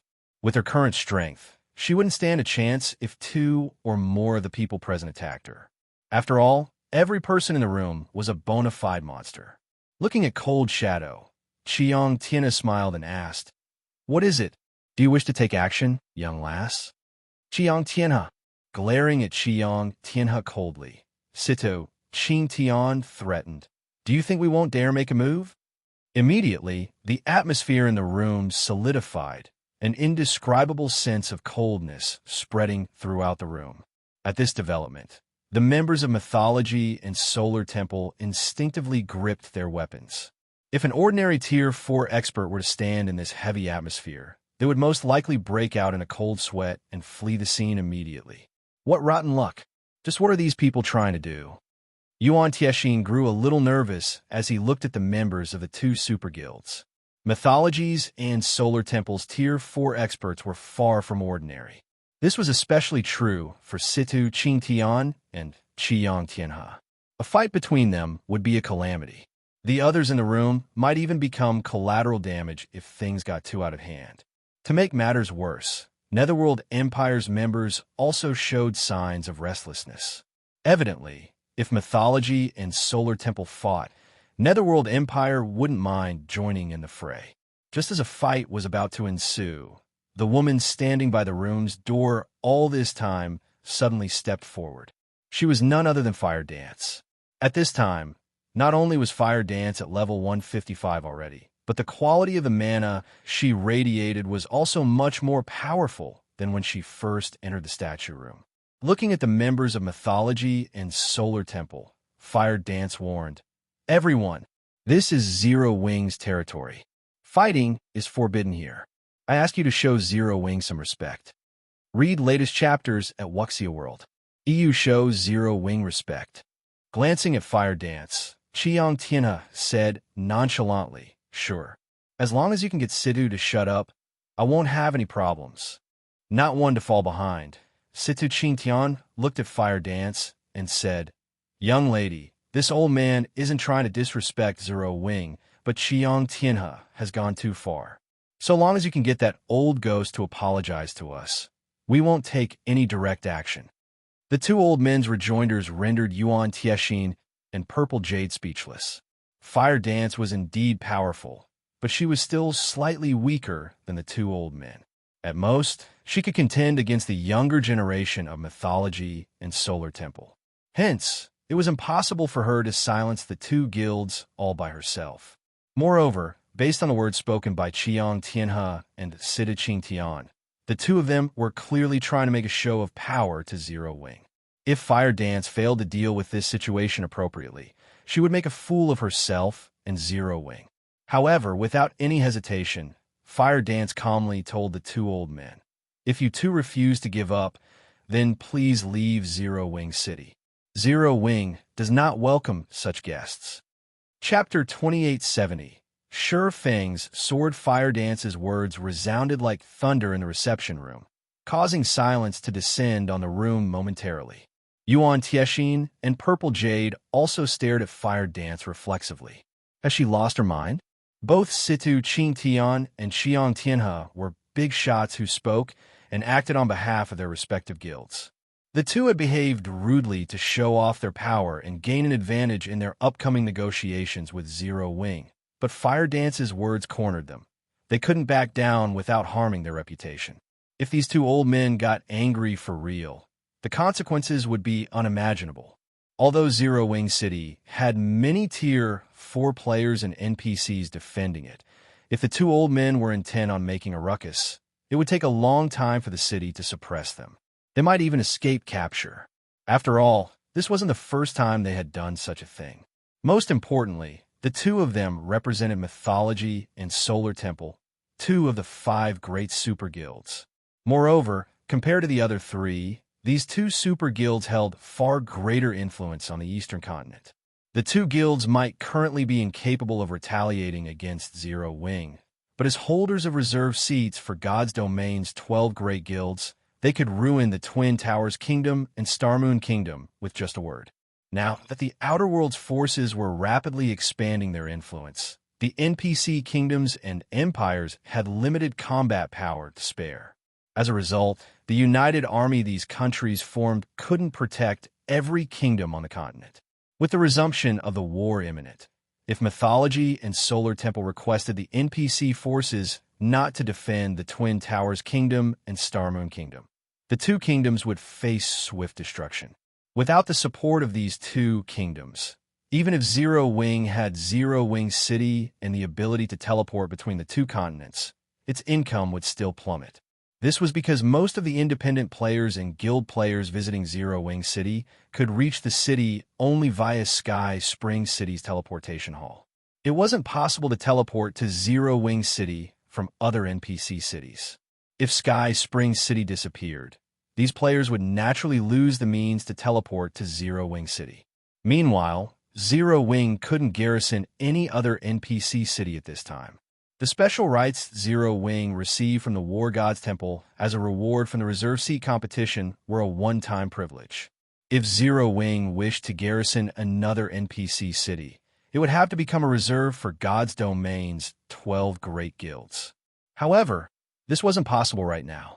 This was also precisely the reason Mythology, a guild that had been suppressing Zero Wing all this time, dared to come to Zero Wing's doorsteps and negotiate for partnership. The next moment, Situ, Qin Tian, and Qiang Tianhe turned to Fire Dance, a hint of coldness and playfulness in their eyes. "Little girl, we traveled a long distance to come to negotiate a partnership with Zero Wing. Is this how Zero Wing treats its guests?" Situ Qin Tian asked as he visually inspected Fire Dance. Revealing a faint smile, he continued, "If Zero Wing doesn't wish to partner with Mythology, Mythology will naturally find it unfortunate and frustrating. However, if Zero Wing comes across difficulties in the future, don't blame Mythology for not helping." Situ's words might not sound nice, but they are logical. Qiang Tianhe also looked at Fire Dance and said in a deep voice, "We came here with kind intentions. Now that the Outer World's forces have invaded the Eastern Continent, only by cooperating will we be able to stop their advance. If we separate on bad terms here, the Twin Towers Kingdom and Starmoon Kingdom will suffer." When Fire Dance heard the 2 elderly men's words, her complexion sank. She never expected the 2 of them to suddenly stand on the same side and work together to pressure Zero Wing. Seeing Fire Dance's grim expression, Situ, Qin Tian chuckled and said, "I know you have your own difficulties, young lady. I'm sure you just made an unintentional mistake just now. Your words represent only your thoughts, right?" At this time, Situ Qin Tian did not dare to truly offend Zero Wing. After all, the benefits of Zero Wing City were too great to pass on. However, he still had to teach Fire Dance a lesson and let her know that she couldn't provoke just anyone in God's domain. Qiang Tianhe, who remained seated, nodded and chimed in, "That's right. There are some things you can't say arbitrarily, little girl. Elders like us might be able to ignore such a transgression, but if it were anyone else, your words would have severe consequences." Nether King Relos shook his head and sighed at this situation. Fire Dance was too young. Because of her inexperience, she had failed to notice that Situ Qin Tian and Qiang Tianhe had aimed for such an outcome right from the very beginning. They had deliberately made a commotion in the reception room in the hopes of hooking Fire Dance. Now that she had taken action on Zero Wing's behalf, she was bound to suffer humiliation. Driving away Mythology's and Solar Temple's members wouldn't be possible unless Zero Wing was willing to abandon the profits of the Twin Towers Kingdom and Starmoon Kingdom. Just when Fire Dance was at a loss as to what to say, the doors to the reception room suddenly opened. A tall figure then entered, looked at Situ Qingtian and Qiang Tianhe, and demanded coldly, "Do you old fools think Zero Wing's main force commander cannot represent Zero Wing? Or do you think Zero Wing is a pushover? I can tell you now that Fire Dance's previous words represent my will. You may leave now." Feng did not speak loudly, but a bone-chilling cold enveloped the entire room at his words. Situ Qingtian and Qiang Tianhe, in particular, were dumbfounded. Even Relos, who had been a spectator all this time, was stunned. He never thought that Feng would chase off Mythology and Solar Temple without any negotiations. Guild leader Blackflame, aren't you going a little too far? Situ Qingtian asked in a cold voice. Our two guilds have come in sincerity. Are you going to abandon the Twin Towers Kingdom and Starmoon Kingdom just because of a little girl's few words? At this time, Qiang Tianhe interjected hurriedly. Guild leader Blackflame, must you take things so seriously? We were merely making a joke. Abandonment is a joke. Looking at the two elderly men before him, Feng sneered. You two think too highly of yourselves. I'll give you 5 seconds to leave. Otherwise, I'll send you back myself. Feng's words shocked everyone present once more. Is he really going to do that? When Yuan Tiexin looked at Feng, he felt that Feng was even crazier than Fire Dance. Fire Dance had merely acted to preserve Zero Wing's reputation. However, Feng was blatantly declaring war on Mythology and Solar Temple. After this declaration, even if Situ Qingtian and Qiang Tianhe previously wanted to pursue negotiations for a partnership, they wouldn't do so anymore. Good. Very good. Situ Qingtian suddenly smiled as he looked at Feng. This old man admires your will to make an enemy out of Mythology and abandon 2 kingdoms. However, I'm curious to see how you plan on sending this old man back. After saying so, Situ Qingtian stood up and unsheathed the dark greatsword slung on his back. Simultaneously, not only did his body radiate a frightening aura, but the mana surrounding him also took on a near-liquid form, sparkling as it circled his silvery gray armor. Sensing the pressure he radiated, Fire Dance and the other youngsters in the room subconsciously took a step back. As expected of this old bastard, his mana body has broken through the 115% threshold. He can probably hold his own against even a superior mythic monster of the same level now. Relos was astonished when he sensed Situ Qingtian's unparalleled aura. Everyone has been saying that you are God's Domain's strongest guild leader Blackflame.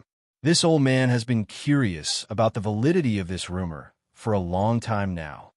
After Situ Qingtian unleashed his aura, Qiang Tianhe, who sat nearby, also stood up and raised a crimson staff. The white robe he wore instantly transformed into a robe of flames, making it seem as if the god of fire had just descended to the mortal world. The aura he radiated was not the slightest bit inferior to Situ Qingtian's, and his level had even surpassed Situ Qingtian by 1, at level 154 already. Amazing. So, these are the apex combatants of these 2 super guilds? Yuan Tiexin was astounded as he looked at Situ Qingtian and Qiang Tianhe. Under normal circumstances, the average tier 4 expert would have difficulty fleeing from a superior mythic monster of the same level, let alone fighting one. Yet, these 2 elderly men now radiated an aura rivaling that of a superior mythic monster of the same level. Their combat power ranked at the very top of God's Domain at this stage of the game. Now, even a dozen tier 4 experts working together would most likely have difficulty suppressing Situ Qingtian and Qiang Tianhe. Not to mention, the 2's combat standards were incredibly close to reaching the beyond domain realm. Let's see how you recover from this now, Black Flame. Cold Shadow, who now stood at his side, grew excited when she saw that Situ Qingtian and Qiang Tianhe intended to take action. She might not know precisely how powerful Qiang Tianhe was, but she knew how powerful Situ Qingtian was. Moreover, it had been a long time since she had seen Situ Qingtian take action. With the two of them working together, even a monster like Feng would have difficulty defeating them within a short period. A fight between Feng, dubbed God's Domain's strongest expert, and two legendary figures in the virtual gaming industry deserved to be called an apex battle in God's Domain. If both sides fought for a sufficiently long time, she might gain enough insight to improve her combat standards further. Cold Shadow wasn't the only person with such thoughts. Purple Jade, Netherworld Empire's masked youth, and Solar Temple's long-haired youth were similarly curious to see how this fight would play out. Read latest chapters at Wuxia World. Since you two want me to send you back, I'll grant you your wish.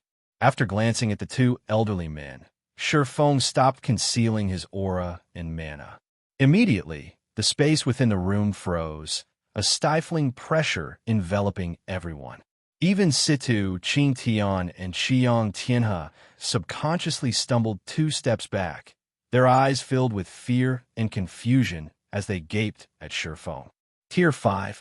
The same question simultaneously ran through the minds of the two elderly men. However, before they could respond to the situation, Feng suddenly appeared before them, his movements so fast that it seemed as if he had split into two. Feng then stabbed their hearts with his sword. Afterward, Feng returned to one entity, now standing quietly by the window wall behind the two elderly men. And before anyone realized what had happened, the sword in his hand was already back in its sheath, as if Feng had never drawn it.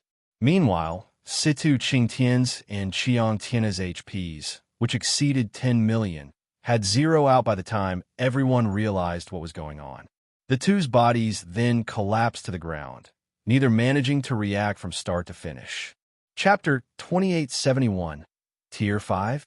They're dead. The spectators in the room were stunned to see Situ Qingtian and Qiang Tianhe collapsing to the floor, their minds failing to process this situation. Cold Shadow and the long-haired youth from Solar Temple, in particular, appeared petrified, their bodies remaining utterly motionless as they stared at the two sprawled corpses. How is this possible?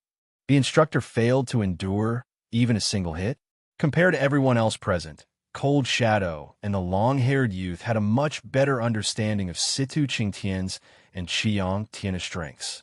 Setting aside the fact that the two elderly men had combat standards close to the beyond domain realm, just their basic attributes and mana bodies were more than enough for them to combat superior mythic monsters of the same level. Despite being so monstrously powerful, Situ Qingtian and Qiang Tianhe had failed to mount even the slightest bit of resistance to Feng before dying. This was simply unbelievable. Yuan Tianxin and Purple Jade were similarly astonished at this situation, their minds unable to recover from the shock even after a long time. They had expected a heaven-defying battle, and even felt that Feng had been unwise to provoke Situ Qingtian and Qiang Tianhe. After all, if these two superior mythic equivalents went all out, destroying Zero Wing's residence wouldn't be impossible for them. Even if Feng eventually succeeded in killing them, Zero Wing would still have to pay a significant price. Yet now, however, unlike everyone else present, Nether King Relos's attention wasn't on Situ Qingtian's and Qiang Tianhe's corpses. Instead, he stared at Feng's figure standing calmly by the window wall, his eyes wide with fear and horror. A Tier 5 Sword Saint? Although it was only an instant, Relos had felt unprecedented fear overwhelming his body when Feng executed his attack. That spine-chilling fear hadn't come from just witnessing Feng's frightening power. Instead, it was an instinctive, bone-deep fear. Relos was no ordinary Tier 4 player. He was someone who had developed his mana body to an incredible extent. If he were facing a player of the same tier, his body wouldn't have such a reaction. The only way Relos could explain this situation was that Feng was no longer a Tier 4 player. Instead, Feng was already a Tier 5 Sword Saint. Although Relos had subconsciously muttered to himself, he had not done so on a private channel. Hence, no matter how soft his voice had been, the Tier 4 experts present heard him loud and clear. Tier 5. Everyone turned towards Feng, one after another. Previously, they had been so shocked by Situ Qingtian's and Qiang Tian's deaths that they had forgotten about Feng's existence and the brief stagnation and fear they had felt. How is this possible? He's reached Tier 5 already. Cold Shadow and the long-haired youth wore grim expressions as they looked at Feng, their minds in denial. Feng no longer concealed his power. Hence, everyone in the room could feel tremendous pressure originating from a difference in life rating. Feng's life rating was something no Tier 4 player could possess, no matter what. If a Tier 4 player's life rating were equated to a bonfire, then Feng's life rating was like the scorching sun. Unless he deliberately suppressed and concealed his life rating, there was no way anybody could fail to notice it. Is this why he dares to ignore the two super guilds? When Yuan Tiexian looked at Situ Qingtian's and Qiang Tian's corpses, and then at Feng's nonchalance, the shock in his heart multiplied exponentially. Meanwhile, Purple Jade was at a loss for words, a complicated expression on her face. She had come to Zero Wing City to determine her growth and whether she could catch up to Feng, however, let alone catching up. The two of them weren't even standing on the same playing field anymore. Tier 5. In the current era, Tier 5 existences were already considered the apex existences of God's domain. They were capable of single-handedly destroying an entire kingdom, monsters that no current Tier 4 player could hope to go up against. Guild Leader. Fire Dance's eyes brimmed with jubilation and shock when she looked at Feng. This revelation was too shocking. If Zero Wing still had to be fearful of the 5 great super guilds before, then it could now ignore their existence. After all, the gap between Tier 4 and Tier 5 was utterly massive. Even if the 5 great super guilds had many monstrously strong players and even individuals at the Beyond Domain realm, none of them would be a match for a Tier 5 existence. Unless the 5 great super guilds similarly produced a Tier 5 expert, it wouldn't matter, even if they attacked Zero Wing with a large number of Tier 4 experts. Not to mention, destroying a guild city was child's play for a Tier 5 player. Only a main city-level guild city could repulse a Tier 5. Moreover, if one didn't have any means of retaliation, even a main city would eventually fall to a Tier 5 player. While Fire Dance was inwardly celebrating Feng's achievement, Feng turned his sights to Cold Shadow and the long-haired youth from Solar Temple. He then said calmly, "I only dealt a small punishment to the two of them today. If your 2 guilds pull such a stunt one more time, I won't mind visiting your headquarters." Cold Shadow and the long-haired youth did not have any thoughts of refuting Feng. They promptly left the reception room, together with their guild members. Netherworld Empires and Secret Pavilions members quietly watched with complicated feelings as the 2 super guilds members left. Before, they had been treating Zero Wing as just another superpower. However, it wouldn't be an exaggeration to call Zero Wing the #1 guild of God's domain now. Not only did Zero Wing possess a Tier 5 Sword Saint, but it even had a holy land like Zero Wing City. At this point, even the 5 great super guilds couldn't hope to compete with it. Given enough time, Zero Wing was sure to become God's domain's #1 guild. At this point, Relos suddenly stood up from his seat, approached Feng, and said respectfully, "Guild Leader Black Flame, I, Relos, wish to establish a partnership with Zero Wing on behalf of Netherworld Empire. We do not want much.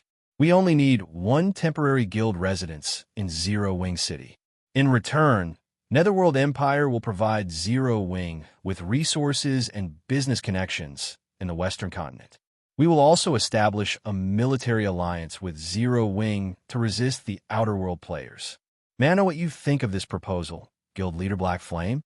Although Relos's respectful demeanor and sincere offer might seem surprising to others, the masked youth from Netherworld Empire and Yuan Tiexian did not find the situation unexpected at all. While reaching Tier 5 might not be impossible for an expert like Relos, it would still be incredibly challenging. This was because the promotion to Tier 5 had nothing to do with a player's combat standards. Instead, it depended entirely on one's control over an understanding of mana and the ability to construct a Tier 5 mana body.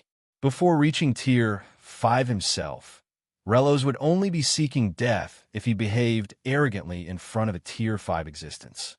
Not one to fall behind. Yuan Tiexin also extended a similar partnership offer on behalf of the Secret Pavilion. The only difference was that the Secret Pavilion would only help defend Zero Wings City and Stoneforest City.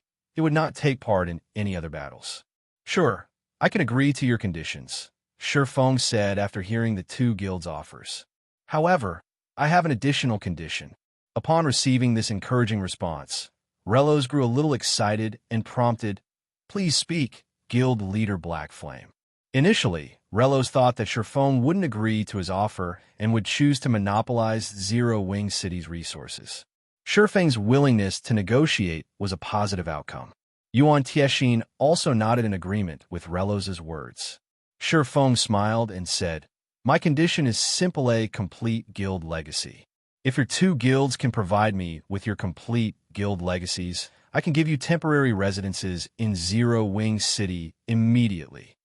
Zero Wing was not lacking in resources at the moment. So long as Zero Wing City remained standing, the guild would have no trouble acquiring resources. However, a guild's development did not rely solely on resources. It also needed manpower and talents. Hence, acquiring a complete guild legacy was of utmost importance for Zero Wing. Only with a complete guild legacy could Zero Wing reliably nurture its experts to the domain realm. "Okay, I agree to your condition on Netherworld Empire's behalf," Relos answered without hesitation. Read latest chapters at Wuxia World. EU. Upon hearing Relos's response, Yuan Tiexin gritted his teeth and said, "The Secret Pavilion has no problem with this, either." When Feng heard the two guilds' positive replies, he inwardly sighed in relief. After all, a guild legacy was the root of a guild. Many guilds would rather face annihilation than share their guild legacy. He then nodded and said, "Good. I wish our three guilds a happy partnership from now on." Shortly afterward, Feng signed a contract with the Secret Pavilion and Netherworld Empire, taking an essential step towards Zero Wings becoming God's Domain's #1 guild. As Feng concluded his discussion with the two guilds, news of his promotion to Tier 5 and his killing Situ, Qingtian, and Xiang Tianhe in Zero Wing City quickly spread and reached the ears of God's Domain's various powers. For a time, the entire God's Domain was in an uproar. Chapter 2872, God's Domain, Shaken Zero Wing City, Battle Arena. Guild Leader Black Flame has been promoted to Tier 5. 16 Cloud was stunned when she read the report she received. Looking at sorrowful silence, she asked, "Have you verified this?" Although quite a number of God's Domain's Void Realm experts had gotten promoted to Tier 4 already, with Domain Realm experts even making considerable progress in developing their mana bodies, everyone was still a long way from reaching Tier 5. Creating a Tier 5 mana body was an entirely different matter from improving the completion rate of one's mana body. Since most Tier 4 experts hadn't even developed their mana bodies to a significant extent, getting promoted to Tier 5 shouldn't be possible. Hence, 16 Cloud found it truly hard to believe that Feng had already reached Tier 5. However, instead of getting the answer she hoped for, Sorrowful Silence nodded solemnly. He then said in a shocked voice, "Yes, I happened to be in another reception room at the time, negotiating with Zero Wing's representative for a long-term lease of the Battle Arena's combat rooms. My room was quite close to the reception room, used to host the Secret Pavilion and the 3 super guilds." Every Zero Wing member on the floor reacted strongly. I also saw Mythologies and Solar Temple's members leave the residence, looking grim. In reality, Sorrowful Silence didn't just hear about Feng's promotion to Tier 5 from Zero Wing's members. He had also personally experienced the frightening aura Feng had exuded. Despite being in an entirely different room, he had still sensed that aura clearly, and it had been much stronger than the auras of the Tier 5 NPCs he had come across before.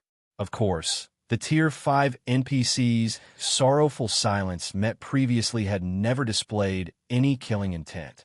They had even been actively suppressing their auras. In comparison, Feng had not held anything back when he attacked Sida Qingtian and Qiyang Tianhe. This was why Sorrowful Silence was confident Feng had reached Tier 5. This is interesting. 16th Cloud revealed a hint of joy and excitement after hearing Sorrowful Silence's confirmation. Now that Zero Wing has a Tier 5 combatant and opened Zero Wing City to the public, the Eastern Continent status quo will get reshuffled. That's right. Thank goodness we're already strategic allies with Zero Wing. Sorrowful Silence said, nodding in agreement with 16th Cloud.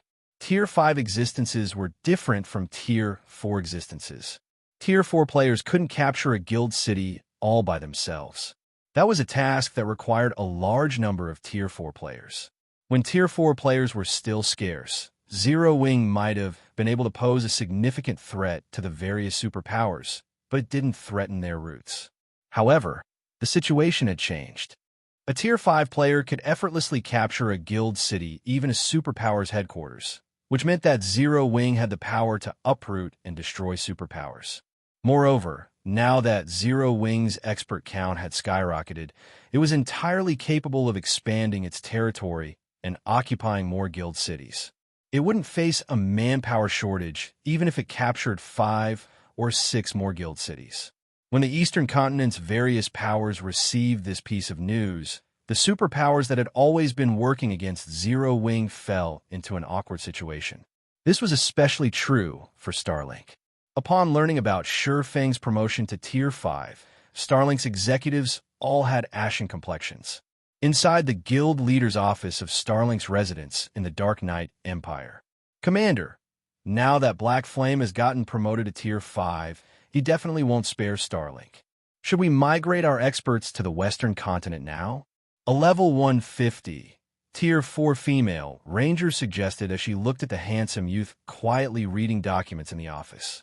How many times have I told you to refer to me as guild leader? I am no longer just the commander of Tremor's Clown, but Starlink's guild leader as well, Lu Tiandi said as he glanced at the enchanting female ranger. Yes, guild leader, the ranger responded calmly as she looked at Lu Tiandi. She then repeated, should we migrate now? That won't be necessary. Looking at the report in his hands, Lu Tiandi explained nonchalantly, Black Flame's promotion to Tier 5 is indeed a big problem for us, but there's no need for us to be afraid of him yet. The Eastern Continent situation is no longer the same as before. The Outer World's forces are Zero Wing's biggest problem. Black Flame's promotion to Tier 5 should pose a considerable headache for those Outer World players. Moreover, Zero Wing has severed all chances of friendly relations with Mythology and Solar Temple. In the next war, the Eastern Continent's native NPC forces will definitely not provide Starmoon Kingdom and the Twin Towers Kingdom with any support. At that time, Zero Wing might not even be able to defend its own guild cities, let alone target other forces. If I were Black Flame, I wouldn't have exposed myself as a Tier 5 so soon and become a target for the Outer World forces. Instead, I would focus on raiding dungeons and world bosses to raise my guild strength. God's Domain isn't a single-player game. A single Tier 5 player cannot stop all of the Outer World's NPC forces. The enchanting ranger's eyes brightened at Lu Tiandi's words. Doesn't this mean we have a chance? We can forget about Silverwing City, since the Outer World forces will capture it. On the other hand, we can get our hands on Stoneforest City, since it is close to the Dark Knight Empire. Even if Black Flame is Tier 5, he can defend only one location at a time. Once the war resumes, he'll be preoccupied with Zero Wing City. At that time, we can find an opportunity to secure Stoneforest City, Lu Tiandi said, smiling. However, this isn't something we can accomplish alone. Go and contact the superpowers that have a grudge against Zero Wing now. I believe they will be more than willing to come on board this plan. Yes, sir. The ranger nodded. While God's Domain's various powers were reeling from the news of Feng's promotion to Tier 5 and preparing countermeasures. Feng had finalized his discussion with the Secret Pavilion and Netherworld Empire over the specifics of their partnership. Guild Leader, now that we have the two guild legacies, we can probably nurture a batch of Void Realm experts and possibly Domain Realm experts within a short period, Fire Dance said. When she thought about how the Secret Pavilion and Netherworld Empire would be sending all their information on the Realms of Refinement to Zero Wing's headquarters tomorrow, she couldn't help feeling excited. Although the Guild Legacy Zero Wing received from Unyielding Soul previously was indeed valuable, the information provided allowed Zero Wing to nurture experts only to the Flowing Water Realm at a reliable rate. It was still a far cry from a complete guild legacy. After all, only Void Realm experts could serve as a superpower's mainstay. Zero Wing had far too few of such peak experts. The only reason Zero Wing managed to produce as many Tier 4 experts as it had now was the various Gods Domain legacies and excellent training environment the guild possessed. Even then, these Tier 4 experts could only rank among the lower rungs of Tier 4 players. That's right. Feng nodded. He similarly felt happy over this matter. Only when Zero Wing possessed a complete guild legacy of its own could it become a true titan in God's domain. Once the guild had the Secret Pavilions and Netherworld Empire's guild legacies, it would no longer have to worry about lacking peak experts. Zero Wing could also recruit more talented players since these talents would no longer have to worry about Zero Wing lacking a guild legacy. Guild Leader, what should we do next? Fire Dance asked. Now that we've become enemies with Mythology and Solar Temple, the Outer World forces will target Starmoon Kingdom and the Twin Towers Kingdom once the war resumes. Should we start withdrawing our forces from those two kingdoms? Mythology and Solar Temple held significant influence in the Eastern Continent. It was also certain that the Outer World forces would target Zero Wing. However, with Zero Wing's current strength, defending Starmoon Kingdom and the Twin Towers Kingdom wouldn't be feasible. To reduce Zero Wing's losses, the guild ought to begin pulling its forces out of these two kingdoms as soon as possible. Next, chuckling, Feng said, "Go and gather all of the guild's Tier 4s now." Gather all of the guild's Tier 48? Feng's command confused Fire Dance. With the imminent war, what they should do was relocate the mobile fortress in Silverwing City. Otherwise, once the Outer World's NPC army arrived, Zero Wing would lose both strongholds. Read latest chapters at Wuxia World. Yes. Smiling, Feng said, "Since I've reached Tier 5 already, it's about time we took care of the trouble over at the Orc Empire. We'll also use this opportunity to let the various superpowers know the consequences of offending us." The current God's domain had far too little knowledge of Tier 5 existences. Even if Feng had killed Situ, Qing Tian, and Xiang Tiana, the various superpowers only knew that he was much stronger than Tier 4 players. They still didn't understand what Tier 5 represented. "I'll have him gather right away." Fire Dance burned with eagerness when she heard Feng's words. Ever since she had gotten promoted to Tier 4, she had never had a good fight or launched an all-out war against other superpowers. She also wasn't the only person to hold such sentiments. The other Tier 4 experts in the guild harbored similar thoughts. Now, they finally had the opportunity to display their strength. Chapter 2873, Present Zero Wing Orc Empire, Silverwing City. Droves of people came and went on the city's main street. More than half of these people were NPCs from the neighboring kingdoms and empires. Due to the world passages opening and the invasion of the Outer World's player and NPC forces, both native players and NPCs had their range of activity restricted significantly. As the strongest city in the Orc Empire, one capable of fending off attacks from anything below Tier 5, Silverwing City had already become a mecca for the neighboring kingdoms and empires' players and NPCs. Moreover, the news of Black Flame reaching Tier 5 sent the number of players visiting Silverwing City skyrocketing, resulting in overcrowding. All of these new arrivals sought to join Zero Wing and develop long-term in Silverwing City. At this time, Tier 4 experts radiating frightening auras appeared in Zero Wing's residence. one after another. The arrival of these experts instantly silenced the bustling residents. Even the players lining up to take the test to join the guild couldn't help feeling frightened. What's going on with Zero Wing? Why have so many Tier 4 experts gathered? Are they here to maintain order since there are so many people applying to join the guild? Amazing.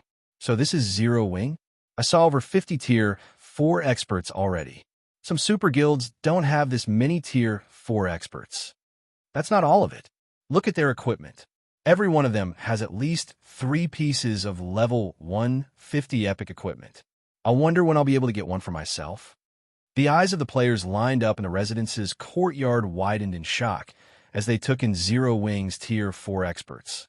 Previously, they had recognized that Zero Wing was a powerful guild, but felt that it had become a superpower in God's domain only because of Zero Wing City and Black Flame's undefeated legend.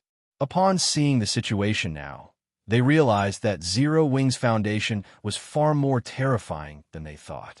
Not only did Zero Wing possess far more Tier 4 experts than most superpowers, but these experts also had superior equipment standards compared to the various superpowers Tier 4 experts. Currently, over 50 Tier 4 experts were gathered in the courtyard. This was a spectacular scene that those present would rarely get to see in their lifetimes. Not to mention, these Tier 4 experts were not repressing their auras at all.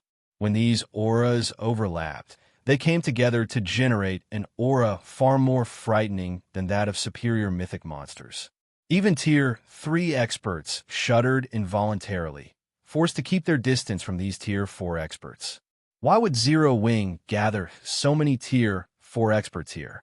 Is it conducting a major operation or something? This is indeed unusual. A guild would gather so many of its Tier 4 experts in one place only for a special event. As the number of Tier 4 experts kept increasing, the non-members in the courtyard felt something amiss. Even Zero Wing's members started growing antsy at this situation. G. Laurent looked at Violet Cloud, who had just arrived in the courtyard, and asked, "Big Sis Violet, do you know why the guild leader suddenly summoned us?" "I don't know either. Big Sis Fire suddenly contacted me and told me to come here right away," Violet Cloud replied, shaking her head. She then visually inspected G. Laurent and exclaimed in surprise, "Laurent, your mana body is at the 110% completion rate already. You made so much progress." G. Laurent had joined Zero Wing only recently. Although Zero Wing was much stronger than before, the fact that G. Laurent managed to increase her mana body's completion rate from under 105% to her current 110% proved that she was monstrously talented. It's because of the Sword Saint legacy Big Sis Fire gave me. If not for it, I would have taken much longer to reach 110%, G. Laurent said, smiling. Inwardly, she still felt a little delighted. After all, only a tiny number of experts in God's domain had managed to develop their mana bodies to a 110% completion rate at this stage of the game. However, when G. Laurent carefully sensed the mana surrounding Violet Cloud's body, her delight instantly vanished. The mana close to Violet Cloud had already liquefied. Although it was limited to a small portion of her mana, it was still better than nothing. The fact that Violet Cloud could accomplish this feat meant that her mana body's completion rate had already reached 115% or above, according to what Feng told them. She might have even reached the 120% completion rate already. At this time, a masked, middle-aged man clad in black approached G. Laurent. The aura of this man radiated practically rivaled that of a superior mythic monster. This middle-aged man was none other than Crimson Mask, another Eternal Glory member who had joined Zero Wing. "Commander, why did Big Sis Fire suddenly call for us? Is something big going on?" Crimson Mask asked curiously as he looked at G. Laurent. "I don't know. Big Sis Fire only told me to come here as soon as possible and nothing else." G. Laurent shook her head. When she noticed the qualitative transformation of Crimson Mask's demeanor, she couldn't help sighing to herself ruefully. B**B be greater than Y/B. Initially, Crimson Mask had opposed Eternal Glories joining Zero Wing. He felt that even without joining a guild, he could still develop Eternal Glory to great heights. However, After a few bouts with Fire Dance and receiving a sound thrashing each time, Crimson Mask had changed completely. Now, he was even referring to Fire Dance as Big Sis. However, Crimson Mask was much more fortunate than someone else, his fate considerably better. Besides Crimson Mask, a lunatic named Invincible Swallow had come to Zero Wing to challenge Violet Cloud, and the fate this lunatic suffered was simply terrible.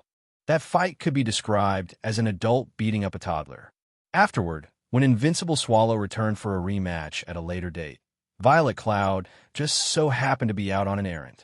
Aqua Rose had been present at the time, so he challenged her instead.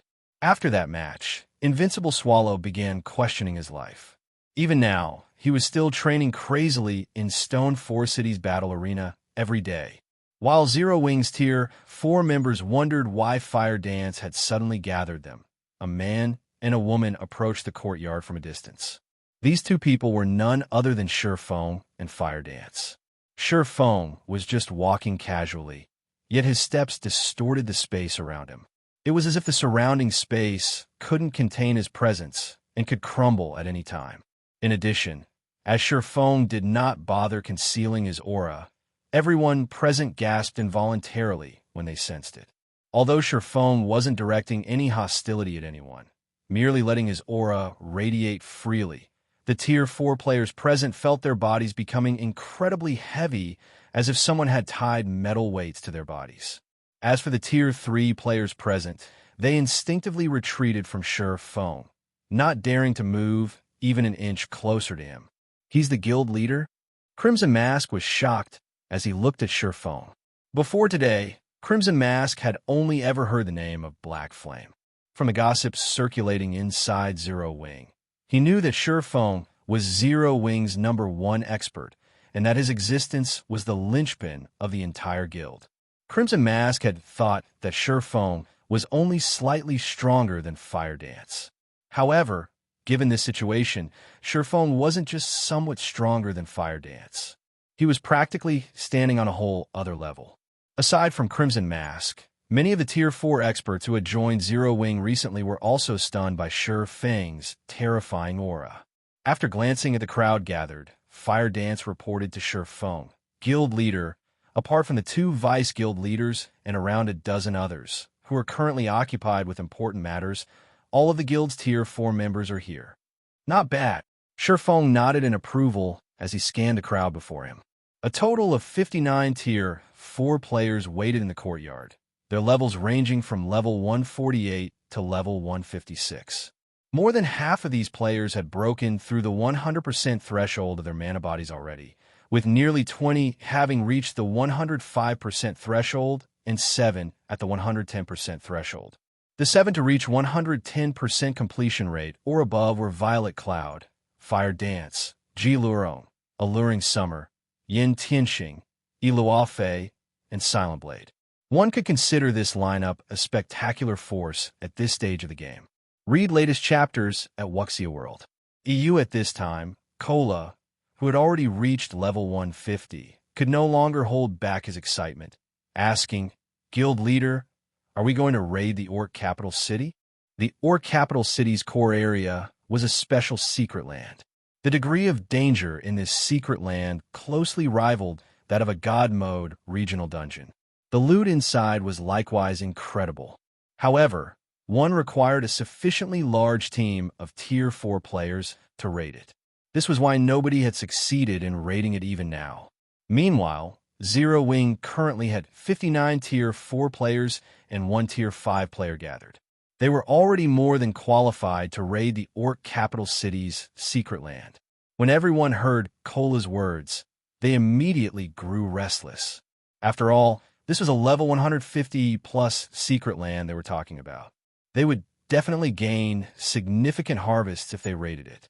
"No, I didn't gather you here for the Orc capital city, but for something else instead," Feng said, shaking his head. "Something else." Cola and the others grew confused. "That's right." Smiling, Feng explained.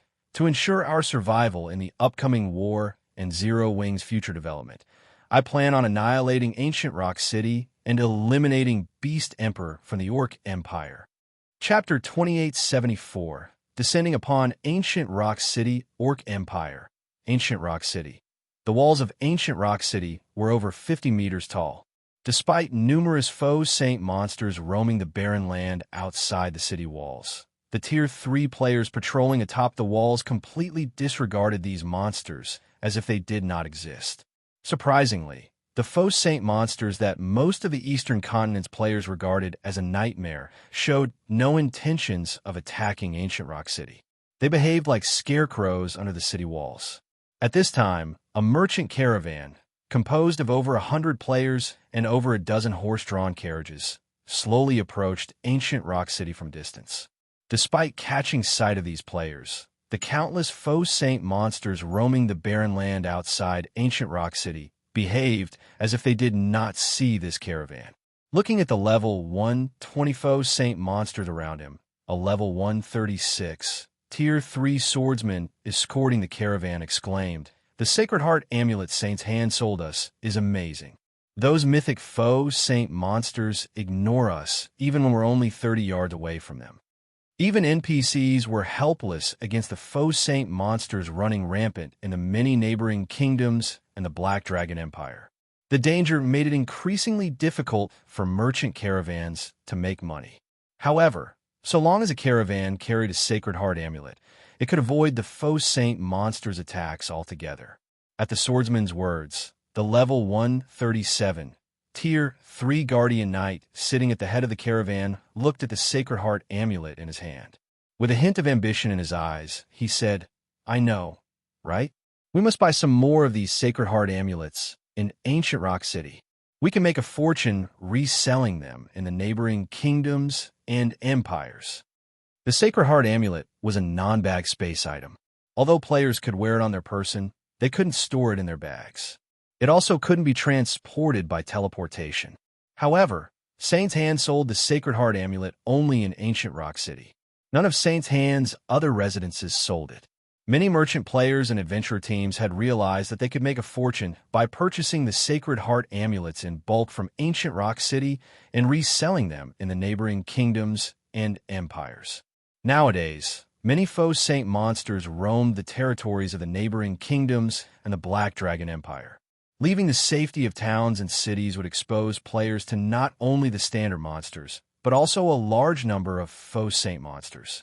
The Sacred Heart amulet could mitigate the danger. More importantly, the Sacred Heart amulet was a consumable, so it was always in high demand in the neighboring kingdoms and the Black Dragon Empire. Selling these amulets in these countries wouldn't be a problem. The main reason their Fighting Tiger adventurer team had invested a considerable fortune in hiring more than a dozen advanced carriages was to make an even bigger fortune off these amulets. At this time, a level 136, Tier 3 female ranger, standing atop the leading carriage, pointed at a distant silhouette and shouted, "Commander, we're almost at Ancient Rock City." "Okay, everyone, get yourselves ready, newbies especially. Ancient Rock City is different from other guild cities," the leading Guardian Knight shouted through the team chat. Although the city prohibits fighting, it is still a bona fide dark city. There are tons of dark players there, so make sure not to get marked by them. Otherwise, we'll be in a ton of trouble once we leave the city. At the Guardian Knight's words, the team's veterans promptly took out a magic scroll for the Tier 1 Mana Guard spell and used it on themselves.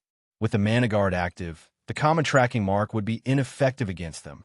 Upon seeing this, the newbies to Ancient Rock City also took out the magic scrolls they prepared and used the scrolls on themselves. As the caravan trundled increasingly closer to Ancient Rock City, the newbies couldn't help gasping in shock at their first sight of the towering stronghold. Ancient Rock City was undoubtedly the most spectacular guild city they had ever seen in their careers in God's domain. Not only did the city have walls over 50 meters tall guarding it, but it covered an area rivaling NPC main cities. Most importantly, two 30-meter-tall foe saint monsters flanked the city's entrance. The two monsters wore steel plate armor, and each carried two gigantic swords. If one inspected these two monsters with an identification skill, one would find that they were level 160 superior mythic ranked foe saint slayers. The aura of these two faux saint slayers sent involuntary shudders through all the players entering Ancient Rock City. Just by standing there, the two superior mythics made everyone feel as if their souls would get devoured. Besides the two faux saint slayers standing guard, more than 30 evil dark dragons wheeled in the sky above Ancient Rock City. These 50-meter-long evil dark dragons radiated auras close to rivaling the superior mythic-ranked faux saint slayers. When the Fighting Tiger Adventurer team arrived before the city gate, the members spotted a long line of players and NPCs waiting to enter the city. Many of these NPCs exuded dense bloodlust, which proved that they roamed the dark side of God's domain.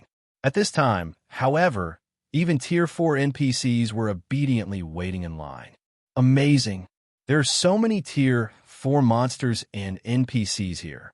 Even a kingdom's capital city isn't comparable to this place. The first-time visitors among Fighting Tiger exclaimed. Of course, Ancient Rock City is Saint's Hand's main headquarters. Moreover, the city has already become a mecca for the dark forces operating in the neighboring kingdoms and the Black Dragon Empire.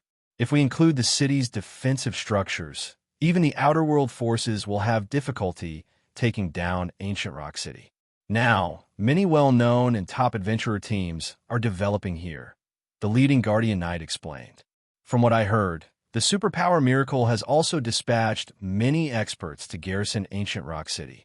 Ancient Rock City is the safest city in the Orc Empire. Nobody will dare target it. The Saint's Hand member conducting inspections nearby overheard the Guardian Knight's words and couldn't help putting on a prideful expression.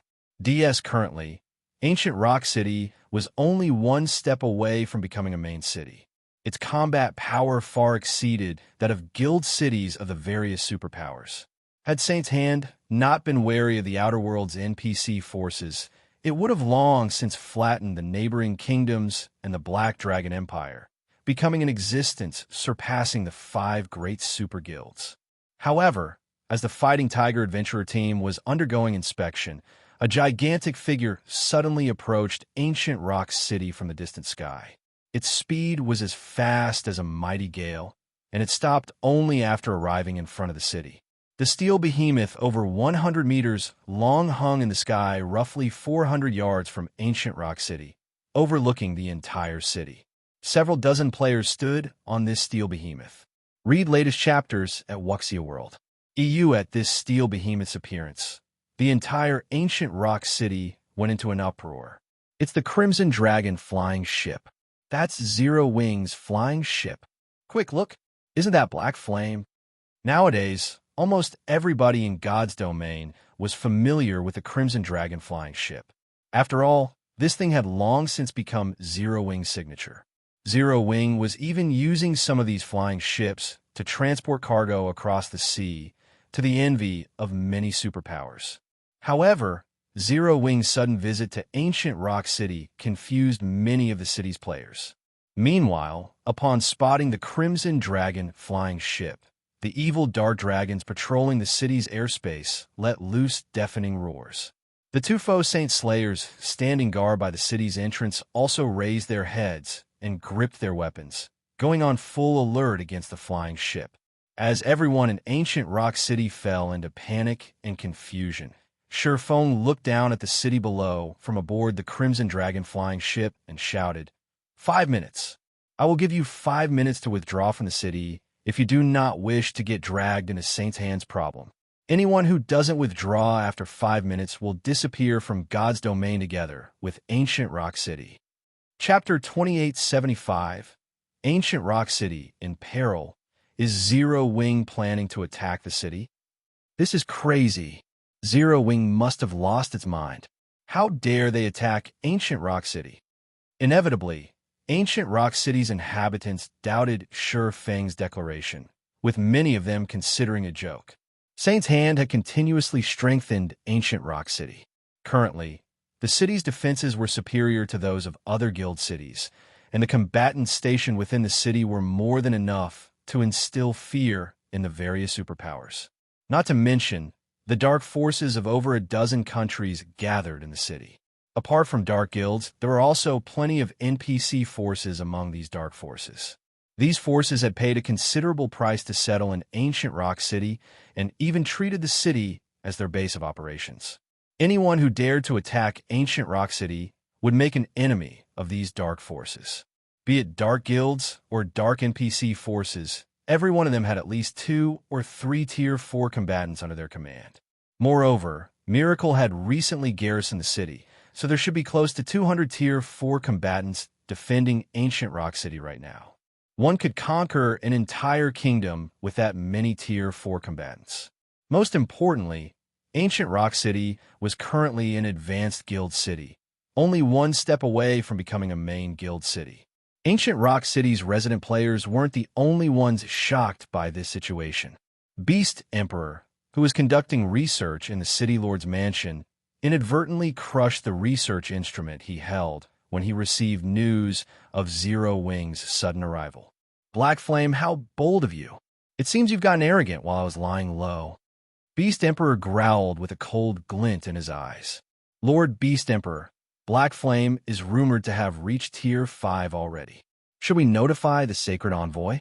The level 152, Tier 4 Berserker, who had made the report, asked. News of Feng's promotion to Tier 5 had long since reached the ears of God's domain's various powers. Meanwhile, a Tier 5 player was in existence. Even Saint's Hand had to be wary putting away the tools on his table. Beast Emperor glanced at Saint Hand's guild leader, Furious Fist, and smiled lightly. No need. Call for some people and come along with me. I want to see what exactly gives Black Flame the confidence to act arrogantly in my ancient Rock City. After saying so, Beast Emperor turned around and left. A robust man with black skin covered in flashing runes, who stood guard before the research room, silently trailed him. Yes, sir. Furious Fist hurriedly followed after the robust man. Less than 3 minutes after Feng's declaration, many players and adventurer teams, afraid of trouble, had already withdrawn from ancient Rock City. Only dark players and a few courageous normal players chose to remain. At the same time, players from the various dark adventurer teams and dark guilds also gathered at ancient Rock City's entrance, one after another, and watched the fleeing players. These cowards! Zero Wing sent only a few dozen players, yet these people are already running away. Zero Wing is famous, after all. It's normal for them to run away. Not to mention, Black Flame is also here. It'd be strange for them not to escape. These people are simply idiots. Zero Wing won its past battles only because of the powerful defenses of its cities. That's right. So what if Zero Wing managed to produce a Tier 5 player? We'll teach these guys what it means to offend us dark forces. The dark players revealed expressions of rage and excitement as they looked up at the Crimson Dragon flying ship. Zero Wing's reputation was through the roof right now. Moreover, Feng had gotten promoted to Tier 5. Hence, players were starting to consider Zero Wing God's domain's #1 guild. If a battle were to occur in the outside world, dark players like themselves would indeed be afraid of Feng. However, it was a different story if the battle took place inside ancient Rock City. With the city's magic array, they could still take him on with the many Tier 4 players they had. Not to mention, a large number of faux saint monsters protected ancient Rock City, including 2 superior mythic-ranked faux saint slayers. Even if they couldn't kill Feng, they could, at least, make the other members of Zero Wing suffer.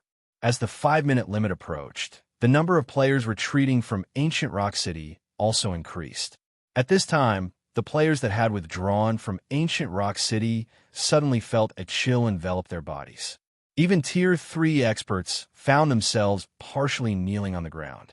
The next moment, a group of 40 players flew out from the City Lord's mansion.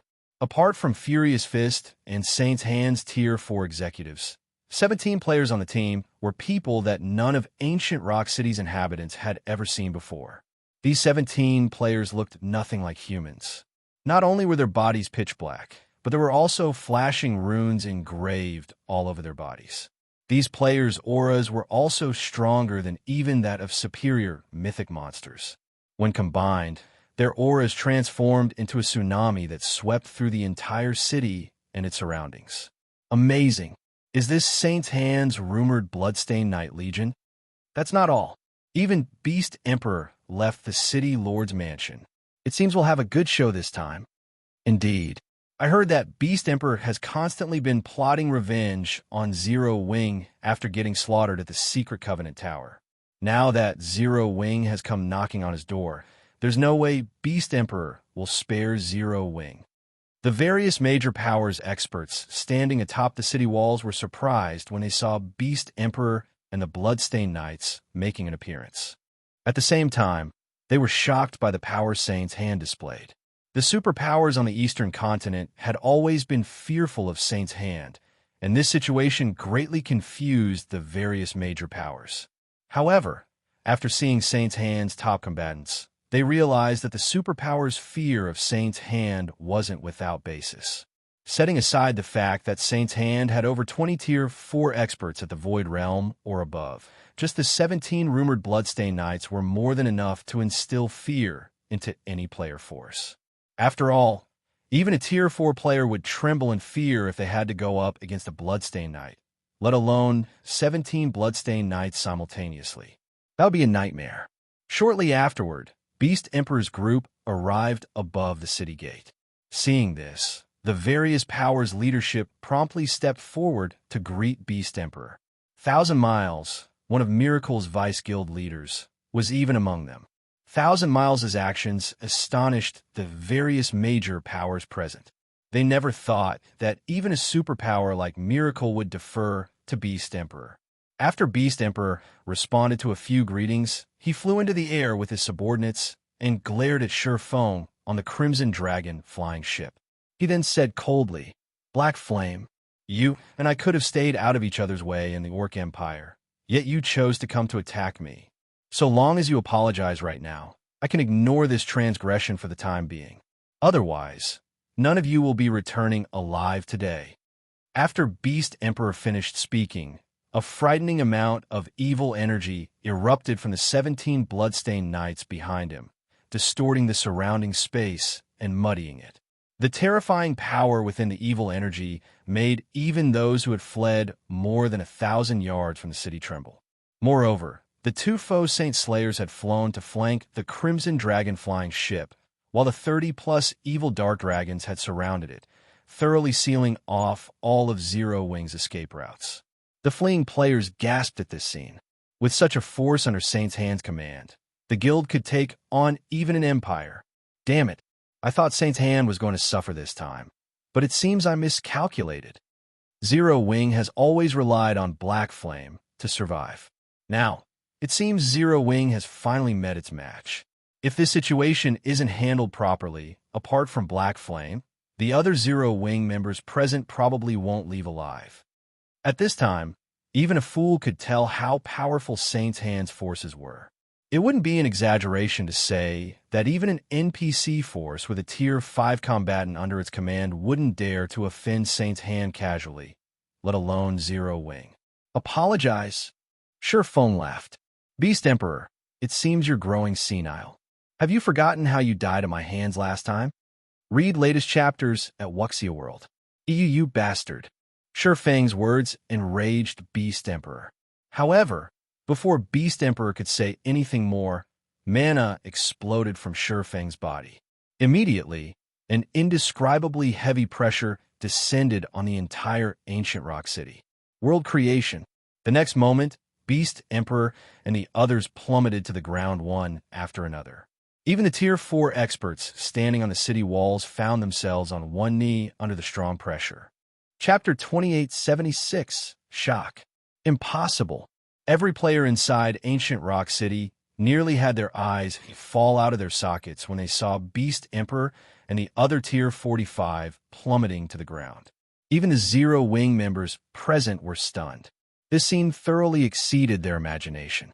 In the current God's Domain, Tier 4 players were already considered peak combatants and displayed a guild's foundation.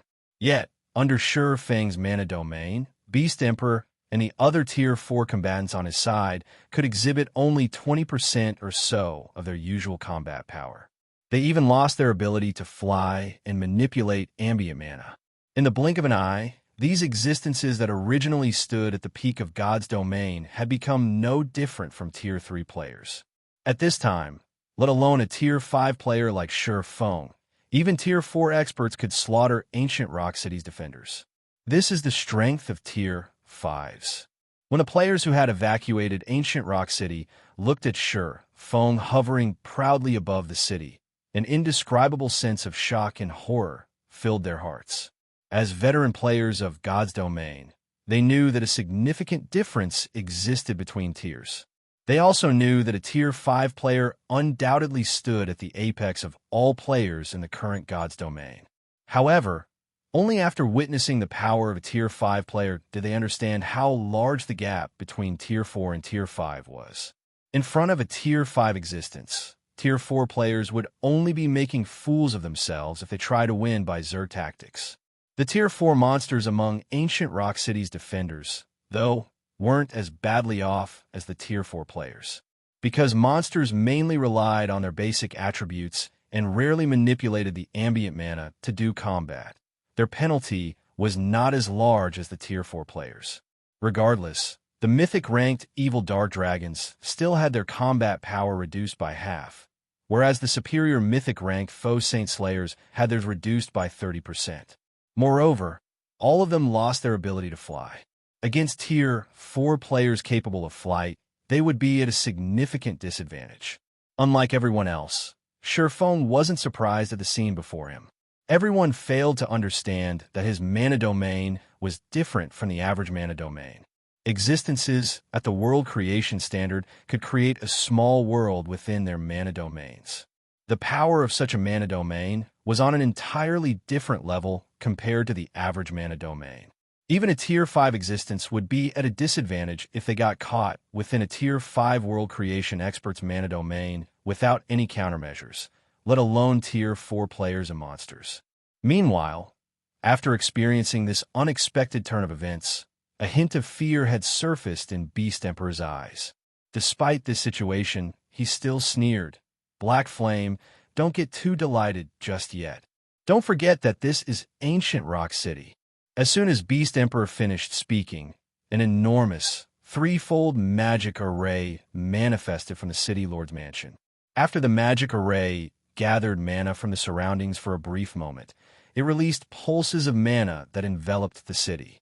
Immediately, the city defenders felt the heavy pressure on their bodies disappear.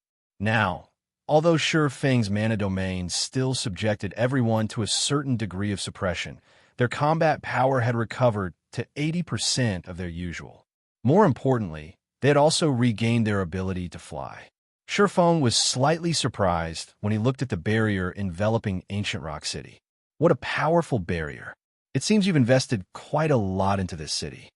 His mana domain could render even Master Magic barriers useless.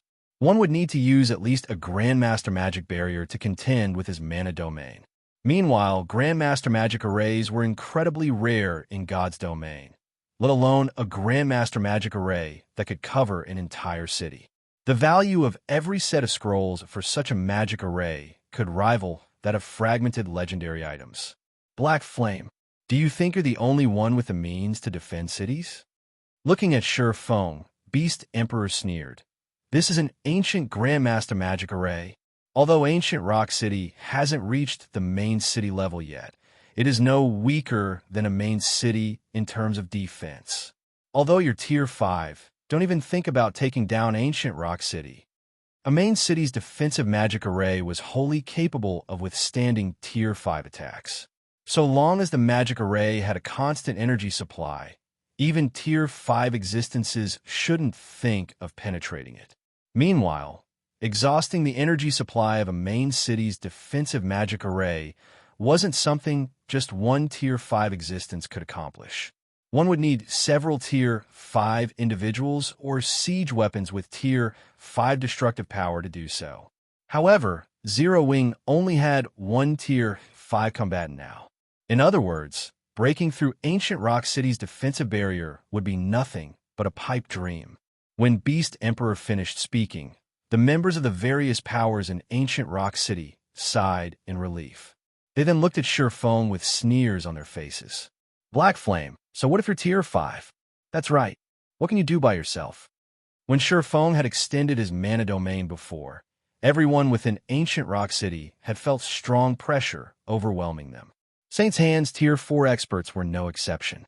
However, now that Ancient Rock City had deployed its defensive magic array, even a Tier 5 player like Feng would be helpless against them. Next, all they needed to do was fight a war of attrition, something they did not fear in the slightest. After all, Ancient Rock City had accumulated a massive stockpile of magic crystals from the sales of Sacred Heart amulets. Not to mention, the Outer World's NPC forces would soon begin the Second War against the Eastern Continent's native forces. And in this upcoming war, the Outer World forces would set Zero Wing as their primary target. Zero Wing couldn't afford a war of attrition with Ancient Rock City at all. The longer it fought, the worse off it would be in the upcoming war. Guild leader, let's attack the barrier together. I want to see how long it can last against our combined attacks. Fire Dance said, gnashing her teeth as she looked at Ancient Rock City's arrogant residents. That's right. If it spells with Tier 5 power, I can use a few as well. I refuse to believe we can't break this barrier. Zhao Yueru said, nodding in agreement with Fire Dance. For other Tier 4 players, exhibiting Tier 5 power would indeed be a challenging task. However, her Frostflame's Wrath was a top-tier fragmented legendary weapon. With it, the Fire and Ice-type Tier 4 spells she cast could exhibit Tier 5 power. No, that won't be necessary, Feng said, shaking his head. Zhao Yueru was a bona fide mobile turret.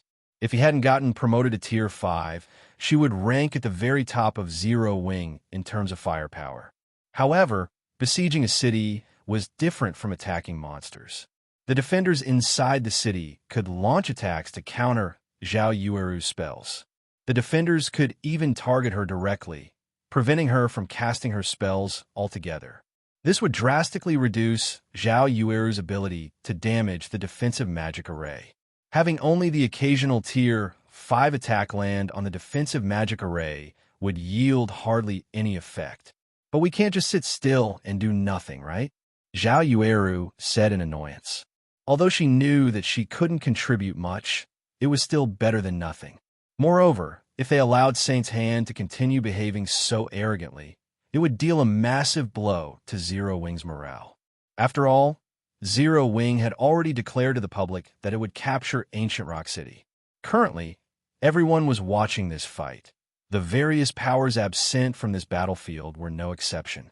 They were all observing every detail of the battlefield and tensely awaiting the outcome of this siege. If Zero Wing won, then the various superpowers would no longer dare entertain thoughts of resisting Zero Wing on the Eastern Continent. However, if Zero Wing returned foiled, many superpowers would begin having designs on Zero Wing. They might even ally with Saint's Hand to deal with Zero Wing. Of course not, Feng said, chuckling. I'm merely saying that you don't need to take action. All you need to do is watch. Just watch. Zhao Yueru looked at Feng in confusion. The guild city in front of them rivaled a main city. How could they possibly capture it just by looking at it? The other Zero Wing members present were also confused, failing to understand what was going through their guild leader's mind. However, Feng did not bother explaining himself. Instead, he flew to an altitude several hundred meters above Ancient Rock City and began chanting an incantation, his chanting causing the surrounding mana to swarm toward him. Upon seeing Feng's actions, Ancient Rock City's defenders laughed. Are you trying to use a Tier 5 large-scale destruction spell? Beast Emperor sneered as he looked at Feng. This is nothing but a futile struggle, let alone a Tier 5 sword saint like yourself. Even a Tier 5 Divine Mage can't do anything against Ancient Rock City's defensive magic array. Everyone prepare for battle. Target the flying ship. Beast Emperor ignored Feng's attack, as there was no way weakened Tier 4 attacks could do anything against Feng. However, it was a different story for the Crimson Dragon flying ship. The flying ship wouldn't last long before a barrage of Tier 4 attacks. It would fall quickly even if Zero Wing's Tier 4 experts defended it. The many Tier 4 magical classes atop the city walls promptly began casting their respective spells, while the other Tier 4 range classes launched attacks at the flying ship. The 30-plus evil dark dragons took to the skies and bombarded the flying ship. The Zero-Wing members aboard the Crimson Dragon flying ship felt an invisible pressure weighing down their bodies. Upon seeing the oncoming attacks, Fire Dance yelled hurriedly. Magical classes deployed defensive magic arrays. Even a Tier 5 legendary monster would suffer if it tried to take on the attacks of more than 100 Tier 4 individuals, let alone Tier 4 players like themselves. Moreover, the Crimson Dragon flying ship only had Tier 4 combat power. However, just as the two sides were about to clash, Feng finished his incantation's final verse. Suddenly, the sky darkened, and a spatial tear spanning over 1,000 yards appeared above Ancient Rock City. The spatial tear made it seem as if the sky was about to collapse, inevitably drawing everyone's attention. What is Black Flame trying to do? Read latest chapters at Wuxia World. EU questions filled everyone's mind as they gazed at the gigantic spatial tear. Simultaneously, everyone felt an inexplicable chill overwhelm their heart. They could sense something terrifying in the spatial tear, and this feeling made even their souls shudder with dread. Before anyone could say anything more, a gigantic claw the size of a 4-story building extended from the spatial tear. Subsequently, a titanic figure gradually emerged from the spatial tear, blotting out the sky completely. When everyone eventually discerned the identity of this figure, they were dumbfounded. A dragon. Chapter 2877, Divine Dragon's Might. A Tier 4 dragon. It's a real Tier 4 dragon. Any veteran of God's domain would have heard of the creatures known as dragons. Ancient Rock City's inhabitants, who were at Tier 3 on average, had an even better understanding of dragons. However, when everyone in Ancient Rock City saw the dragon in the sky, they finally understood how terrifying dragons were. The Tier 4 dragon that had just appeared above Ancient Rock City was around 500 meters long, its massive body blotting out the sun. Its aura covered a radius of several thousand yards, making every Tier 3 player in that area shudder involuntarily. Compared to the Tier 4 evil dark dragons protecting Ancient Rock City, this Tier 4 dragon was akin to a god. This is a fake. This must be a fake. How can a player summon a real Tier 4 dragon? The various powers experts standing atop the city walls revealed expressions of shock and horror. A Tier 4 dragon rivaled Tier 5 existences. Current Tier 4 players couldn't afford to provoke it. Likewise, it shouldn't be something players could control. Nevertheless, Feng had summoned a Tier 4 dragon. How could they believe this? This situation was even more unbelievable and shocking than Feng's promotion to Tier 5. After all, given enough time, a dragon would reach Tier 5 without fail. Meanwhile, a Tier 5 dragon was practically an invincible existence in God's domain. Everyone, don't panic. While a Tier 4 dragon is scary, Ancient Rock City's defensive magic array isn't weak either. Saint's Heart's guild leader, Furious Fist, shouted hurriedly when he saw the panicked defenders. It's just one more Tier 5 combatant. So long as we combine our strengths, Black Flame will still be helpless against us. Furious Fist's words calmed Ancient Rock City's experts somewhat. When they remembered how extraordinary the city's defensive magic array was, they felt that defending against Zero Wing's assault wouldn't be impossible. However, regardless of this battle's outcome, most likely nobody in God's domain would dare provoke Zero Wing anymore. Zero Wing would also officially become God's domain's #1 guild. After all, which player force in God's domain could contend against the combination of a Tier 5 player and a Tier 4 dragon? At this time, some of the dark guilds based in Ancient Rock City started regretting making an enemy of Zero Wing. While they might escape tragedy today, thanks to Ancient Rock City, what about the future? They couldn't possibly hide in Ancient Rock City forever, right? While the various dark guilds regretted their decisions, Thousand Miles' complexion turned indescribably ashen as he looked at the dragon in the sky. Noticing Thousand Miles' pallidness, Furious Fist asked, "Vice Guild Leader Miles, what's wrong? Is there a problem with that dragon?" No matter how many times Furious Fist inspected the dragon hovering in the sky with his ordinary identification skill, the results said this dragon was the real deal. Moreover, there was no doubt that the dragon was Tier 4, and it had reached level 165. However, he couldn't get any further information on the dragon without a higher-ranking identification skill. As a Vice Guild leader of Miracle, 1,000 Miles should have a high-ranking identification skill, so it wouldn't be strange if he managed to see some more information. A look of despair appeared on 1,000 Miles' face as he said, "That's not just a dragon. That's a divine dragon. A silver divine dragon." Divine dragon? Furious Fist was stunned. Glaring at 1,000 Miles, he demanded, "Brother Miles, you're not joking with me, right? If you are, this joke isn't funny at all." Divine dragons were kings among the dragon race. An ordinary dragon and a divine dragon were as different as an ordinary monster and an archaic species. The two were completely different creations. Turning to Furious Fist, 1,000 Miles smiled wryly and said, "I wish that were the case, but do you think I'm joking?" 1,000 Miles regretted using his high-ranking identification skill on the dragon. Had he not probed any further, he would have held some hope for victory in his heart. Now, though, no such hope existed. Meanwhile, when the players who had fled ancient Rock City gazed at the distant silver divine dragon, they were flabbergasted for a long time. Is this why Zero Wing was confident in attacking ancient Rock City? A divine dragon? I must be dreaming. That's right. This must be a dream. I just reached Tier 4. So how could Black Flame have reached Tier 5 and gained control over a divine dragon already? This is a dream. Many people began deluding themselves as they looked at the silver divine dragon, none of them willing to face reality. However, Beast Emperor, who stood atop the city gate, had no plans of giving up. Glaring at the divine dragon in the sky, he ranted with a maniacal expression, "Black Flame. So what if you have a divine dragon? My ancient Grandmaster Magic Array can stop it." The silver divine dragon in the sky suddenly opened its maw before Beast Emperor could continue.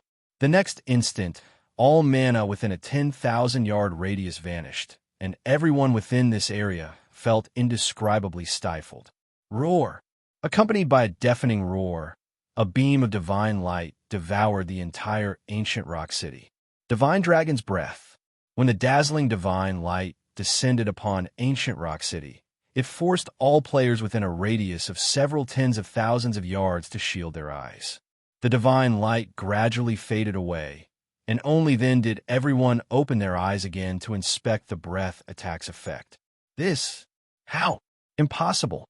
When the players standing several thousand yards from ancient Rock City saw the city again, they were utterly dumbfounded. The divine dragon's breath didn't just shatter ancient Rock City's defensive magic array. It had even vaporized the towering City Lord's mansion at the center of the city along with almost every player and building in the city. Taking their place was a massive crater that spanned the entire city. Only the Tier 4 experts on the city walls who managed to activate their life-saving skills in time, and the Tufo Saint Slayers had survived the attack. Everything inside ancient Rock City's perimeter wall had been reduced to a wasteland. No, this isn't possible.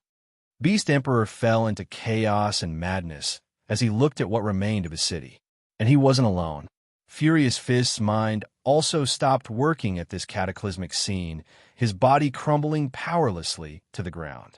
BCR/B, all of the investments we've made, all of the forces we've gathered, gone. As if they were nothing but a joke. 1,000 Miles, who had also survived the ordeal, was rendered speechless for a long time. One attack. It had taken just one attack for ancient Rock City, a city rivaling main cities, to disappear. Who could believe this? Zero Wing's members aboard the Crimson Dragon flying ship were similarly stunned by this scene. This was especially true for Ji Lurong and Crimson Mask, who had been active on the Western continent until recently. An indescribable sense of shock filled the two. The Western continent had legends describing the dragon's devastating power and how a single breath attack could destroy entire cities. There were also stories of kingdoms meeting their end because they had angered a dragon. Previously, Ji Lurong and Crimson Mask treated these stories as mere folklore. Now, they finally understood that those stories weren't just legends to embellish God's domain, but facts. In reality, even Feng was shocked by this outcome. This is the power of a divine dragon. When Feng saw the ruin before him and Auerbach's nonchalant demeanor, he was momentarily at a loss for words. Feng had seen Tier 6 God-ranked experts single-handedly destroy cities in the past. However, compared to the power displayed by those Tier 6 God-ranked experts, Auerbach's performance gave Feng a much greater shock. This was because Auerbach was only at Tier 4. Read latest chapters at Wuxia World. EU originally, Feng thought that Auerbach's breath attack would, at most, deplete a significant portion of the defensive magic array's energy. Yet, the entire city had disappeared. He couldn't help looking at the crazed Beast Emperor apologetically.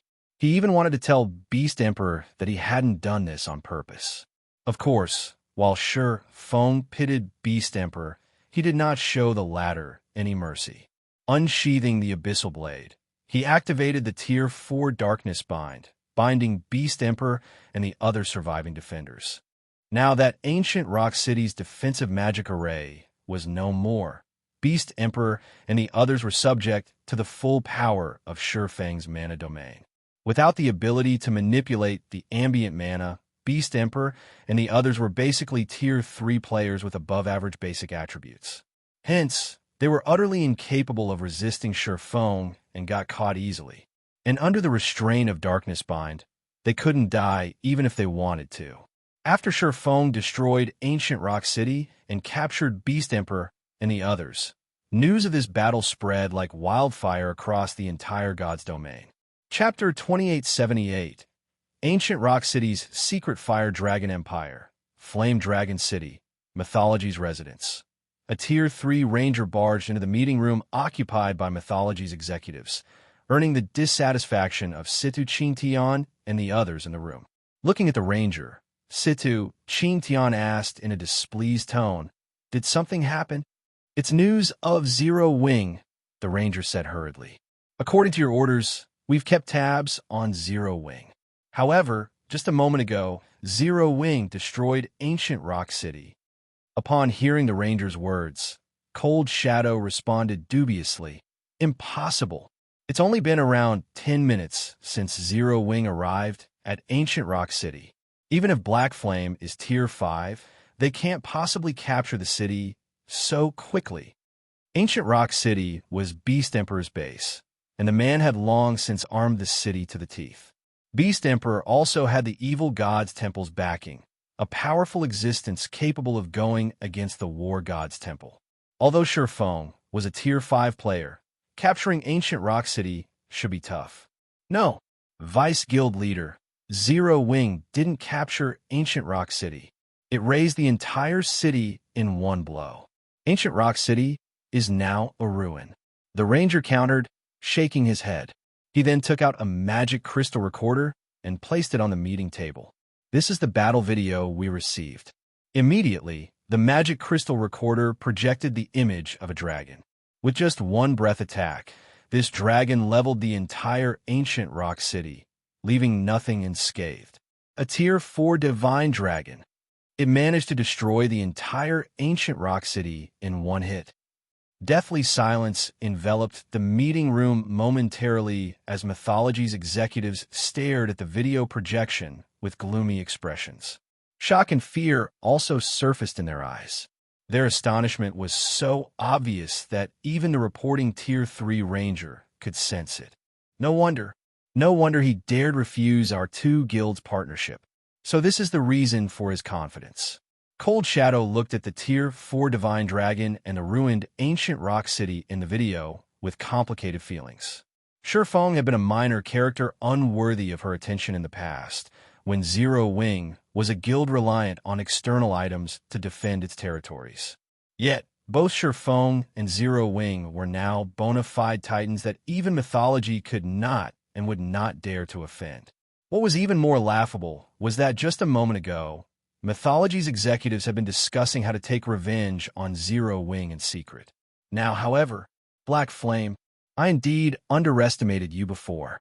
Situ Qingtian's gaze grew cold as he looked at the video projection. Repressing the reluctance in his heart, he uttered slowly, "Temporarily halt all retaliation against Zero Wing we discussed before." Practically every superpower in God's domain had heard about Feng killing Situ Qingtian in Zero Wing City. As a result, Situ Qingtian's reputation had taken a nosedive. Although Situ Qingtian yearned to take revenge on Zero Wing, he knew full well that doing so right now would be no different from suicide. With the combined strength of a Tier 5 player and such a frightening divine dragon, Zero Wing could destroy every guild city in God's domain. Damn it, are we going to let Zero Wing go just like that? A mythology executive complained in a hate-filled voice. Situ Qingtian shook his head. Looking at Feng's projected image, he sneered, "Of course not. There's only one thing we need to do now, and that is wait. We wait until the start of the Second War.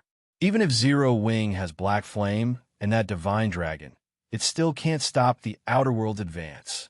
Also, start searching ancient ruins for clues to the Tier 5 promotion. Spare no cost at all. We must have our own Tier 5. Although Situ Qingtian did not wish to admit it, the era of Tier 4 was already over. Tier 5 players would rule the future. If mythology did not have its own Tier 5 player, its position as one of the 5 great super guilds would be in danger.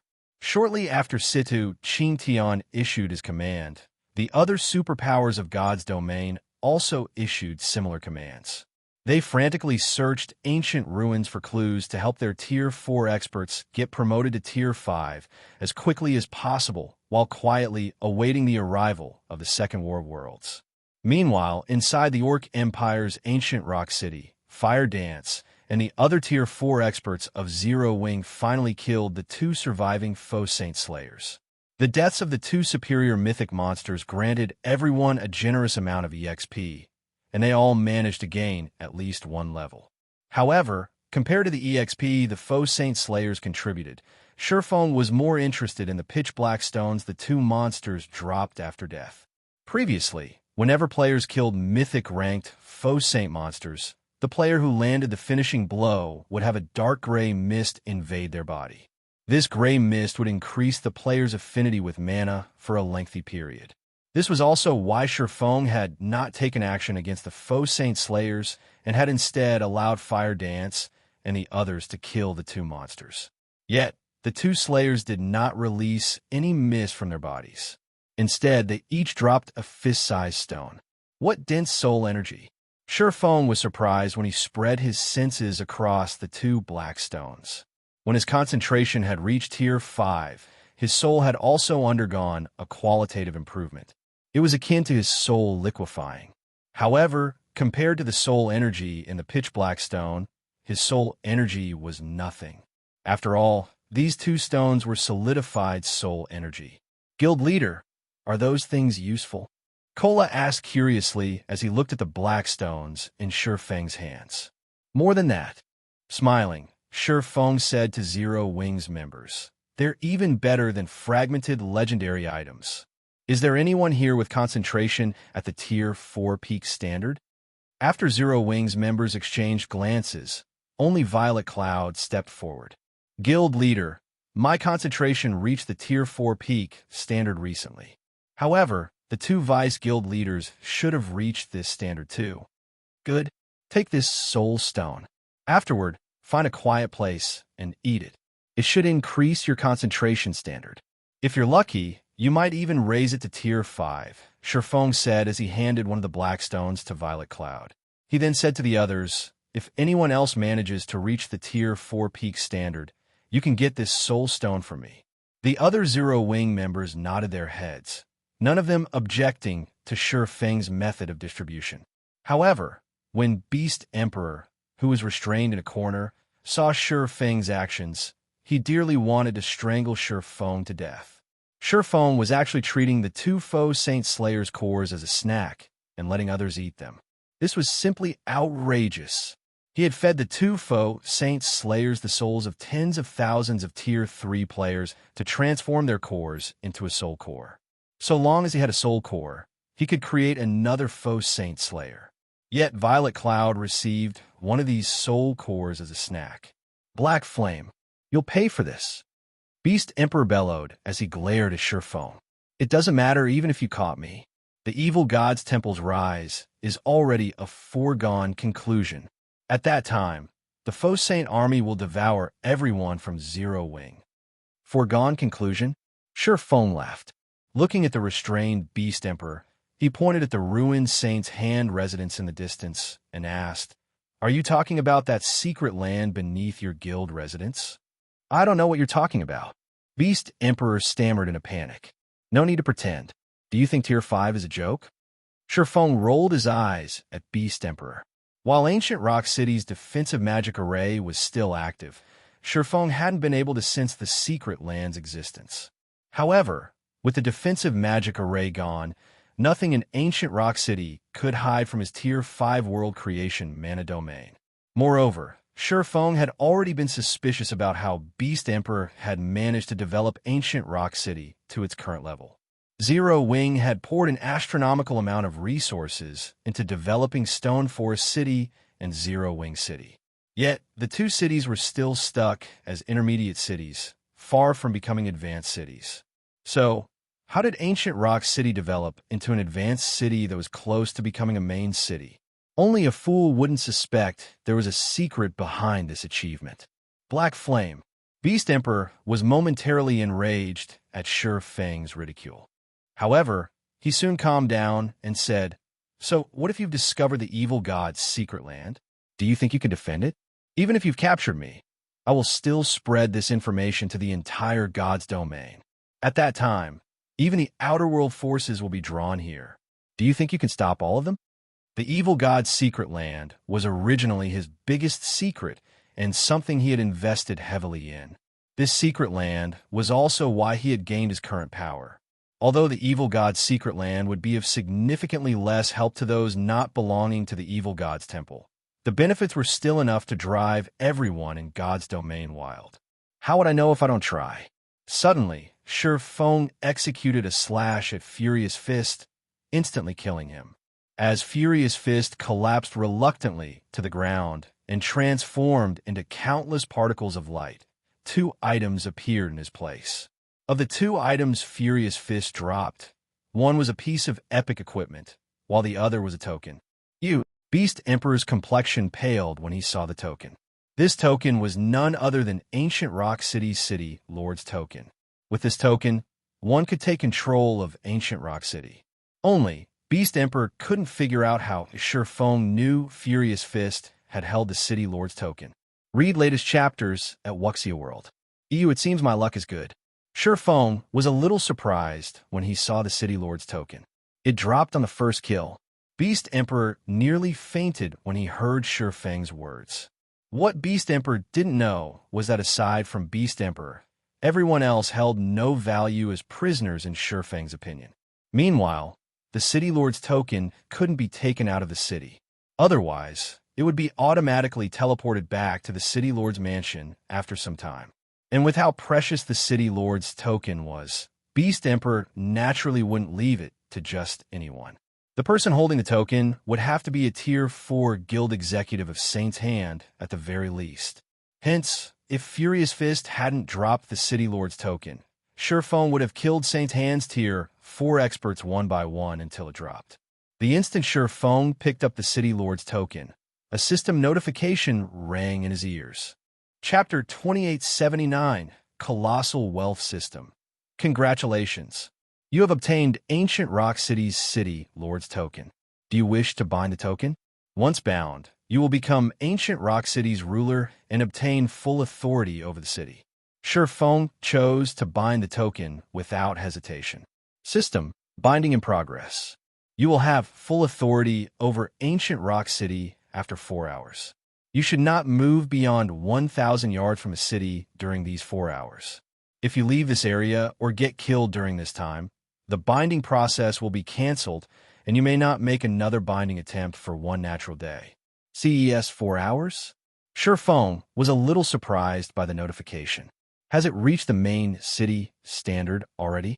When one tried to bind the City Lord's token of a guild city, the binding time would depend on the city's rank. Main city-level guild cities normally took 4 to 6 hours to bind. Guild leader, did something happen? Fire Dance asked when she saw Feng's strange expression. It's nothing. I just didn't expect Ancient Rock City to be this special, Feng said, glancing at the raging Beast Emperor. Smiling, he continued, since we have to wait for 4 hours, let's pay that evil god's secret land a visit. Black Flame, don't get too delighted just yet. It's useless even if you've obtained Ancient Rock City. That secret land isn't a place you can touch. Without my means of entering, you can't obtain anything inside that secret land. Beast Emperor sneered. I'll spread the secret land's entry methods to all your enemies, and even those outer world people. At that time, you can only watch as they take all of the secret land's treasures right before your eyes. Zero Wing could indeed better defend itself after acquiring Ancient Rock City. However, Beast Emperor also knew very well that the Outer World forces had already deemed Zero Wing an eyesore. Once the Outer World's army arrived, neither Starmoon Kingdom nor the Orc Empire would survive. At that time, the Outer World forces would snatch the evil god's secret land from Feng, and Feng would be helpless to resist them. However, Feng ignored Beast Emperor and led Zero Wing's members to Saint's Hand's residence. Although Ancient Rock City was now in ruins and Saint's Hand's residence had been leveled, the guild warehouse was situated on the first underground floor, so Saint's Hand's guild warehouse remained intact. After Feng's group took care of the one Tier 4 NPC and several Tier 3 NPCs guarding the warehouse, they gained full access to it. Everyone from Zero Wing salivated when they stepped into Saint Hand's guild warehouse. The warehouse, which was the size of 2 sports stadiums, was packed with all sorts of items. Gold coins covered the floor, and magic crystals formed numerous mounds. At a glance, they estimated it held at least 3 million gold coins and 4 million magic crystals. This stockpile of magic crystals was only slightly inferior to Zero Wing's. We're rich. Guild leader, we're rich. Fire Dance exclaimed in excitement as she looked around the warehouse.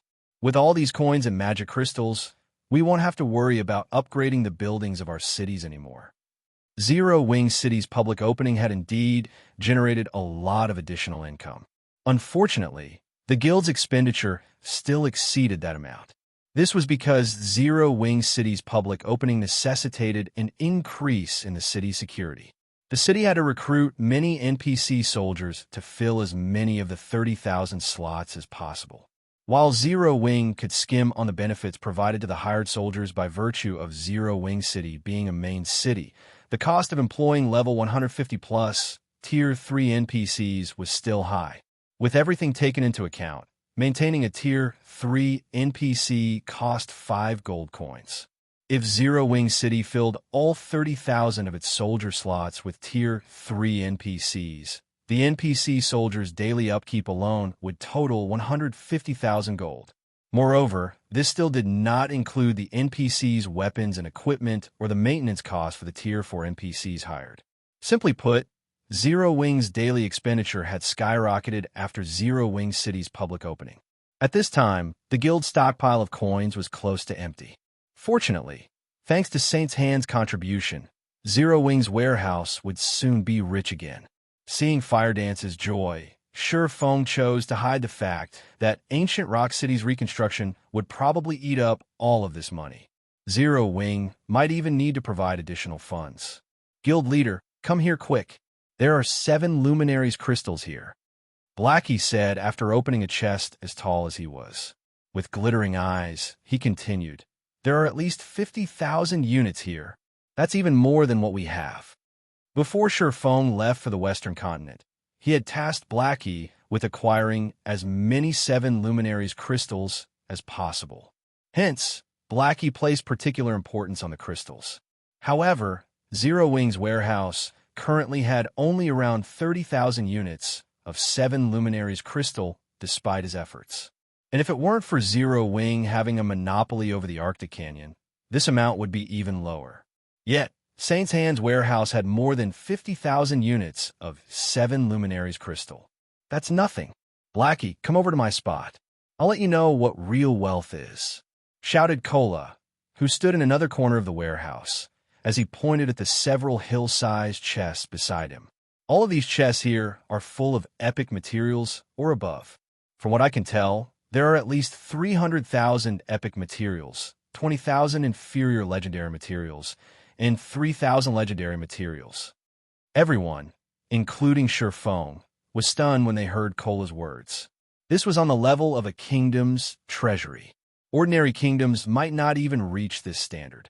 Only high-ranking kingdoms would have so many rare materials. However, upon hearing Cola's words, Beast Emperor, who had been dragged along to the warehouse, turned livid, his eyes becoming bloodshot. He had accumulated these materials by ransacking multiple kingdoms with the Faux Saint army and destroying numerous NPC cities. Yet, all his efforts had ended up benefiting Zero Wing. Afterward, Feng tasked Blackie with sweeping through the warehouse and transporting everything back to the guild warehouse in Zero Wing City. He then brought Fire Dance and the others to a secret room on the second underground floor. Read latest chapters at Wuxia World. The secret room was only the size of a basketball court, with a pitch-black door in the middle of it. Upon entering the room, Fire Dance and the others felt an incomparably powerful pressure enveloping their bodies. Fire Dance had unlocked her mana body beyond the 110% completion rate already, yet even she had difficulty walking inside the secret room.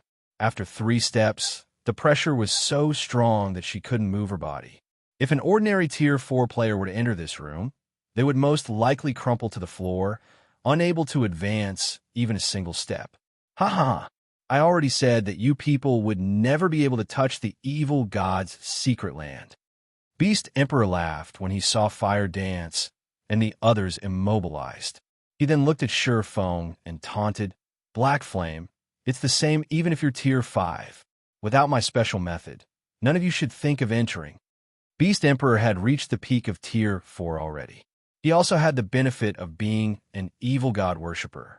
Nevertheless, he still struggled to enter the evil god's secret land.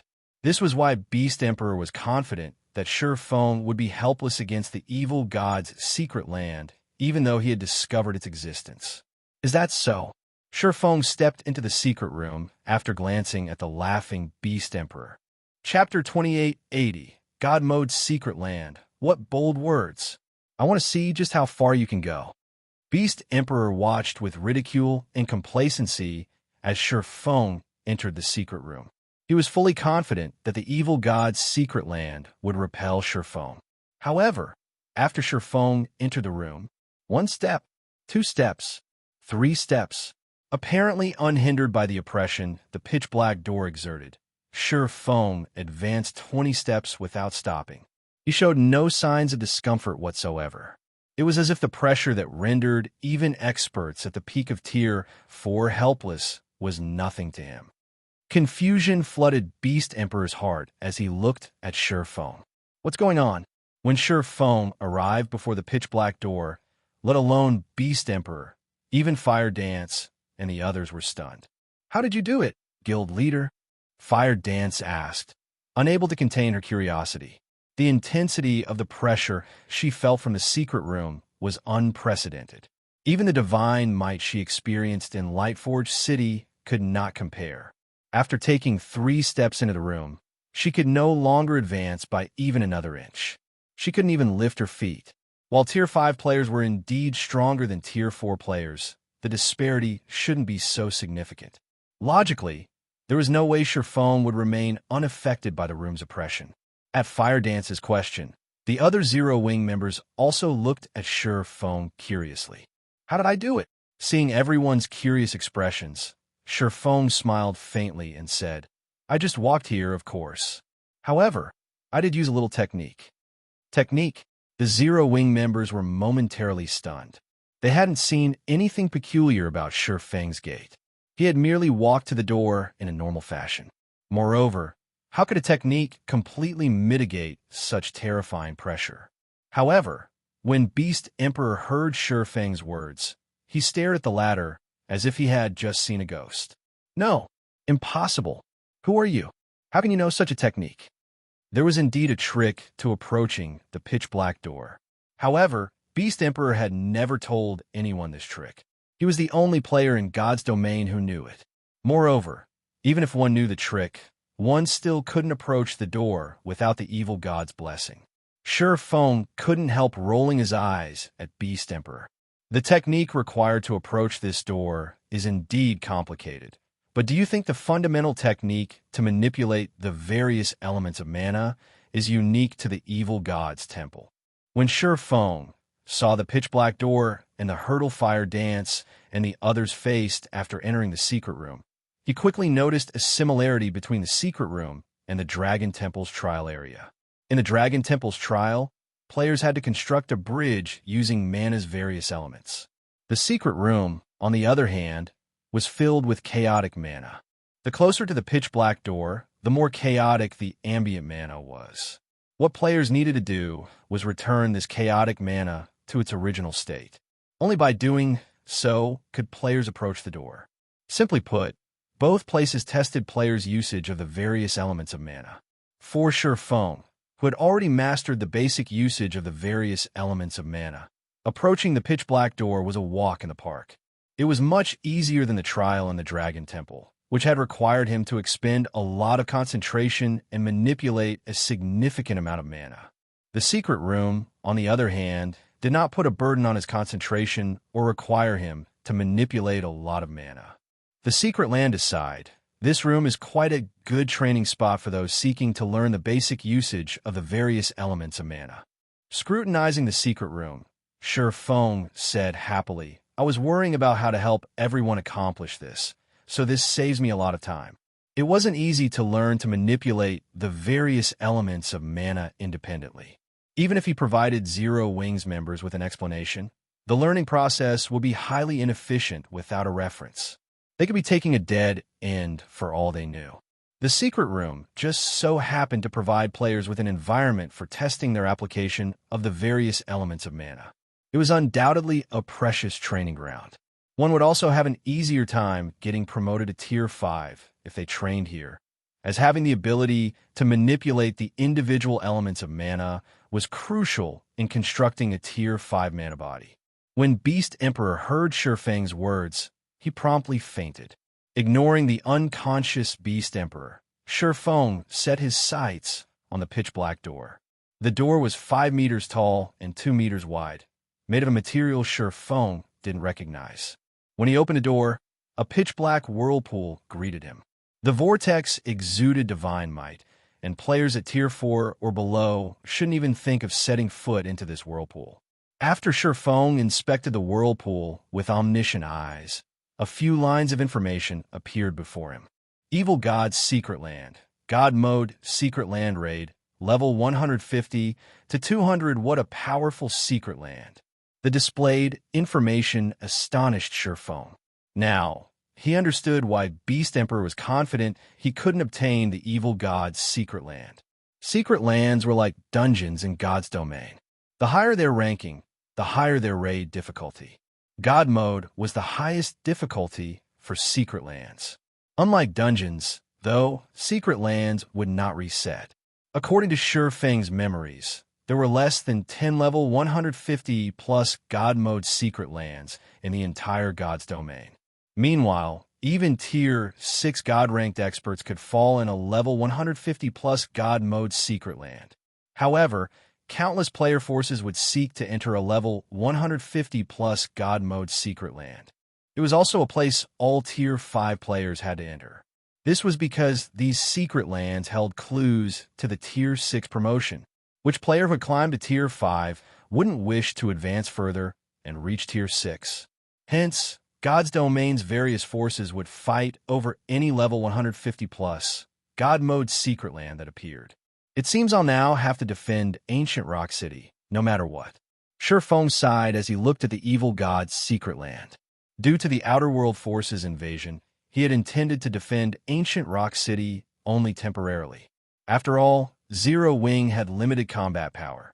In its current state, just defending the guild cities it already had from the Outer World's player and NPC forces would be difficult. Adding Ancient Rock City to the list would only make things even more difficult for the guild. However, the evil god's secret land was extraordinary. Feng might have ignored it if it were only an Azura mode secret land, but a level 150 plus God mode secret land was something he had to protect at all costs. After all, finding another secret land of such caliber wouldn't be easy, even for him. The entrances of level 150 plus God mode secret lands typically appeared at random locations and existed for only a set period. Thus, none of the superpowers in his previous life had ever managed to occupy a level 150 plus God mode secret land. On the other hand, the entrance to the evil god's secret land in ancient Rock City was fixed. This increased the entrance's value drastically. Moreover, this evil god's secret land might very well hold the key to Feng's promotion to Tier 6. Read latest chapters at Wuxia World. EU following this, Zero Wing's logistics members began ransacking Saint's Hand's warehouse, while Feng taught Fire Dance and the others the fundamental technique to manipulate mana's various elements. Like so, 4 hours went by in the blink of an eye, and Feng received a notification. System, congratulations. You have become Ancient Rock City's ruler. Do you wish to reconstruct Ancient Rock City? Reconstruct, Feng said in a determined tone. System, a God mode secret land has been discovered. Do you wish to integrate the secret land with Ancient Rock City? Chapter 2881. Integration Integrate. Feng grew confused as he read the system notification. This was the first time he had heard of a secret land being integrated with a guild city. He had seen many player forces constructing guild cities on top of precious secret lands in the past. However, even as these guild cities developed, they never received any opportunity to merge with these secret lands directly. For a moment, Feng hesitated. The evil god's secret land was a level 150 plus God mode secret land. If he recklessly merged it with Ancient Rock City and the secret land disappeared, he would suffer a huge loss. However, before Feng could ponder things further, he received another system notification. System, it is detected that you have 3 million magic crystals and 5,007 luminaries crystals on your person. You have fulfilled the conditions to reconstruct Ancient Rock City with the evil god's secret land as the core. Do you wish to integrate the secret land and upgrade the city? Agree. Feng agreed without hesitation when he heard the contents of the notification. There were several holy cities in God's domain, and one of these holy cities had a God mode secret land as its core. The War God's Temple had also established its main headquarters in this holy city. Sanctuary. This sacred place was also why all Tier 5 experts sought to visit the top of the world. Sanctuary was the sole ancient city in God's domain that players had verified to hold clues to the Tier 6 promotion. The city was so old that nobody could ascertain its age in this modern day. Rumor had it that any Tier 4 player that entered Sanctuary had a 100% chance of getting promoted to Tier 5. However, what made Sanctuary amazing wasn't the knowledge it stored. Instead, the Holy City held complete control over a level 150 plus God mode secret land. Players that gained sufficient authority in the city, even Tier 3 players, could enter the secret land. It was different from the God mode secret lands found in the outside world, where the minimum entry requirement was Tier 4 because of the suppression of divine might. Although great dangers existed in a God mode secret land, they weren't everywhere. Moreover, the environment inside level 150 plus God mode secret lands was different from the outside world, resembling that of ancient times, the era abounding with gods. Hence, entering a God mode secret land was an excellent opportunity even for low-tier players. Now that Ancient Rock City could become another sanctuary, how could Feng possibly turn down this opportunity? After Feng voiced his approval, some of the magic crystals and 7 luminaries crystals he had acquired from Saint's Hand's warehouse vanished from his bag space. Simultaneously, Ancient Rock City shook briefly. Ancient Rock City Region System Announcement. Ancient Rock City will commence with an upgrade. All players within Ancient Rock City will be teleported out of the city in 10 minutes. Players within the city are advised to make the necessary preparations. The system announcement echoed 3 times throughout the region. Subsequently, Feng received a personal system notification. System: Ancient Rock City's upgrade is estimated to take 1 natural day. As you hold Ancient Rock City's City Lord's token, you may not move more than 3,000 yards away from the city. You can also choose to log off and rest. Why is it so long? Feng was rendered speechless by the notification. A guild city's upgrade would typically take only several hours. Nevertheless, Ancient Rock City needed 1 day for its advancement. By the time the city was ready, Beast Emperor would have long since spread the evil god's secret lands information to all of God's domain. And worse, Ancient Rock City would be at its weakest after the reconstruction and upgrade process. Before the system's first major update, guild cities got a grace period whenever they underwent an upgrade. Now, guild cities no longer receive that benefit. Players had to defend their cities on their own. If the Outer World forces were determined, Ancient Rock City might be greeted with a battle as soon as its reconstruction ended. At this time, Fire Dance looked towards Feng and asked, "Guild leader, we've emptied Saint's Hand's warehouse already. Should we retreat now?" "No. Bring Beast Emperor and the other captives back to Silverwing City first," Feng replied, shaking his head. "Also, have Liang Jing gather the necessary manpower in Silverwing City ahead of time. As soon as Ancient Rock City opens, have them garrison the city immediately." "Yes, sir." Upon hearing Feng's words, Fire Dance understood that trouble would accompany Ancient Rock City's promotion. There might even be a big battle awaiting the city. She immediately set out to execute his orders. After Fire Dance left Ancient Rock City, Feng chose to log off and rest. He had been busy with various tasks previously, so he hadn't had a chance to take a break from the game. Now that the system had prohibited him from leaving Ancient Rock City's vicinity, he could use this opportunity to rest up. Yuantian City's upper zone, 6th Southern District. The Fearless cabin's hatch opened slowly, and Feng climbed out of the gaming cabin. The instant Feng exited the cabin, dizziness assaulted him. He very nearly fell back into the cabin. What's going on? As the world spun before him, Feng felt an indescribable hunger. Confused, he wondered, are my mind and body failing to adapt because I spent too much time in the Dragon Temple? However, Feng dared not ponder on this matter for too long, because he knew there was only one thing he needed to do right now: eat. He had experienced this hunger once before, so he knew that his anemic symptoms resulted from his body lacking energy. Fortunately, Feng had prepared for such situations. After Zero Wing partnered with the Boulder Corporation, the latter had given Zero Wing 30 bottles of life potion. Feng had distributed most of them to Zero Wing's executives, but kept 5 for himself as a precaution. This situation was precisely when he needed to use those life potions. Feng emptied 2 bottles of life potion in the blink of an eye. However, although the anemic symptoms he suffered eased, his mind and body still lacked energy. Only after downing the 5th bottle did Feng feel himself reviving. "Thank goodness I prepared 5 bottles. I wouldn't have recovered from this predicament with only 4. Feng couldn't help sighing deeply as he looked at the empty bottles in front of him. These 5 bottles of life potion should have lasted him 2 months. Now he had finished all 5 in one fell swoop. If Mushin and Kurue found out about this, they would have a heart attack. After all, this was half a year's worth of provisions for them. However, while Feng felt heartache over the consumption, he also felt completely reinvigorated. His physical fitness, mental strength, perception, and physical aspects had undergone tremendous growth. Now, even with both eyes closed, he could still perceive the outline of his room. He could even sense the life force of those in the entire building block if he concentrated.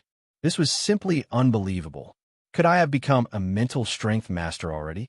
This thought occurred to Feng when he detected the life force of others in the building. He couldn't think of any other explanation for this change.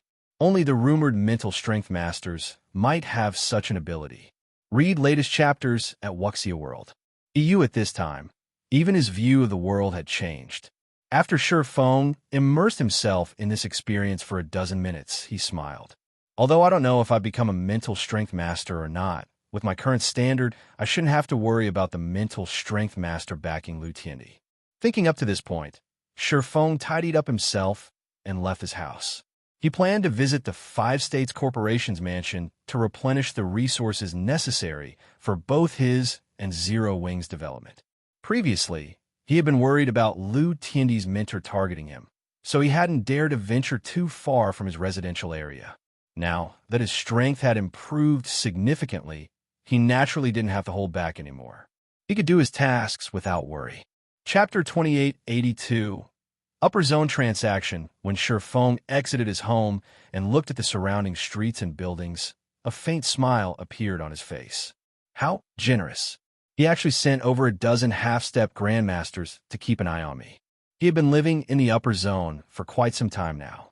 After getting more information from Mushin, he more or less understood the general situation in the Upper Zone. While master-level experts could be found everywhere, experts at the half-step grandmaster level were even in the Upper Zone. They were the mainstays of the various Upper Zone organizations. Normally, only the direct successors of a corporation would qualify to have an expert of such caliber accompany them. Typically, only a first-rate corporation operating in the Upper Zone would have more than a dozen half-step grandmasters under its command. However, Feng did not pay much attention to the experts trailing him, behaving as if he never noticed them. He made his way toward the mansion area with a smile. Butler E., that kid clearly noticed us, yet he doesn't seem to care about us for some reason, a black-clad, middle-aged man standing on the rooftop of an apartment said as he looked at Feng's departing back. He then turned to Ikue, who stood beside him, and asked, "Does he have some kind of backing?" The Infinity Master Fu Jiuzhong had been thoroughly enraged when he learned of his student Wang Xuanming's expulsion from the Upper Zone. Afterward, he had requested the elders of the several families in his debt to keep an eye on Feng. And if the opportunity presented itself, they were to get rid of Feng. Naturally, the elders of the requested families were more than willing to sell Fu Jiuzhong this favor. After all, according to their investigations, Feng had no background. He had managed to get into the Upper Zone only because of the Boulder Corporation's Hong Xingyuan. The only noteworthy thing about him was some achievements in God's domain. In response to the black-clad man's question, Ikue shook his head and said, "From what I know, apart from the Boulder Corporation, his only other connection in the Upper Zone is General Manager Xia. However, her interest in him hasn't reached a level where she is willing to make an enemy of us for his sake. He might be ignoring us now because of the strength and security around him. If that's the case, this kid's days are numbered," the middle-aged man said as he looked coldly at Feng's distant figure. In a duel between two grandmasters, it would indeed be difficult to decide the match's outcome within a short time. However, their side had 6 half-step Honglian grandmasters and 8 grandmasters. 3 of the 8 grandmasters were even bona fide Honglian grandmasters. If they worked together, even an expert like Wang Xianming would fall quickly and have no opportunity to escape. In that case, I'll leave the rest to you all, Elder Qi. I will wait here for your good news," Ikue said respectfully to the black-clad, middle-aged man. Elder Qi was the elder of a first-rate corporation. Although he could no longer improve due to his old age, he was still a Honglian grandmaster. His strength even surpassed Wang Xuanming slightly. If not for Fu Jiuzhong, Elder Qi wouldn't have paid any attention to the Starline Corporation whatsoever. "No problem. Leave it to us. Once we get an opportunity, we'll cripple him," Elder Qi said as he stroked his beard.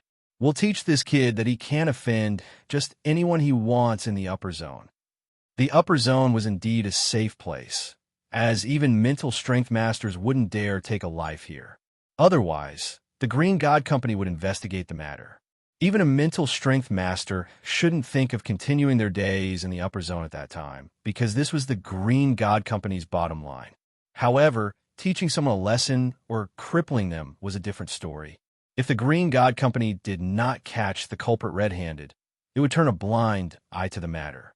After all, so long as a person was alive, the Green God Company could let them make a full recovery within a short time with their technology.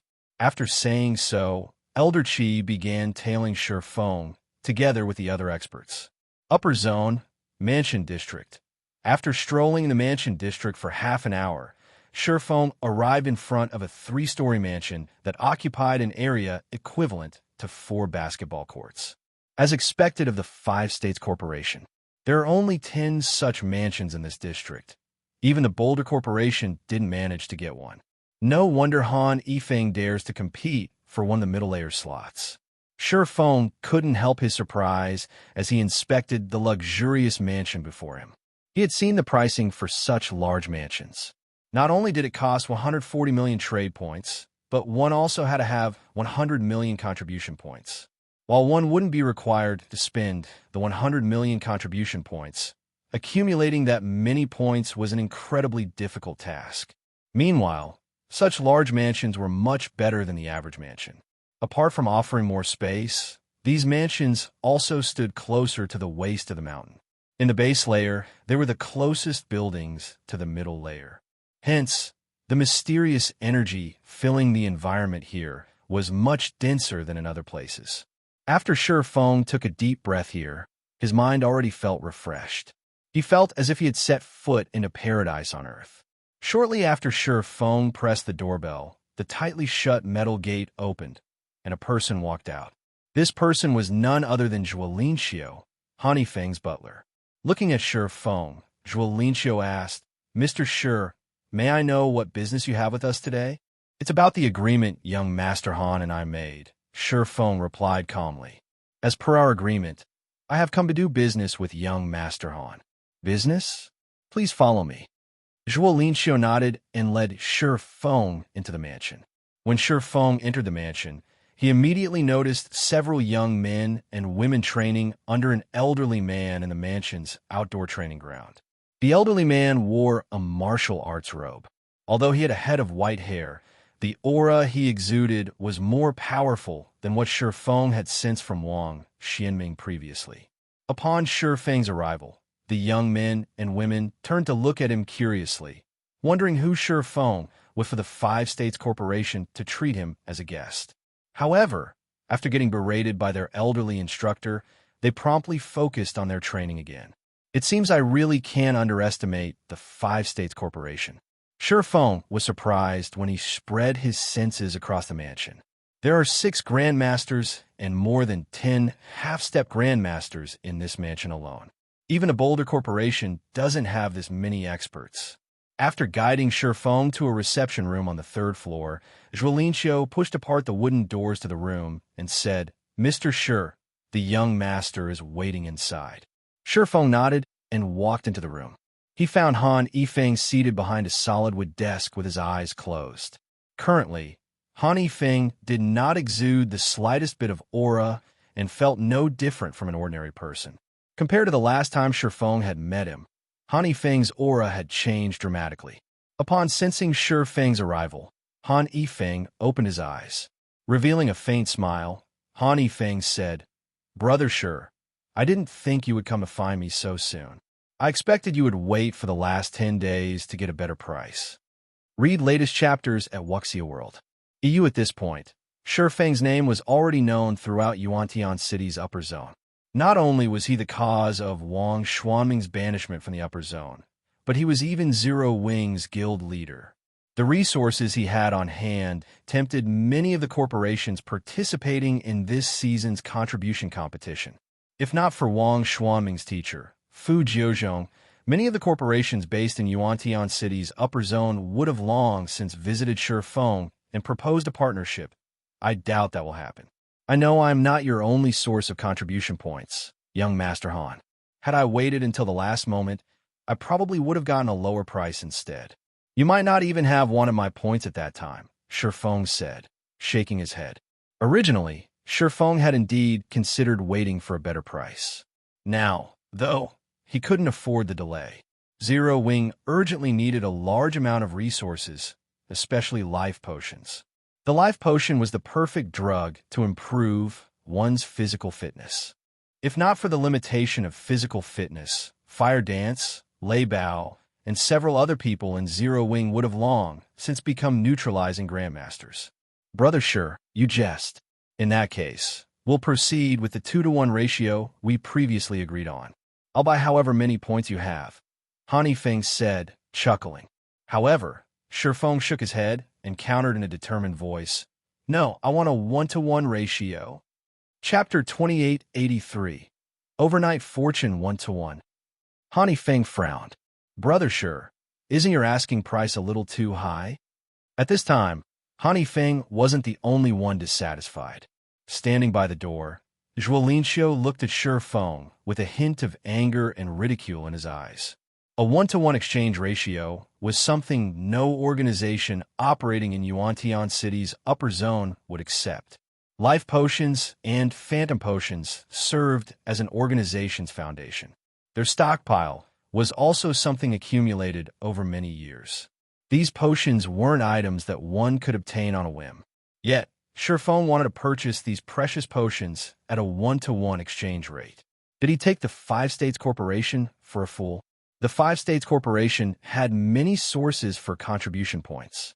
Meanwhile, these sources only sought a 2-to-1 ratio. On what basis was Feng asking for a 1-to-1 ratio? Young Master Han, don't be in a hurry to refuse, Feng said, smiling as he looked at Feng's cold expression. A 1-to-1 ratio is a fair price. A fair price. Feng laughed. May I know how you think it is fair, brother Because I can guarantee you a slot to enter the middle layer, young Master Han. Feng said confidently. Do you think this is a fair deal now? At Feng's words, Feng's cold expression changed slightly. However, he quickly recollected himself and asked, Those are some confident words, brother If what you say is true, I can consider a 1-to-1 ratio. May I know what exactly you are counting on to help me? 600,000 contribution points. That, combined with the points you already have, while I don't know if you can secure first place, getting within the top 3 shouldn't be a problem, right? According to Mushin's information, the top 3 rankers' limit should be around 1 million contribution points. It would be difficult for them to acquire more than this, because one could earn only so many contribution points through real-world resources. The only other way these top rankers could acquire more points would be to obtain many 7 Luminaries crystals in God's domain. However, 7 Luminaries crystals were incredibly precious in God's domain, and even the various superpowers barely had any. B. Feng estimated that acquiring 800,000 contribution points shouldn't be a problem for the Five States Corporation. If the corporation included his 600,000 points, it could secure one of the top 3 spots with a 100% certainty.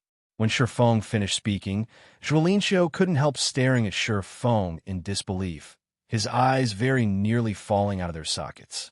Each of the Five States Corporation's point sources could contribute only several tens of thousands of contribution points.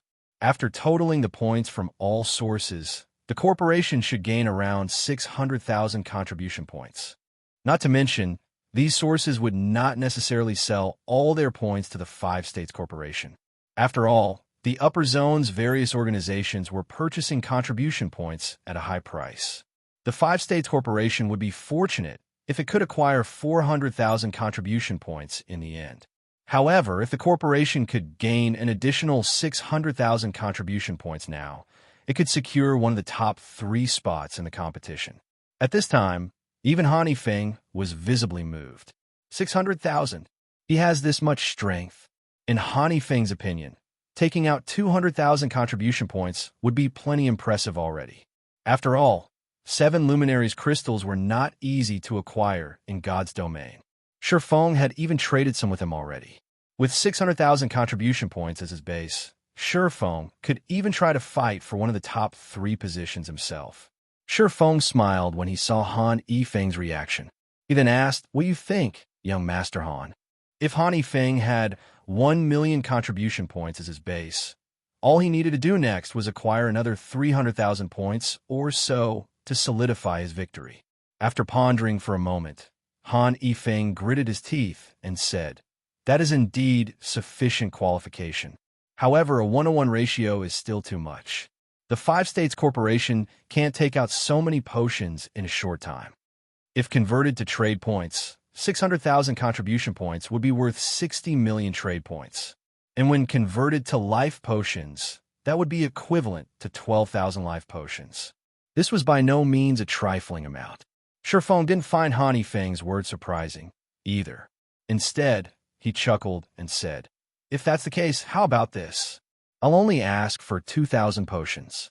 I'll exchange the remainder for a large mansion in the upper zone. What do you think?" I recall that the Five States Corporation still has the authority to purchase another one. The base layer had only 10 large mansions, and only 8 had owners. After some research, Feng found that these large mansions were excellent accommodations. Not only could they house 40 people easily, but the strange energy in the air was also much denser in these large mansions. This denser energy would be of greater help in stabilizing gentle snow and aqua rose's condition. Feng, don't go too far. Zhuo blurted angrily. A 1-to-1 ratio is already an astronomical price. Yet, you're asking for a large mansion that's worth 140 million trade points? Do you take the Five States Corporation for a fool? The value of 10,000 life potions was equivalent to only 50 million trade points, a little more than 1/3 of a large mansion's value. Feng's terms were no different from daylight robbery. My asking price is indeed a little excessive, but purchasing a large mansion doesn't require you to spend contribution points. You only need to have accumulated 100 million contribution points.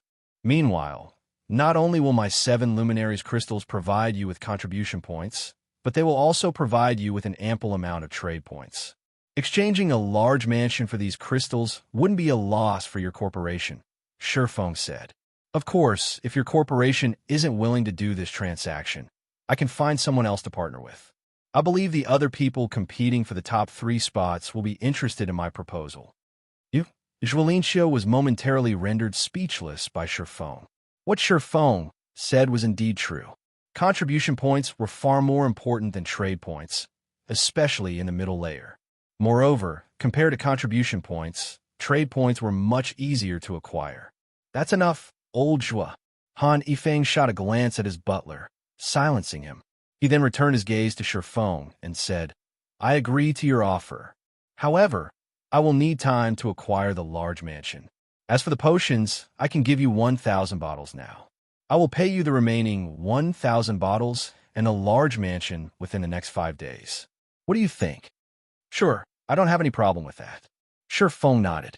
In Feng's opinion, the 5 days Han Yifeng stated were only a ploy. Han Yifeng wanted to purchase as many contribution points as possible from his other sources during these 5 days, because once news of his acquisition of 600,000 contribution points spread, purchasing points would become much more difficult. Afterward, Han Yifeng signed a contract with Feng. According to the agreement, Feng would transfer 60,000 7 luminaries crystals to Han Yifeng through God's domain within half a day. At the same time, Han Yifeng would pay Feng 1,500 bottles of life potion, 500 bottles of phantom potion, and 1 large mansion in return. With the contract signed, Han Yifeng had Zhuo pass 100 bottles of life potion to Feng, with the rest to be delivered secretly to Feng's house. After concluding the deal, Feng left the Five States Corporation's mansion with a crate of life potions. Meanwhile, after Feng left, Zhuo turned to Han Yifeng and warned quietly, "Young master, your elders will criticize you if they find out you made such an unfavorable deal." "Criticize?" Sending Zhuo a glance, Han Yifeng sneered. "So long as I get into the middle layer, do you think I'll care about what they have to say?" Everyone living in the base layer wished to enter the middle layer. The environment there far surpassed the base layers. The middle layer was also home to many mental strength masters. If he could befriend even one of these masters, his position within the Five States Corporation would become unshakable. At that time, would he have to care about the criticisms of his elders? Gazing through the window at the distant middle layer with eyes burning with zeal, Han Yifeng said, "Head out and purchase contribution points from those organizations immediately. It doesn't matter even if you have to offer them a 1-5-1 ratio." While Han Yifeng was secretly going around purchasing contribution points from various organizations, Feng left the upper zone together with his crate of life potions. Previously, despite receiving the Secret Pavilions and Netherworld Empire's guild legacies, Zero Wing could afford to nurture only a small number of experts due to its limited resources. However, now that Zero Wing had sufficient life potions, let alone Void Realm experts, the guild could nurture even Domain Realm experts within a short time. This was something even the various superpowers couldn't accomplish. After all, when nurturing new talents, the superpowers would provide only S-rank nutrient fluids at most, not something as precious as the life potion. Read latest chapters at Wuxia World. EU Meanwhile, when Feng left the upper zone, Elder Qi and the others stalking him were stunned. "Is this kid crazy?" a Hunlian Grandmaster asked when he saw Feng entering the mental path. "He dares to leave the upper zone at this time? Could it be that he didn't notice us in the first place?" A lanky, neutralizing Grandmaster wondered. "There's no way he hasn't noticed us. I'm certain on this point," Elder Qi declared. Looking at Feng's distant figure coldly, he continued, "He's looking down on us. Since he's so arrogant, I'll fulfill his wish. Everyone, get ready to take action outside. I want to see what ability this kid has." After saying so, Elder Qi promptly set off after Feng. The other experts followed Elder Qi after briefly exchanging looks with one another.